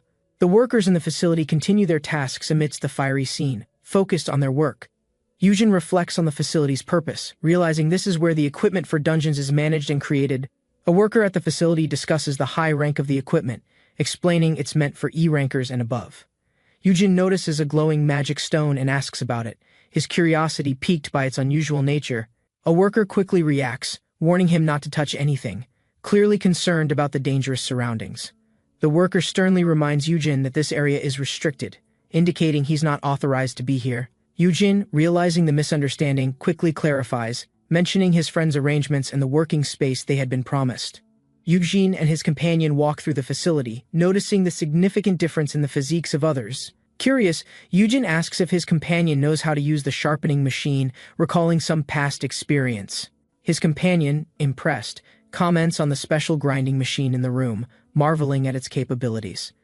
The worker explains that this machine is highly advanced, capable of grinding any material with just a command. The worker warns Yujin not to touch it, reminding him they've already prepared a designated working space for him. Yujin and his companion enter a cluttered space, greeted by a pile of equipment scattered everywhere. The companion casually mentions that Yujin can use the manual machine over there, pointing to the equipment. Yujin is about to start, but the companion quickly walks away, seemingly eager to leave the room. Yujin, confused, yells out to stop the companion, questioning whether this is really the working space. His companion, looking uncomfortable, turns back, apologizing, and urges Yujin to stop questioning him, laughing nervously. A worker, busy with their task, notices Yujin entering and greets him with a casual acknowledgement. The worker discusses how their team is already overwhelmed with work, questioning why Yujin is there. Yujin, unfazed, responds that he's simply happy to use the equipment, promising to do his best. He expresses some guilt, mentioning that it feels like his companion should have been the one to help. The companion reassures him, suggesting that Yujin can settle in, even though things seem a bit chaotic. Yujin, eager to try out the equipment, agrees to give the sharpening machine a shot, confident. As he starts the machine, it spins up, and his companion watches, intrigued by the process. The machine hums and works efficiently, impressing both of them as sparks fly from the sharpener. Yujin comments on how impressive the machine is, noting that it's definitely doing its job. The equipment displays stats on Yujin's progress, showing his sharpening success as he smiles in satisfaction. Yujin looks at his companion, who seems a bit concerned, reminding him to be careful with the machine. The companion adjusts their hair, still cautious, and watches Yujin closely as sparks fly from the machine. Yujin focuses intently on his task, the grinding machine continuing its work, the noise filling the air. The companion continues watching in silence, unsure of how to respond, as sparks continue to fly. Yujin remains calm, his expression neutral, as the sharpener hums, feeling satisfied with his progress so far. Yujin looks at the shiny, perfectly sharpened knives, admiring his work, a sense of accomplishment in the air. The companion asks if Yujin knew how to make such precise adjustments. Clearly impressed by his skill, Yujin reflects briefly, wondering if his companion knew how to achieve this level of sharpness as well. The companion's expression becomes serious, hinting at something deeper in his thoughts about Yujin's hidden talents. The scene transitions to a distant memory, showing Yujin walking away, seemingly unaware of the growing tension. Yujin's past is reflected as he remembers his younger self and a time filled with excitement and energy. The companion looks at Yujin, noticing how much calmer he seems now compared to his younger self. Yujin stands up, telling his companion that he has to go train, needing peace to focus. The companion realizes Yujin had been watching him all this time and greets him with a smile. Yujin laughs, apologizing for taking up too much of his time, but assures him they'll meet again. Yujin wonders aloud if his friend, Myungwoo, has the face of a fish, amused by the thought. He reflects on how obvious it is that Myungwoo's true calling is in the water, not on land. Yujin smiles, relieved that he won't have to worry about Myungwoo anymore, confident in his role. The next day, Yujin wakes up to a sense of exhaustion, feeling the effects of his training. Despite only a day passing, Yujin is tired, wishing he hadn't overexerted himself during the training. A group of people discusses Yujin's absence, wondering where he is and why he's not present today. One person mentions that Yujin isn't there because his body hurts from overexerting himself during training. Another person scoffs, questioning if he's really hurt after just one day, implying he might be faking it. They discuss their thoughts on Yujin, assuming he was just using his connections to avoid hard work. A new voice interrupts, questioning the assumption, asking if they truly believe he'd take the easy route. The group looks at the boxes filled with knives, one person commenting on the impressive quantity. They joke about how the so-called nepotist managed to sharpen 1,000 knives, showcasing his skill. Meanwhile, he is seen sleeping, exhausted from the training and tasks he had been working on. The storage room buzzed with machines as Myungwoo began shaping metal, sparks lighting every corner brightly. 3 workers watched nervously from the doorway, wondering if his skill would finally meet the strict requirements. Focused, Myungwoo adjusted the heated blade, sweat dripping while the metal slowly started to reveal its form. He sat alone, grinding steadily, the progress bar inching forward as exhaustion tightened around his tense shoulders. At last he stopped to rest. Delicious food waited, surprising everyone who hadn't expected such warmth. Everyone gathered around the table, watching as Myungwoo served dishes that smelled better than any feast. A girl tasted a spoonful, her eyes widening with joy while declaring endless happiness beside Myungwoo forever. Another hunter teased her, laughing that calling Myungwoo oppa meant the food was truly something special today. She quickly ate everything, explaining she wouldn't find such meals inside a cold, dangerous dungeon raid again. Frustration showed as she described low-ranked dungeons, wishing to grow stronger and gain many powerful abilities soon. Yujin suggested a risky tactic, but the blue-haired girl shook her head, saying it was dangerous. She explained how low mana was harder to detect than health, causing hunters to collapse unexpectedly inside. Curious, she looked at Yujin, asking his mana level. He answered quietly without any hesitation or pride.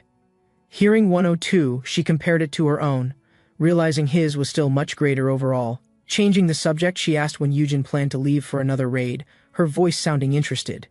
Yujin held the pot carefully, while Myungwoo pointed out exactly where he should pour the sauce. Yujin laughed softly, admitting he wasn't sure if his cooking was really that impressive to everyone. Myungwoo insisted his skills were enough to earn money without hunting, praising his cooking with genuine admiration. Concerned, Myungwoo asked if Yujin was overworking, grinding blades all day and preparing meals without rest. He offered special gloves, Yujin protested, surprised they were rare items, not something ordinary to casually lend. Myungwoo felt tears forming as he clutched the gloves Yujin had generously handed over willingly. Overcome with gratitude, he hugged Yujin tightly, promising never to remove them for any reason ever. Yujin struggled, insisting Myungwoo remove them for bathroom breaks, while others laughed at the ridiculous situation unfolding.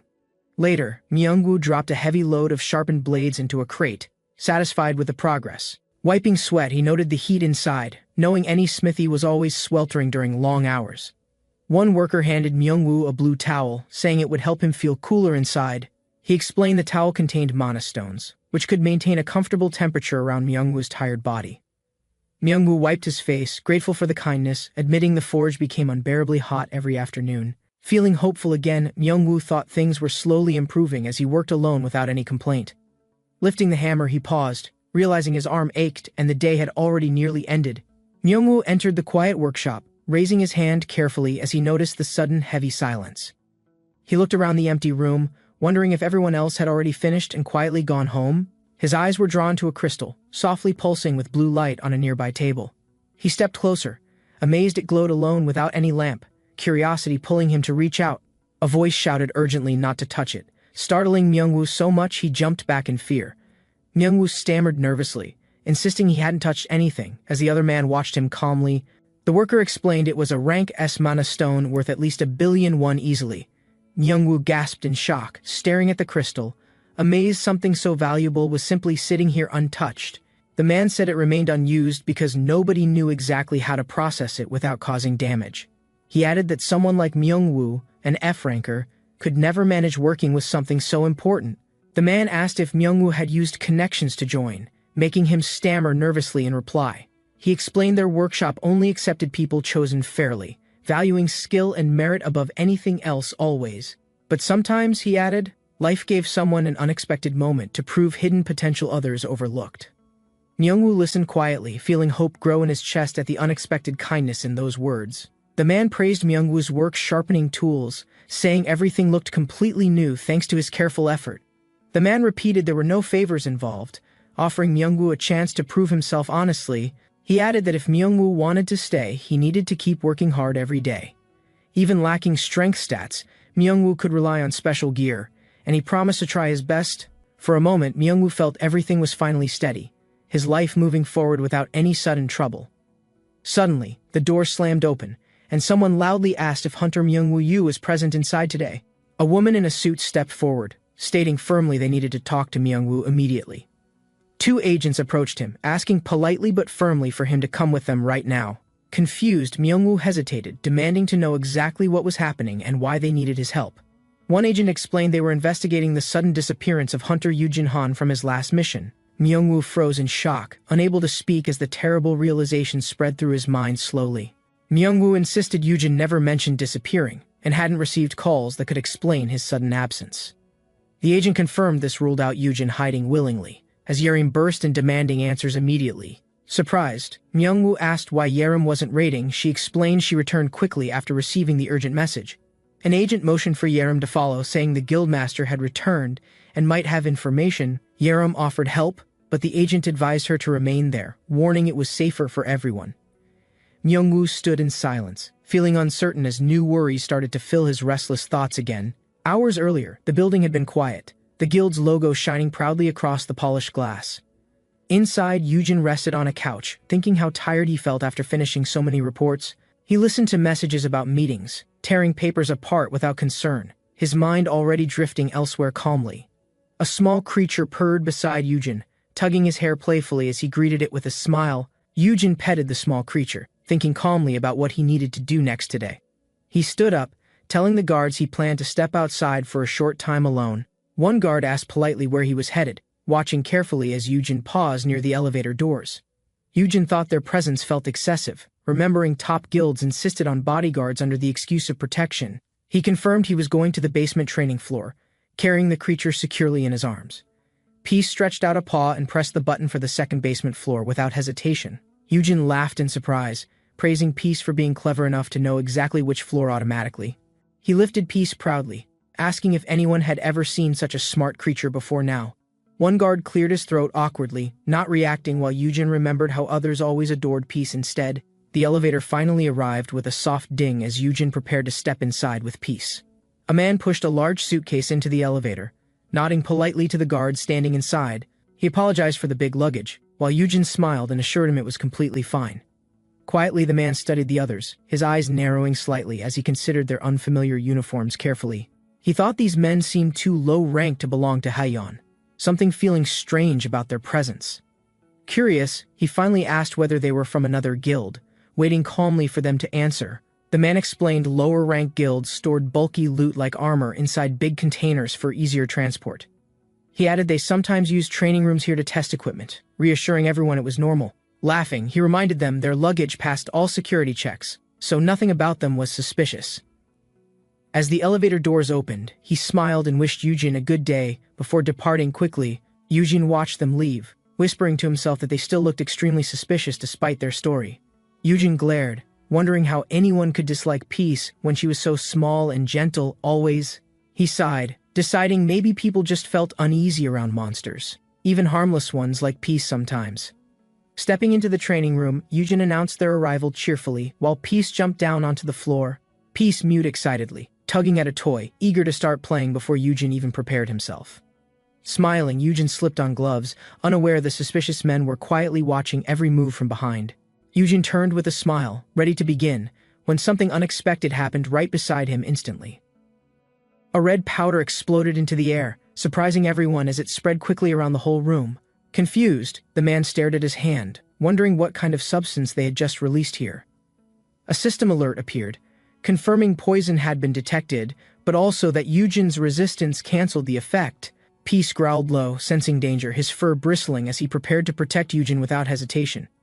Peace let out a weak whimper as Yujin reached desperately to catch him before he collapsed. He called Peace's name, but rough hands grabbed him, yanking him backward away from his friend. One attacker growled, confused why the powder failed to make Yujin lose consciousness like it was designed. Another guest Haeyeon Guild probably equipped him with rare items that protected against poisons or harmful effects. Struggling hard, Yujin realized these were the same suspicious men who shared the elevator earlier today. Chaos erupted as someone crashed inside, striking the attackers hard while Yujin tried to understand everything quickly. Two men tumbled to the floor, groaning in pain as the stranger stood ready to fight more. Yujin ducked a punch, landing his own hit, surprising everyone who thought he was completely defenseless before. One man shouted in shock, unable to believe an F-ranker could move so fast or fight back. Heart racing, Yujin sprinted toward the exit, thinking he only needed to reach the door safely. Yujin swung with all his strength, but the man blocked and countered with a powerful strike. Pain shot through Yujin's body as he staggered back, blood rushing in his ears from shock. He crashed onto the floor hard, the guards stepping closer while the attackers slowly regained their confidence. One man barked orders, guessing Eugen's equipment was special, and telling everyone to strip it off immediately. Frustrated, Eugen clenched his teeth, thinking this situation was unbelievable and growing worse by the second. Gloves were ripped away first, his strength dropping sharply as system messages tracked every stat decreasing fast. Next, his belt was tossed aside, stealing more dexterity, while Eugen's heart pounded with rising panic. He wondered if MKC betrayed him, or sent spies pretending to protect him before the ambush. Desperate, Eugen tried to think, but hands grabbed the final accessory he relied on for safety.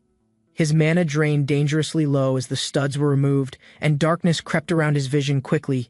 Eugen's body dropped limply as the last of his strength drained away into the cold floor. One man nodded, saying they could now remove the bracelet without triggering any hidden alarms or traps. Eugen's thoughts blurred, cursing himself for ignoring obvious signs that these men were dangerous from the start. He hit the ground hard, water splashing everywhere while darkness closed around his fading, exhausted senses. Choking, Eugen forced himself up, staring weakly at his trembling hands as fear rose in his chest. Eugen slowly lifted his head, meeting the cold gaze of the man sitting across from him. A screen displayed the name Woo-jae Kim, revealing his rank and a skill Eugen didn't recognize. Eugen struggled to remember if he'd ever heard that name connected to any guild or incident before. Woo-jae stepped forward, saying he hated picking on weaklings, but needed to be direct about everything now. He grabbed Eugen's hair roughly, forcing his head back while Eugen gasped, bracing for what came next. Woo-jae grinned coldly, demanding Eugen surrender the mark of the master while gripping his hair tightly. Woo-jae stood back smiling as he demanded Eugen hand over the mark without causing problems. Eugen stayed silent, sweat running down his cheek while he searched for any option to stall. Realizing they still needed peace alive, he guessed the little creature must be hidden somewhere nearby now. Eugene warned confidently that harming him would anger powerful guilds who were ready to protect him. Woo-jae lifted a phone, smirking as he showed messages proving he'd already captured Eugen's worried bodyguard. Two men watched calmly as Woo-jae explained the plan, confident no one could stop them anymore. Grinning, he said by the time anyone realized, they would already be far away together. He gestured toward the sprawling docks, describing hundreds of identical containers waiting to hide them from searchers. Woo-jae boasted they'd reach Japan quickly, long before any rescue team could even narrow them down. Eugen trembled, realizing they planned to auction him there, trading him for money and influence abroad. Eugen imagined the docks, wondering if anyone would arrive soon enough to pull him out alive. He knew guilds and the association would respond, but crossing borders could delay everything dangerously longer. Determined, he promised himself he would stall them as long as possible before they escaped. Woo-jae asked why Eugen kept resisting, suggesting he surrender the mark and end all the suffering. Eugen laughed bitterly, asking if they truly believed he was weak enough to just hand it over. Eugen smirked coldly, telling Woo-jae he was actually much dumber than he first appeared now. Woo-jae scoffed, replying that Eugen's insults only proved he was pathetic, ugly, and wasting everyone's valuable time. Eugen mocked further, saying they were too stupid to even figure out how the mark worked. Before he could finish, Woo-jae lunged forward, fists swinging with sudden force meant to shut him up. The blow landed hard, driving Eugen to the floor while he coughed painfully, struggling to stay conscious. Lying on the floor, Eugen lifted his eyes, voice steady despite the pain in his chest. He assured Woo-jae he understood exactly how pathetic and desperate all of them truly were inside. Eugen mocked them again, saying B-rankers were so common their skills meant nothing compared to his value. Furious, Woo-jae raised his boot high, determined to crush Eugen's pride under his heel without hesitation. The stomp hit hard, bones cracking as Eugen screamed, agony flooding through every part of his body. Eugen gasped in pain, vision blurring while Woo-jae glared down with cruel satisfaction across his face. Woo-jae admitted Eugen was valuable, but claimed this was all the respect he deserved right now. Struggling to breathe, Eugen swore he would resist no matter what torture they planned to use. Woo-jae dragged him across the floor, promising to introduce him to someone who specialized in making pain. Eugen landed hard against the wall, heart racing as he prepared himself for whatever came next. Woo-jae leaned closer, smirking as he said Eugen was about to meet something truly unpleasant now. Eugen's eyes widened in shock when a dark, slithering tentacle coiled tightly around his shaking arm. A scream tore from his throat as the cold venom sank in, burning through every nerve quickly. Woo-jae asked if he was scared yet, voice calm while he watched Eugen start trembling in pain. He explained it was an Arik, a dungeon monster whose venom would reduce anyone to a crawl. Woo-jae chuckled, saying good decisions often required a little suffering before someone learned their proper place completely. Eugen's heart pounded as the heavy cell door creaked shut, locking him alone with the monster. Woo-jae promised Yujin half an hour of privacy, voice cold as he stepped back into the hallway. Elsewhere, Yerim slammed open a door, her eyes scanning quickly for any clue about Yujin's location. She marched forward without hesitation, determination burning in her expression as others watched her search the building.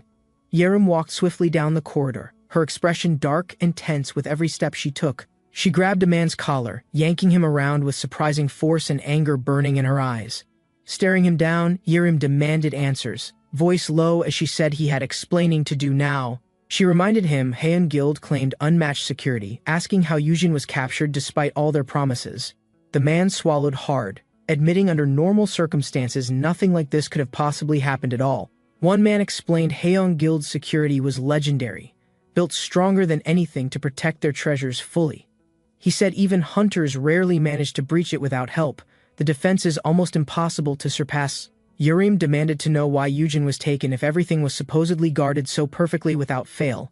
The man admitted someone gave last-minute approval, letting the attackers slip in past every normal safeguard unnoticed. He guessed it was a scheme to shame Haeun publicly or pressure them into desperate negotiations later. Holding peace, the man admitted he never thought low-rank hunters would attempt such a reckless kidnapping. He regretted not being more careful, knowing Yujin was vulnerable as an F-ranker without any strong allies. Yerim demanded answers, wanting to know what the MKC Guildmaster said and where Yujin was hidden. The man replied that was exactly why he called Yerim, determined to uncover the truth together. He asked if Yerim could use her pale corpse skill, eyes serious as he waited silently. Yerim raised her hand, confirming she would use her skill to locate exactly where Yujin was taken. The man nodded, explaining MKC already knew Haeun would handle the bodyguard situation during their covert search. A door creaked open, revealing a corpse they planned to use for information no one else could get. He reminded Yerim that Yujin could never learn about this, insisting it never officially happened at all. Yerim exhaled sharply, her hand hovering over a phone as she prepared to begin the process immediately. Woo-jae checked his phone, wondering if someone had already discovered their plan earlier than he expected. He frowned briefly, worrying they might be tracked, before deciding it wouldn't matter in the end. With a shrug, he thought as long as they secured the mark, nothing else really mattered now. He swung the door open wide, voice mocking as he asked Yujin if he enjoyed their special time. But his smirk vanished when he saw Yujin collapsed, covered in strange glowing residue on the floor. Woo-jae tapped his boot against the floor, taunting Yujin about whether he had finally given up. He laughed, mocking Yujin for staying silent, assuming the pain had finally broken his stubborn spirit completely. Without warning, Yujin whispered a single word Sally, and the shadows in the room began shifting around them. Woo-jae froze as a dark tentacle slid past his face, confusion and fear mixing in his eyes. The creature struck fast, slamming Woo-jae across the room while Yujin watched, breathing heavily in the dark. Woo-jae stumbled back, yelling in shock as the enormous shadow creature towered over him, eyes glowing fiercely. Panic twisted across his face when a tentacle coiled around his wrist, strength he couldn't break free from. He screamed that this was impossible, convinced no one could tame a monster like that in secret. Staring in disbelief, Woo-jae insisted it was only possible to control juvenile beasts, never a fully grown one. Yujin stood calmly in the darkness, eyes cold, as the monster waited for his next quiet command. Yujin Han felt a surge of energy, readying himself for the unknown challenges ahead in the dark. His companion, standing beside him, urged Yujin to tap into his hidden powers and embrace his potential. Clarity struck Yujin as he recalled training sessions, where he learned to channel strength amidst terrifying threats. A fierce growl resonated through the darkness, marking the shadows as adversaries prepared to strike at any moment. Determined, Yujin took a deep breath, focusing on the enemy while preparing to unleash his fierce abilities. A monstrous figure loomed close, its menacing growl sending shivers down Yujin's spine, sharpening his focus. Without hesitation, Yujin summoned his energy, preparing to strike, willing his strength to manifest before him. With a swift motion, he released a powerful blast, channeling all his will and determination against the beast. The creature lunged forward, teeth bared, but Yujin's resolve intensified, fueling his readiness to confront the danger. As tension peaked, Yujin stood tall, heart racing, embracing the moment as he prepared for the final clash. Yujin glanced upward, his expression shifting from determination to realization as unexpected power surged within him. Symbols appeared before him, representing ancient forces, awakening a deeper connection to his hidden abilities and destiny. Standing firm, he felt an overwhelming sense of purpose, ready to face the threats that loomed ahead. The growl of the beast grew louder, but Yujin embraced the challenge, feeling invincible in that moment. With newfound strength, Yujin dove forward, ready to confront the creature, knowing this battle would define his fate. Yujin admired the glowing energy in his hand, realizing the potential of this newfound power was immense. A smile spread across his face, confidence building as he understood how to harness this incredible ability fully. In the distance, the enemy beast snarled, its fury evident, but Yujin stood firm, unwavering in resolve. Focusing intensely, he prepared his energy, intent on unleashing a powerful attack that would change the tide. With a roar, the creature charged, but Yujin gritted his teeth, ready to unleash his full strength now. The tentacles whipped around Yujin, yet he remained resolute, breaking free with sheer determination and strength. He felt the surge of energy coursing through him, refusing to let the creature's attacks deter his focus. Suddenly, a sharp pain pierced his side, causing him to stagger as the creature struck with brutal force. For a moment, confusion filled Yujin's mind as he struggled against the overwhelming pain in the creature's grip.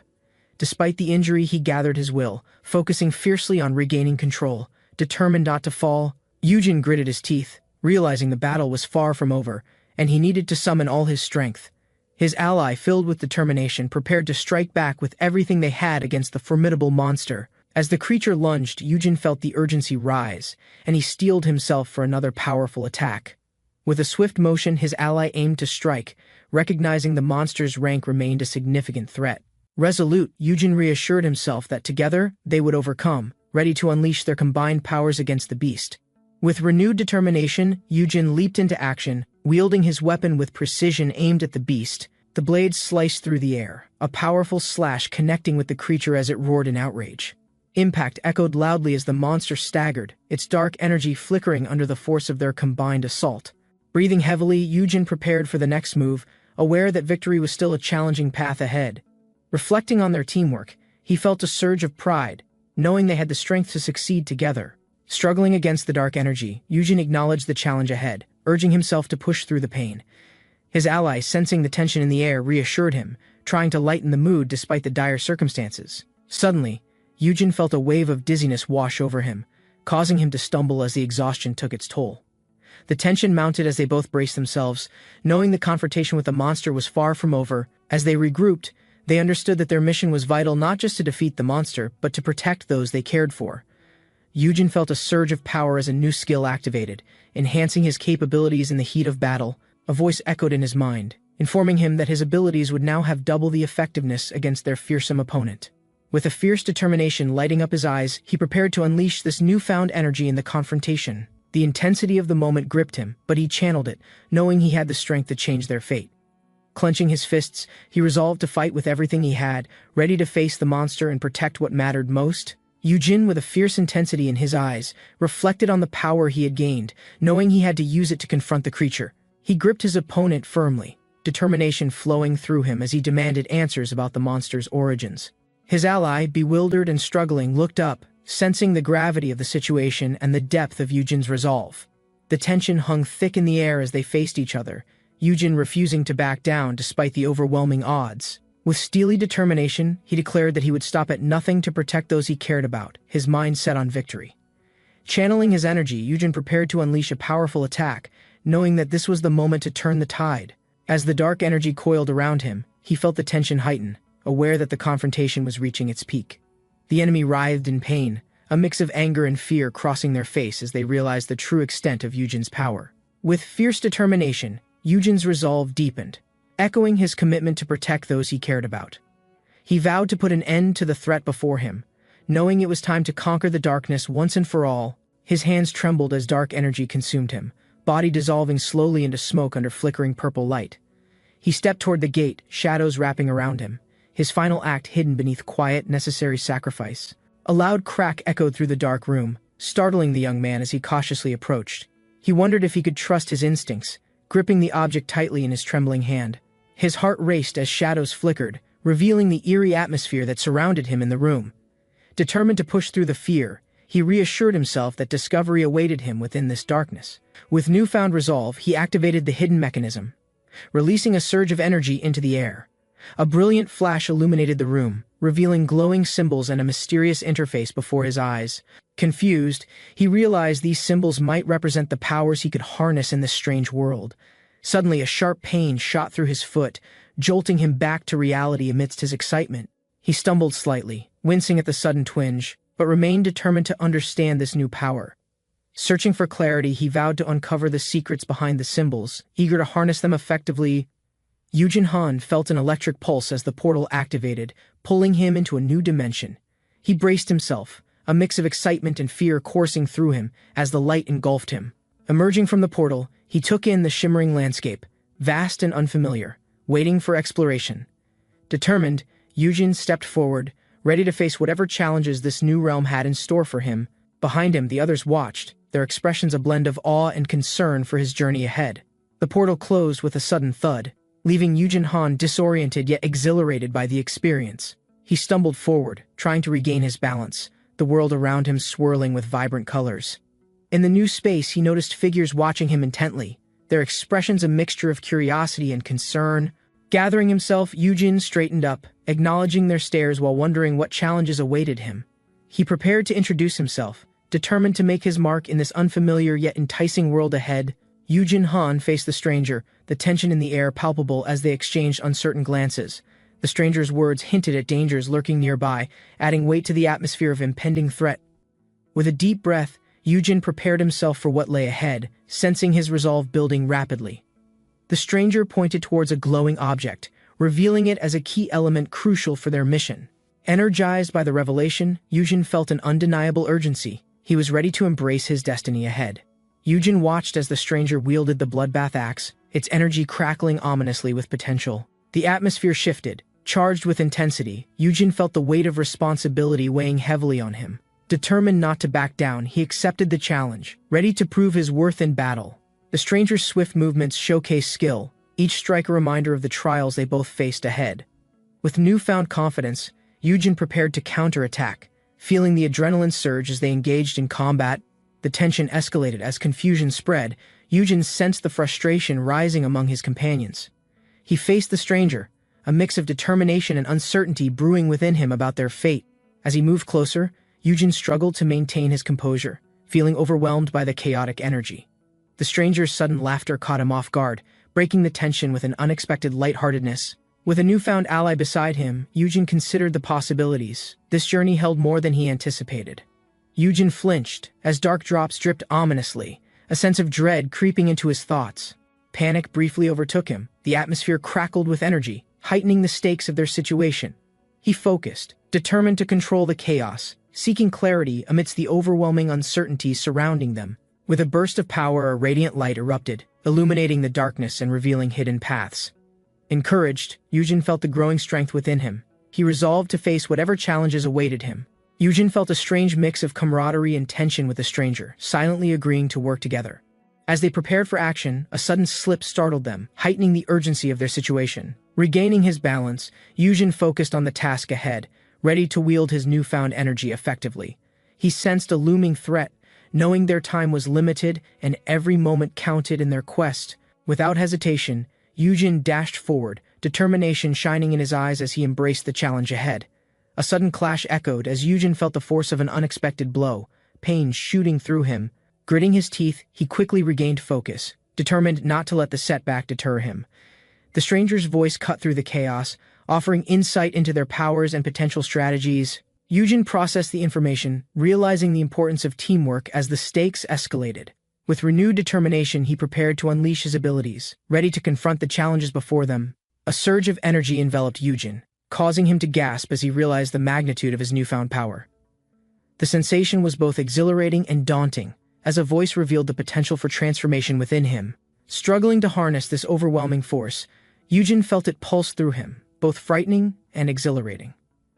A sudden realization hit him. He could use this power to impact the world around him, despite the risks involved. With a determined stride, he began to embrace his abilities, ready to confront whatever lay ahead with newfound confidence. Yujin paused, considering the implications of his powers and how they could change everything around him. As he moved through the dimly lit space, he felt a mix of uncertainty and determination about the path ahead. He glanced at the still forms around him, troubled by the weight of responsibility resting on his shoulders. With a resolute breath, he steeled himself for whatever challenges awaited him, aware that the stakes had risen. A shadow loomed nearby, drawing his attention. It was as if the darkness itself warned him that something was lurking close by. Yujin sat in contemplation, reflecting on the weight of his abilities and the responsibility they brought. As he focused, energy crackled in his palm, a vibrant purple light that pulsed with potential. A surge of confidence coursed through him. He realized he could shape this power into something meaningful. He felt gratitude for the journey thus far, recognizing the growth he had experienced. With purpose in his heart, he prepared to harness this newfound energy, ready to confront whatever challenges lay ahead. Yujin entered a dimly lit space, his heart sinking at the sight of a small, trapped creature curled up in a cage. The cage creaked as he approached, determination fueling his desire to help the helpless animal. He knelt beside the cage, his voice gentle as he spoke to the little creature, hoping to reassure it. The fox stirred slightly, its eyes fluttering open, curiosity piquing despite its exhaustion. Yujin decided then and there that he would not only free the fox but also protect it, feeling a bond forming already. Yujin cradled the small fox in his arms, feeling a wave of compassion wash over him as he reflected on their shared vulnerability. Lost in thought, he considered the fragility of life and the importance of standing up against cruelty. Suddenly, a rumble echoed through the space, shattering the moment of peace and sending a jolt of apprehension through him. The ground shook slightly as footsteps approached, making Yujin feel the urgency of their situation. With determination ignited, he glanced at the cage, knowing he had to act quickly to protect both himself and the little fox from whatever was coming. He collapsed inside the cage, barely conscious, arms wrapped protectively around the wounded fox-like creature. Yujin Han lay unconscious, surrounded by chaos, unaware of the urgency of his friends trying to save him. A sudden explosion shattered the silence, scattering debris, causing his friends to react in shock and fear. One friend rushed towards Yujin, determination lighting up their eyes as they reached to pull him to safety. The group gathered around him, their expressions filled with concern as they formulated a rescue plan together. Fueled by hope and urgency, they prepared to confront the unseen threats lurking in the shadows ahead. Yujin Han awoke, confusion etched on his face as he struggled to remember what had just happened. His friends surrounded him, relief transforming into questions, their worry evident in their concerned expressions. With a determined smile, Yujin assured them he was fine, eager to return to the action. Suddenly, a colorful explosion erupted nearby, filling the air with vibrant colors and chaotic energy around them. Amid the chaos, a sense of camaraderie emerged, strengthening their resolve to face whatever challenges lay ahead. A sleek car pulled up, its engine humming softly as the doors opened, inviting comfort and safety. Yujin's friends urged him to ensure he got home safely, their concern evident in their caring words. Grateful for their support, Yujin nodded, acknowledging their worries while feeling a sense of reassurance. They quickly discussed their next steps, deciding to head to the hospital first, for a checkup. As they planned, Yujin realized the importance of their bond and vowed to keep them all safe. Yujin Han hesitated, gripping the armrest tightly, unsure of their decision. Anxiety filled the air between them. The sunset bathed the scene in warm colors, illuminating Yujin's conflicted expression. Important choices weighed heavily on him. Memories flooded Yujin's mind, thoughts of past adventures with friends stirring up emotions he could hardly control. He remembered promises made, the thrilling ups and downs, and the deep bonds forged through shared experiences. Resolving to move forward, Yujin embraced the moment, determined to face whatever challenges lay ahead together. As the sun set, Yujin felt a surge of determination, ready to confront the future ahead.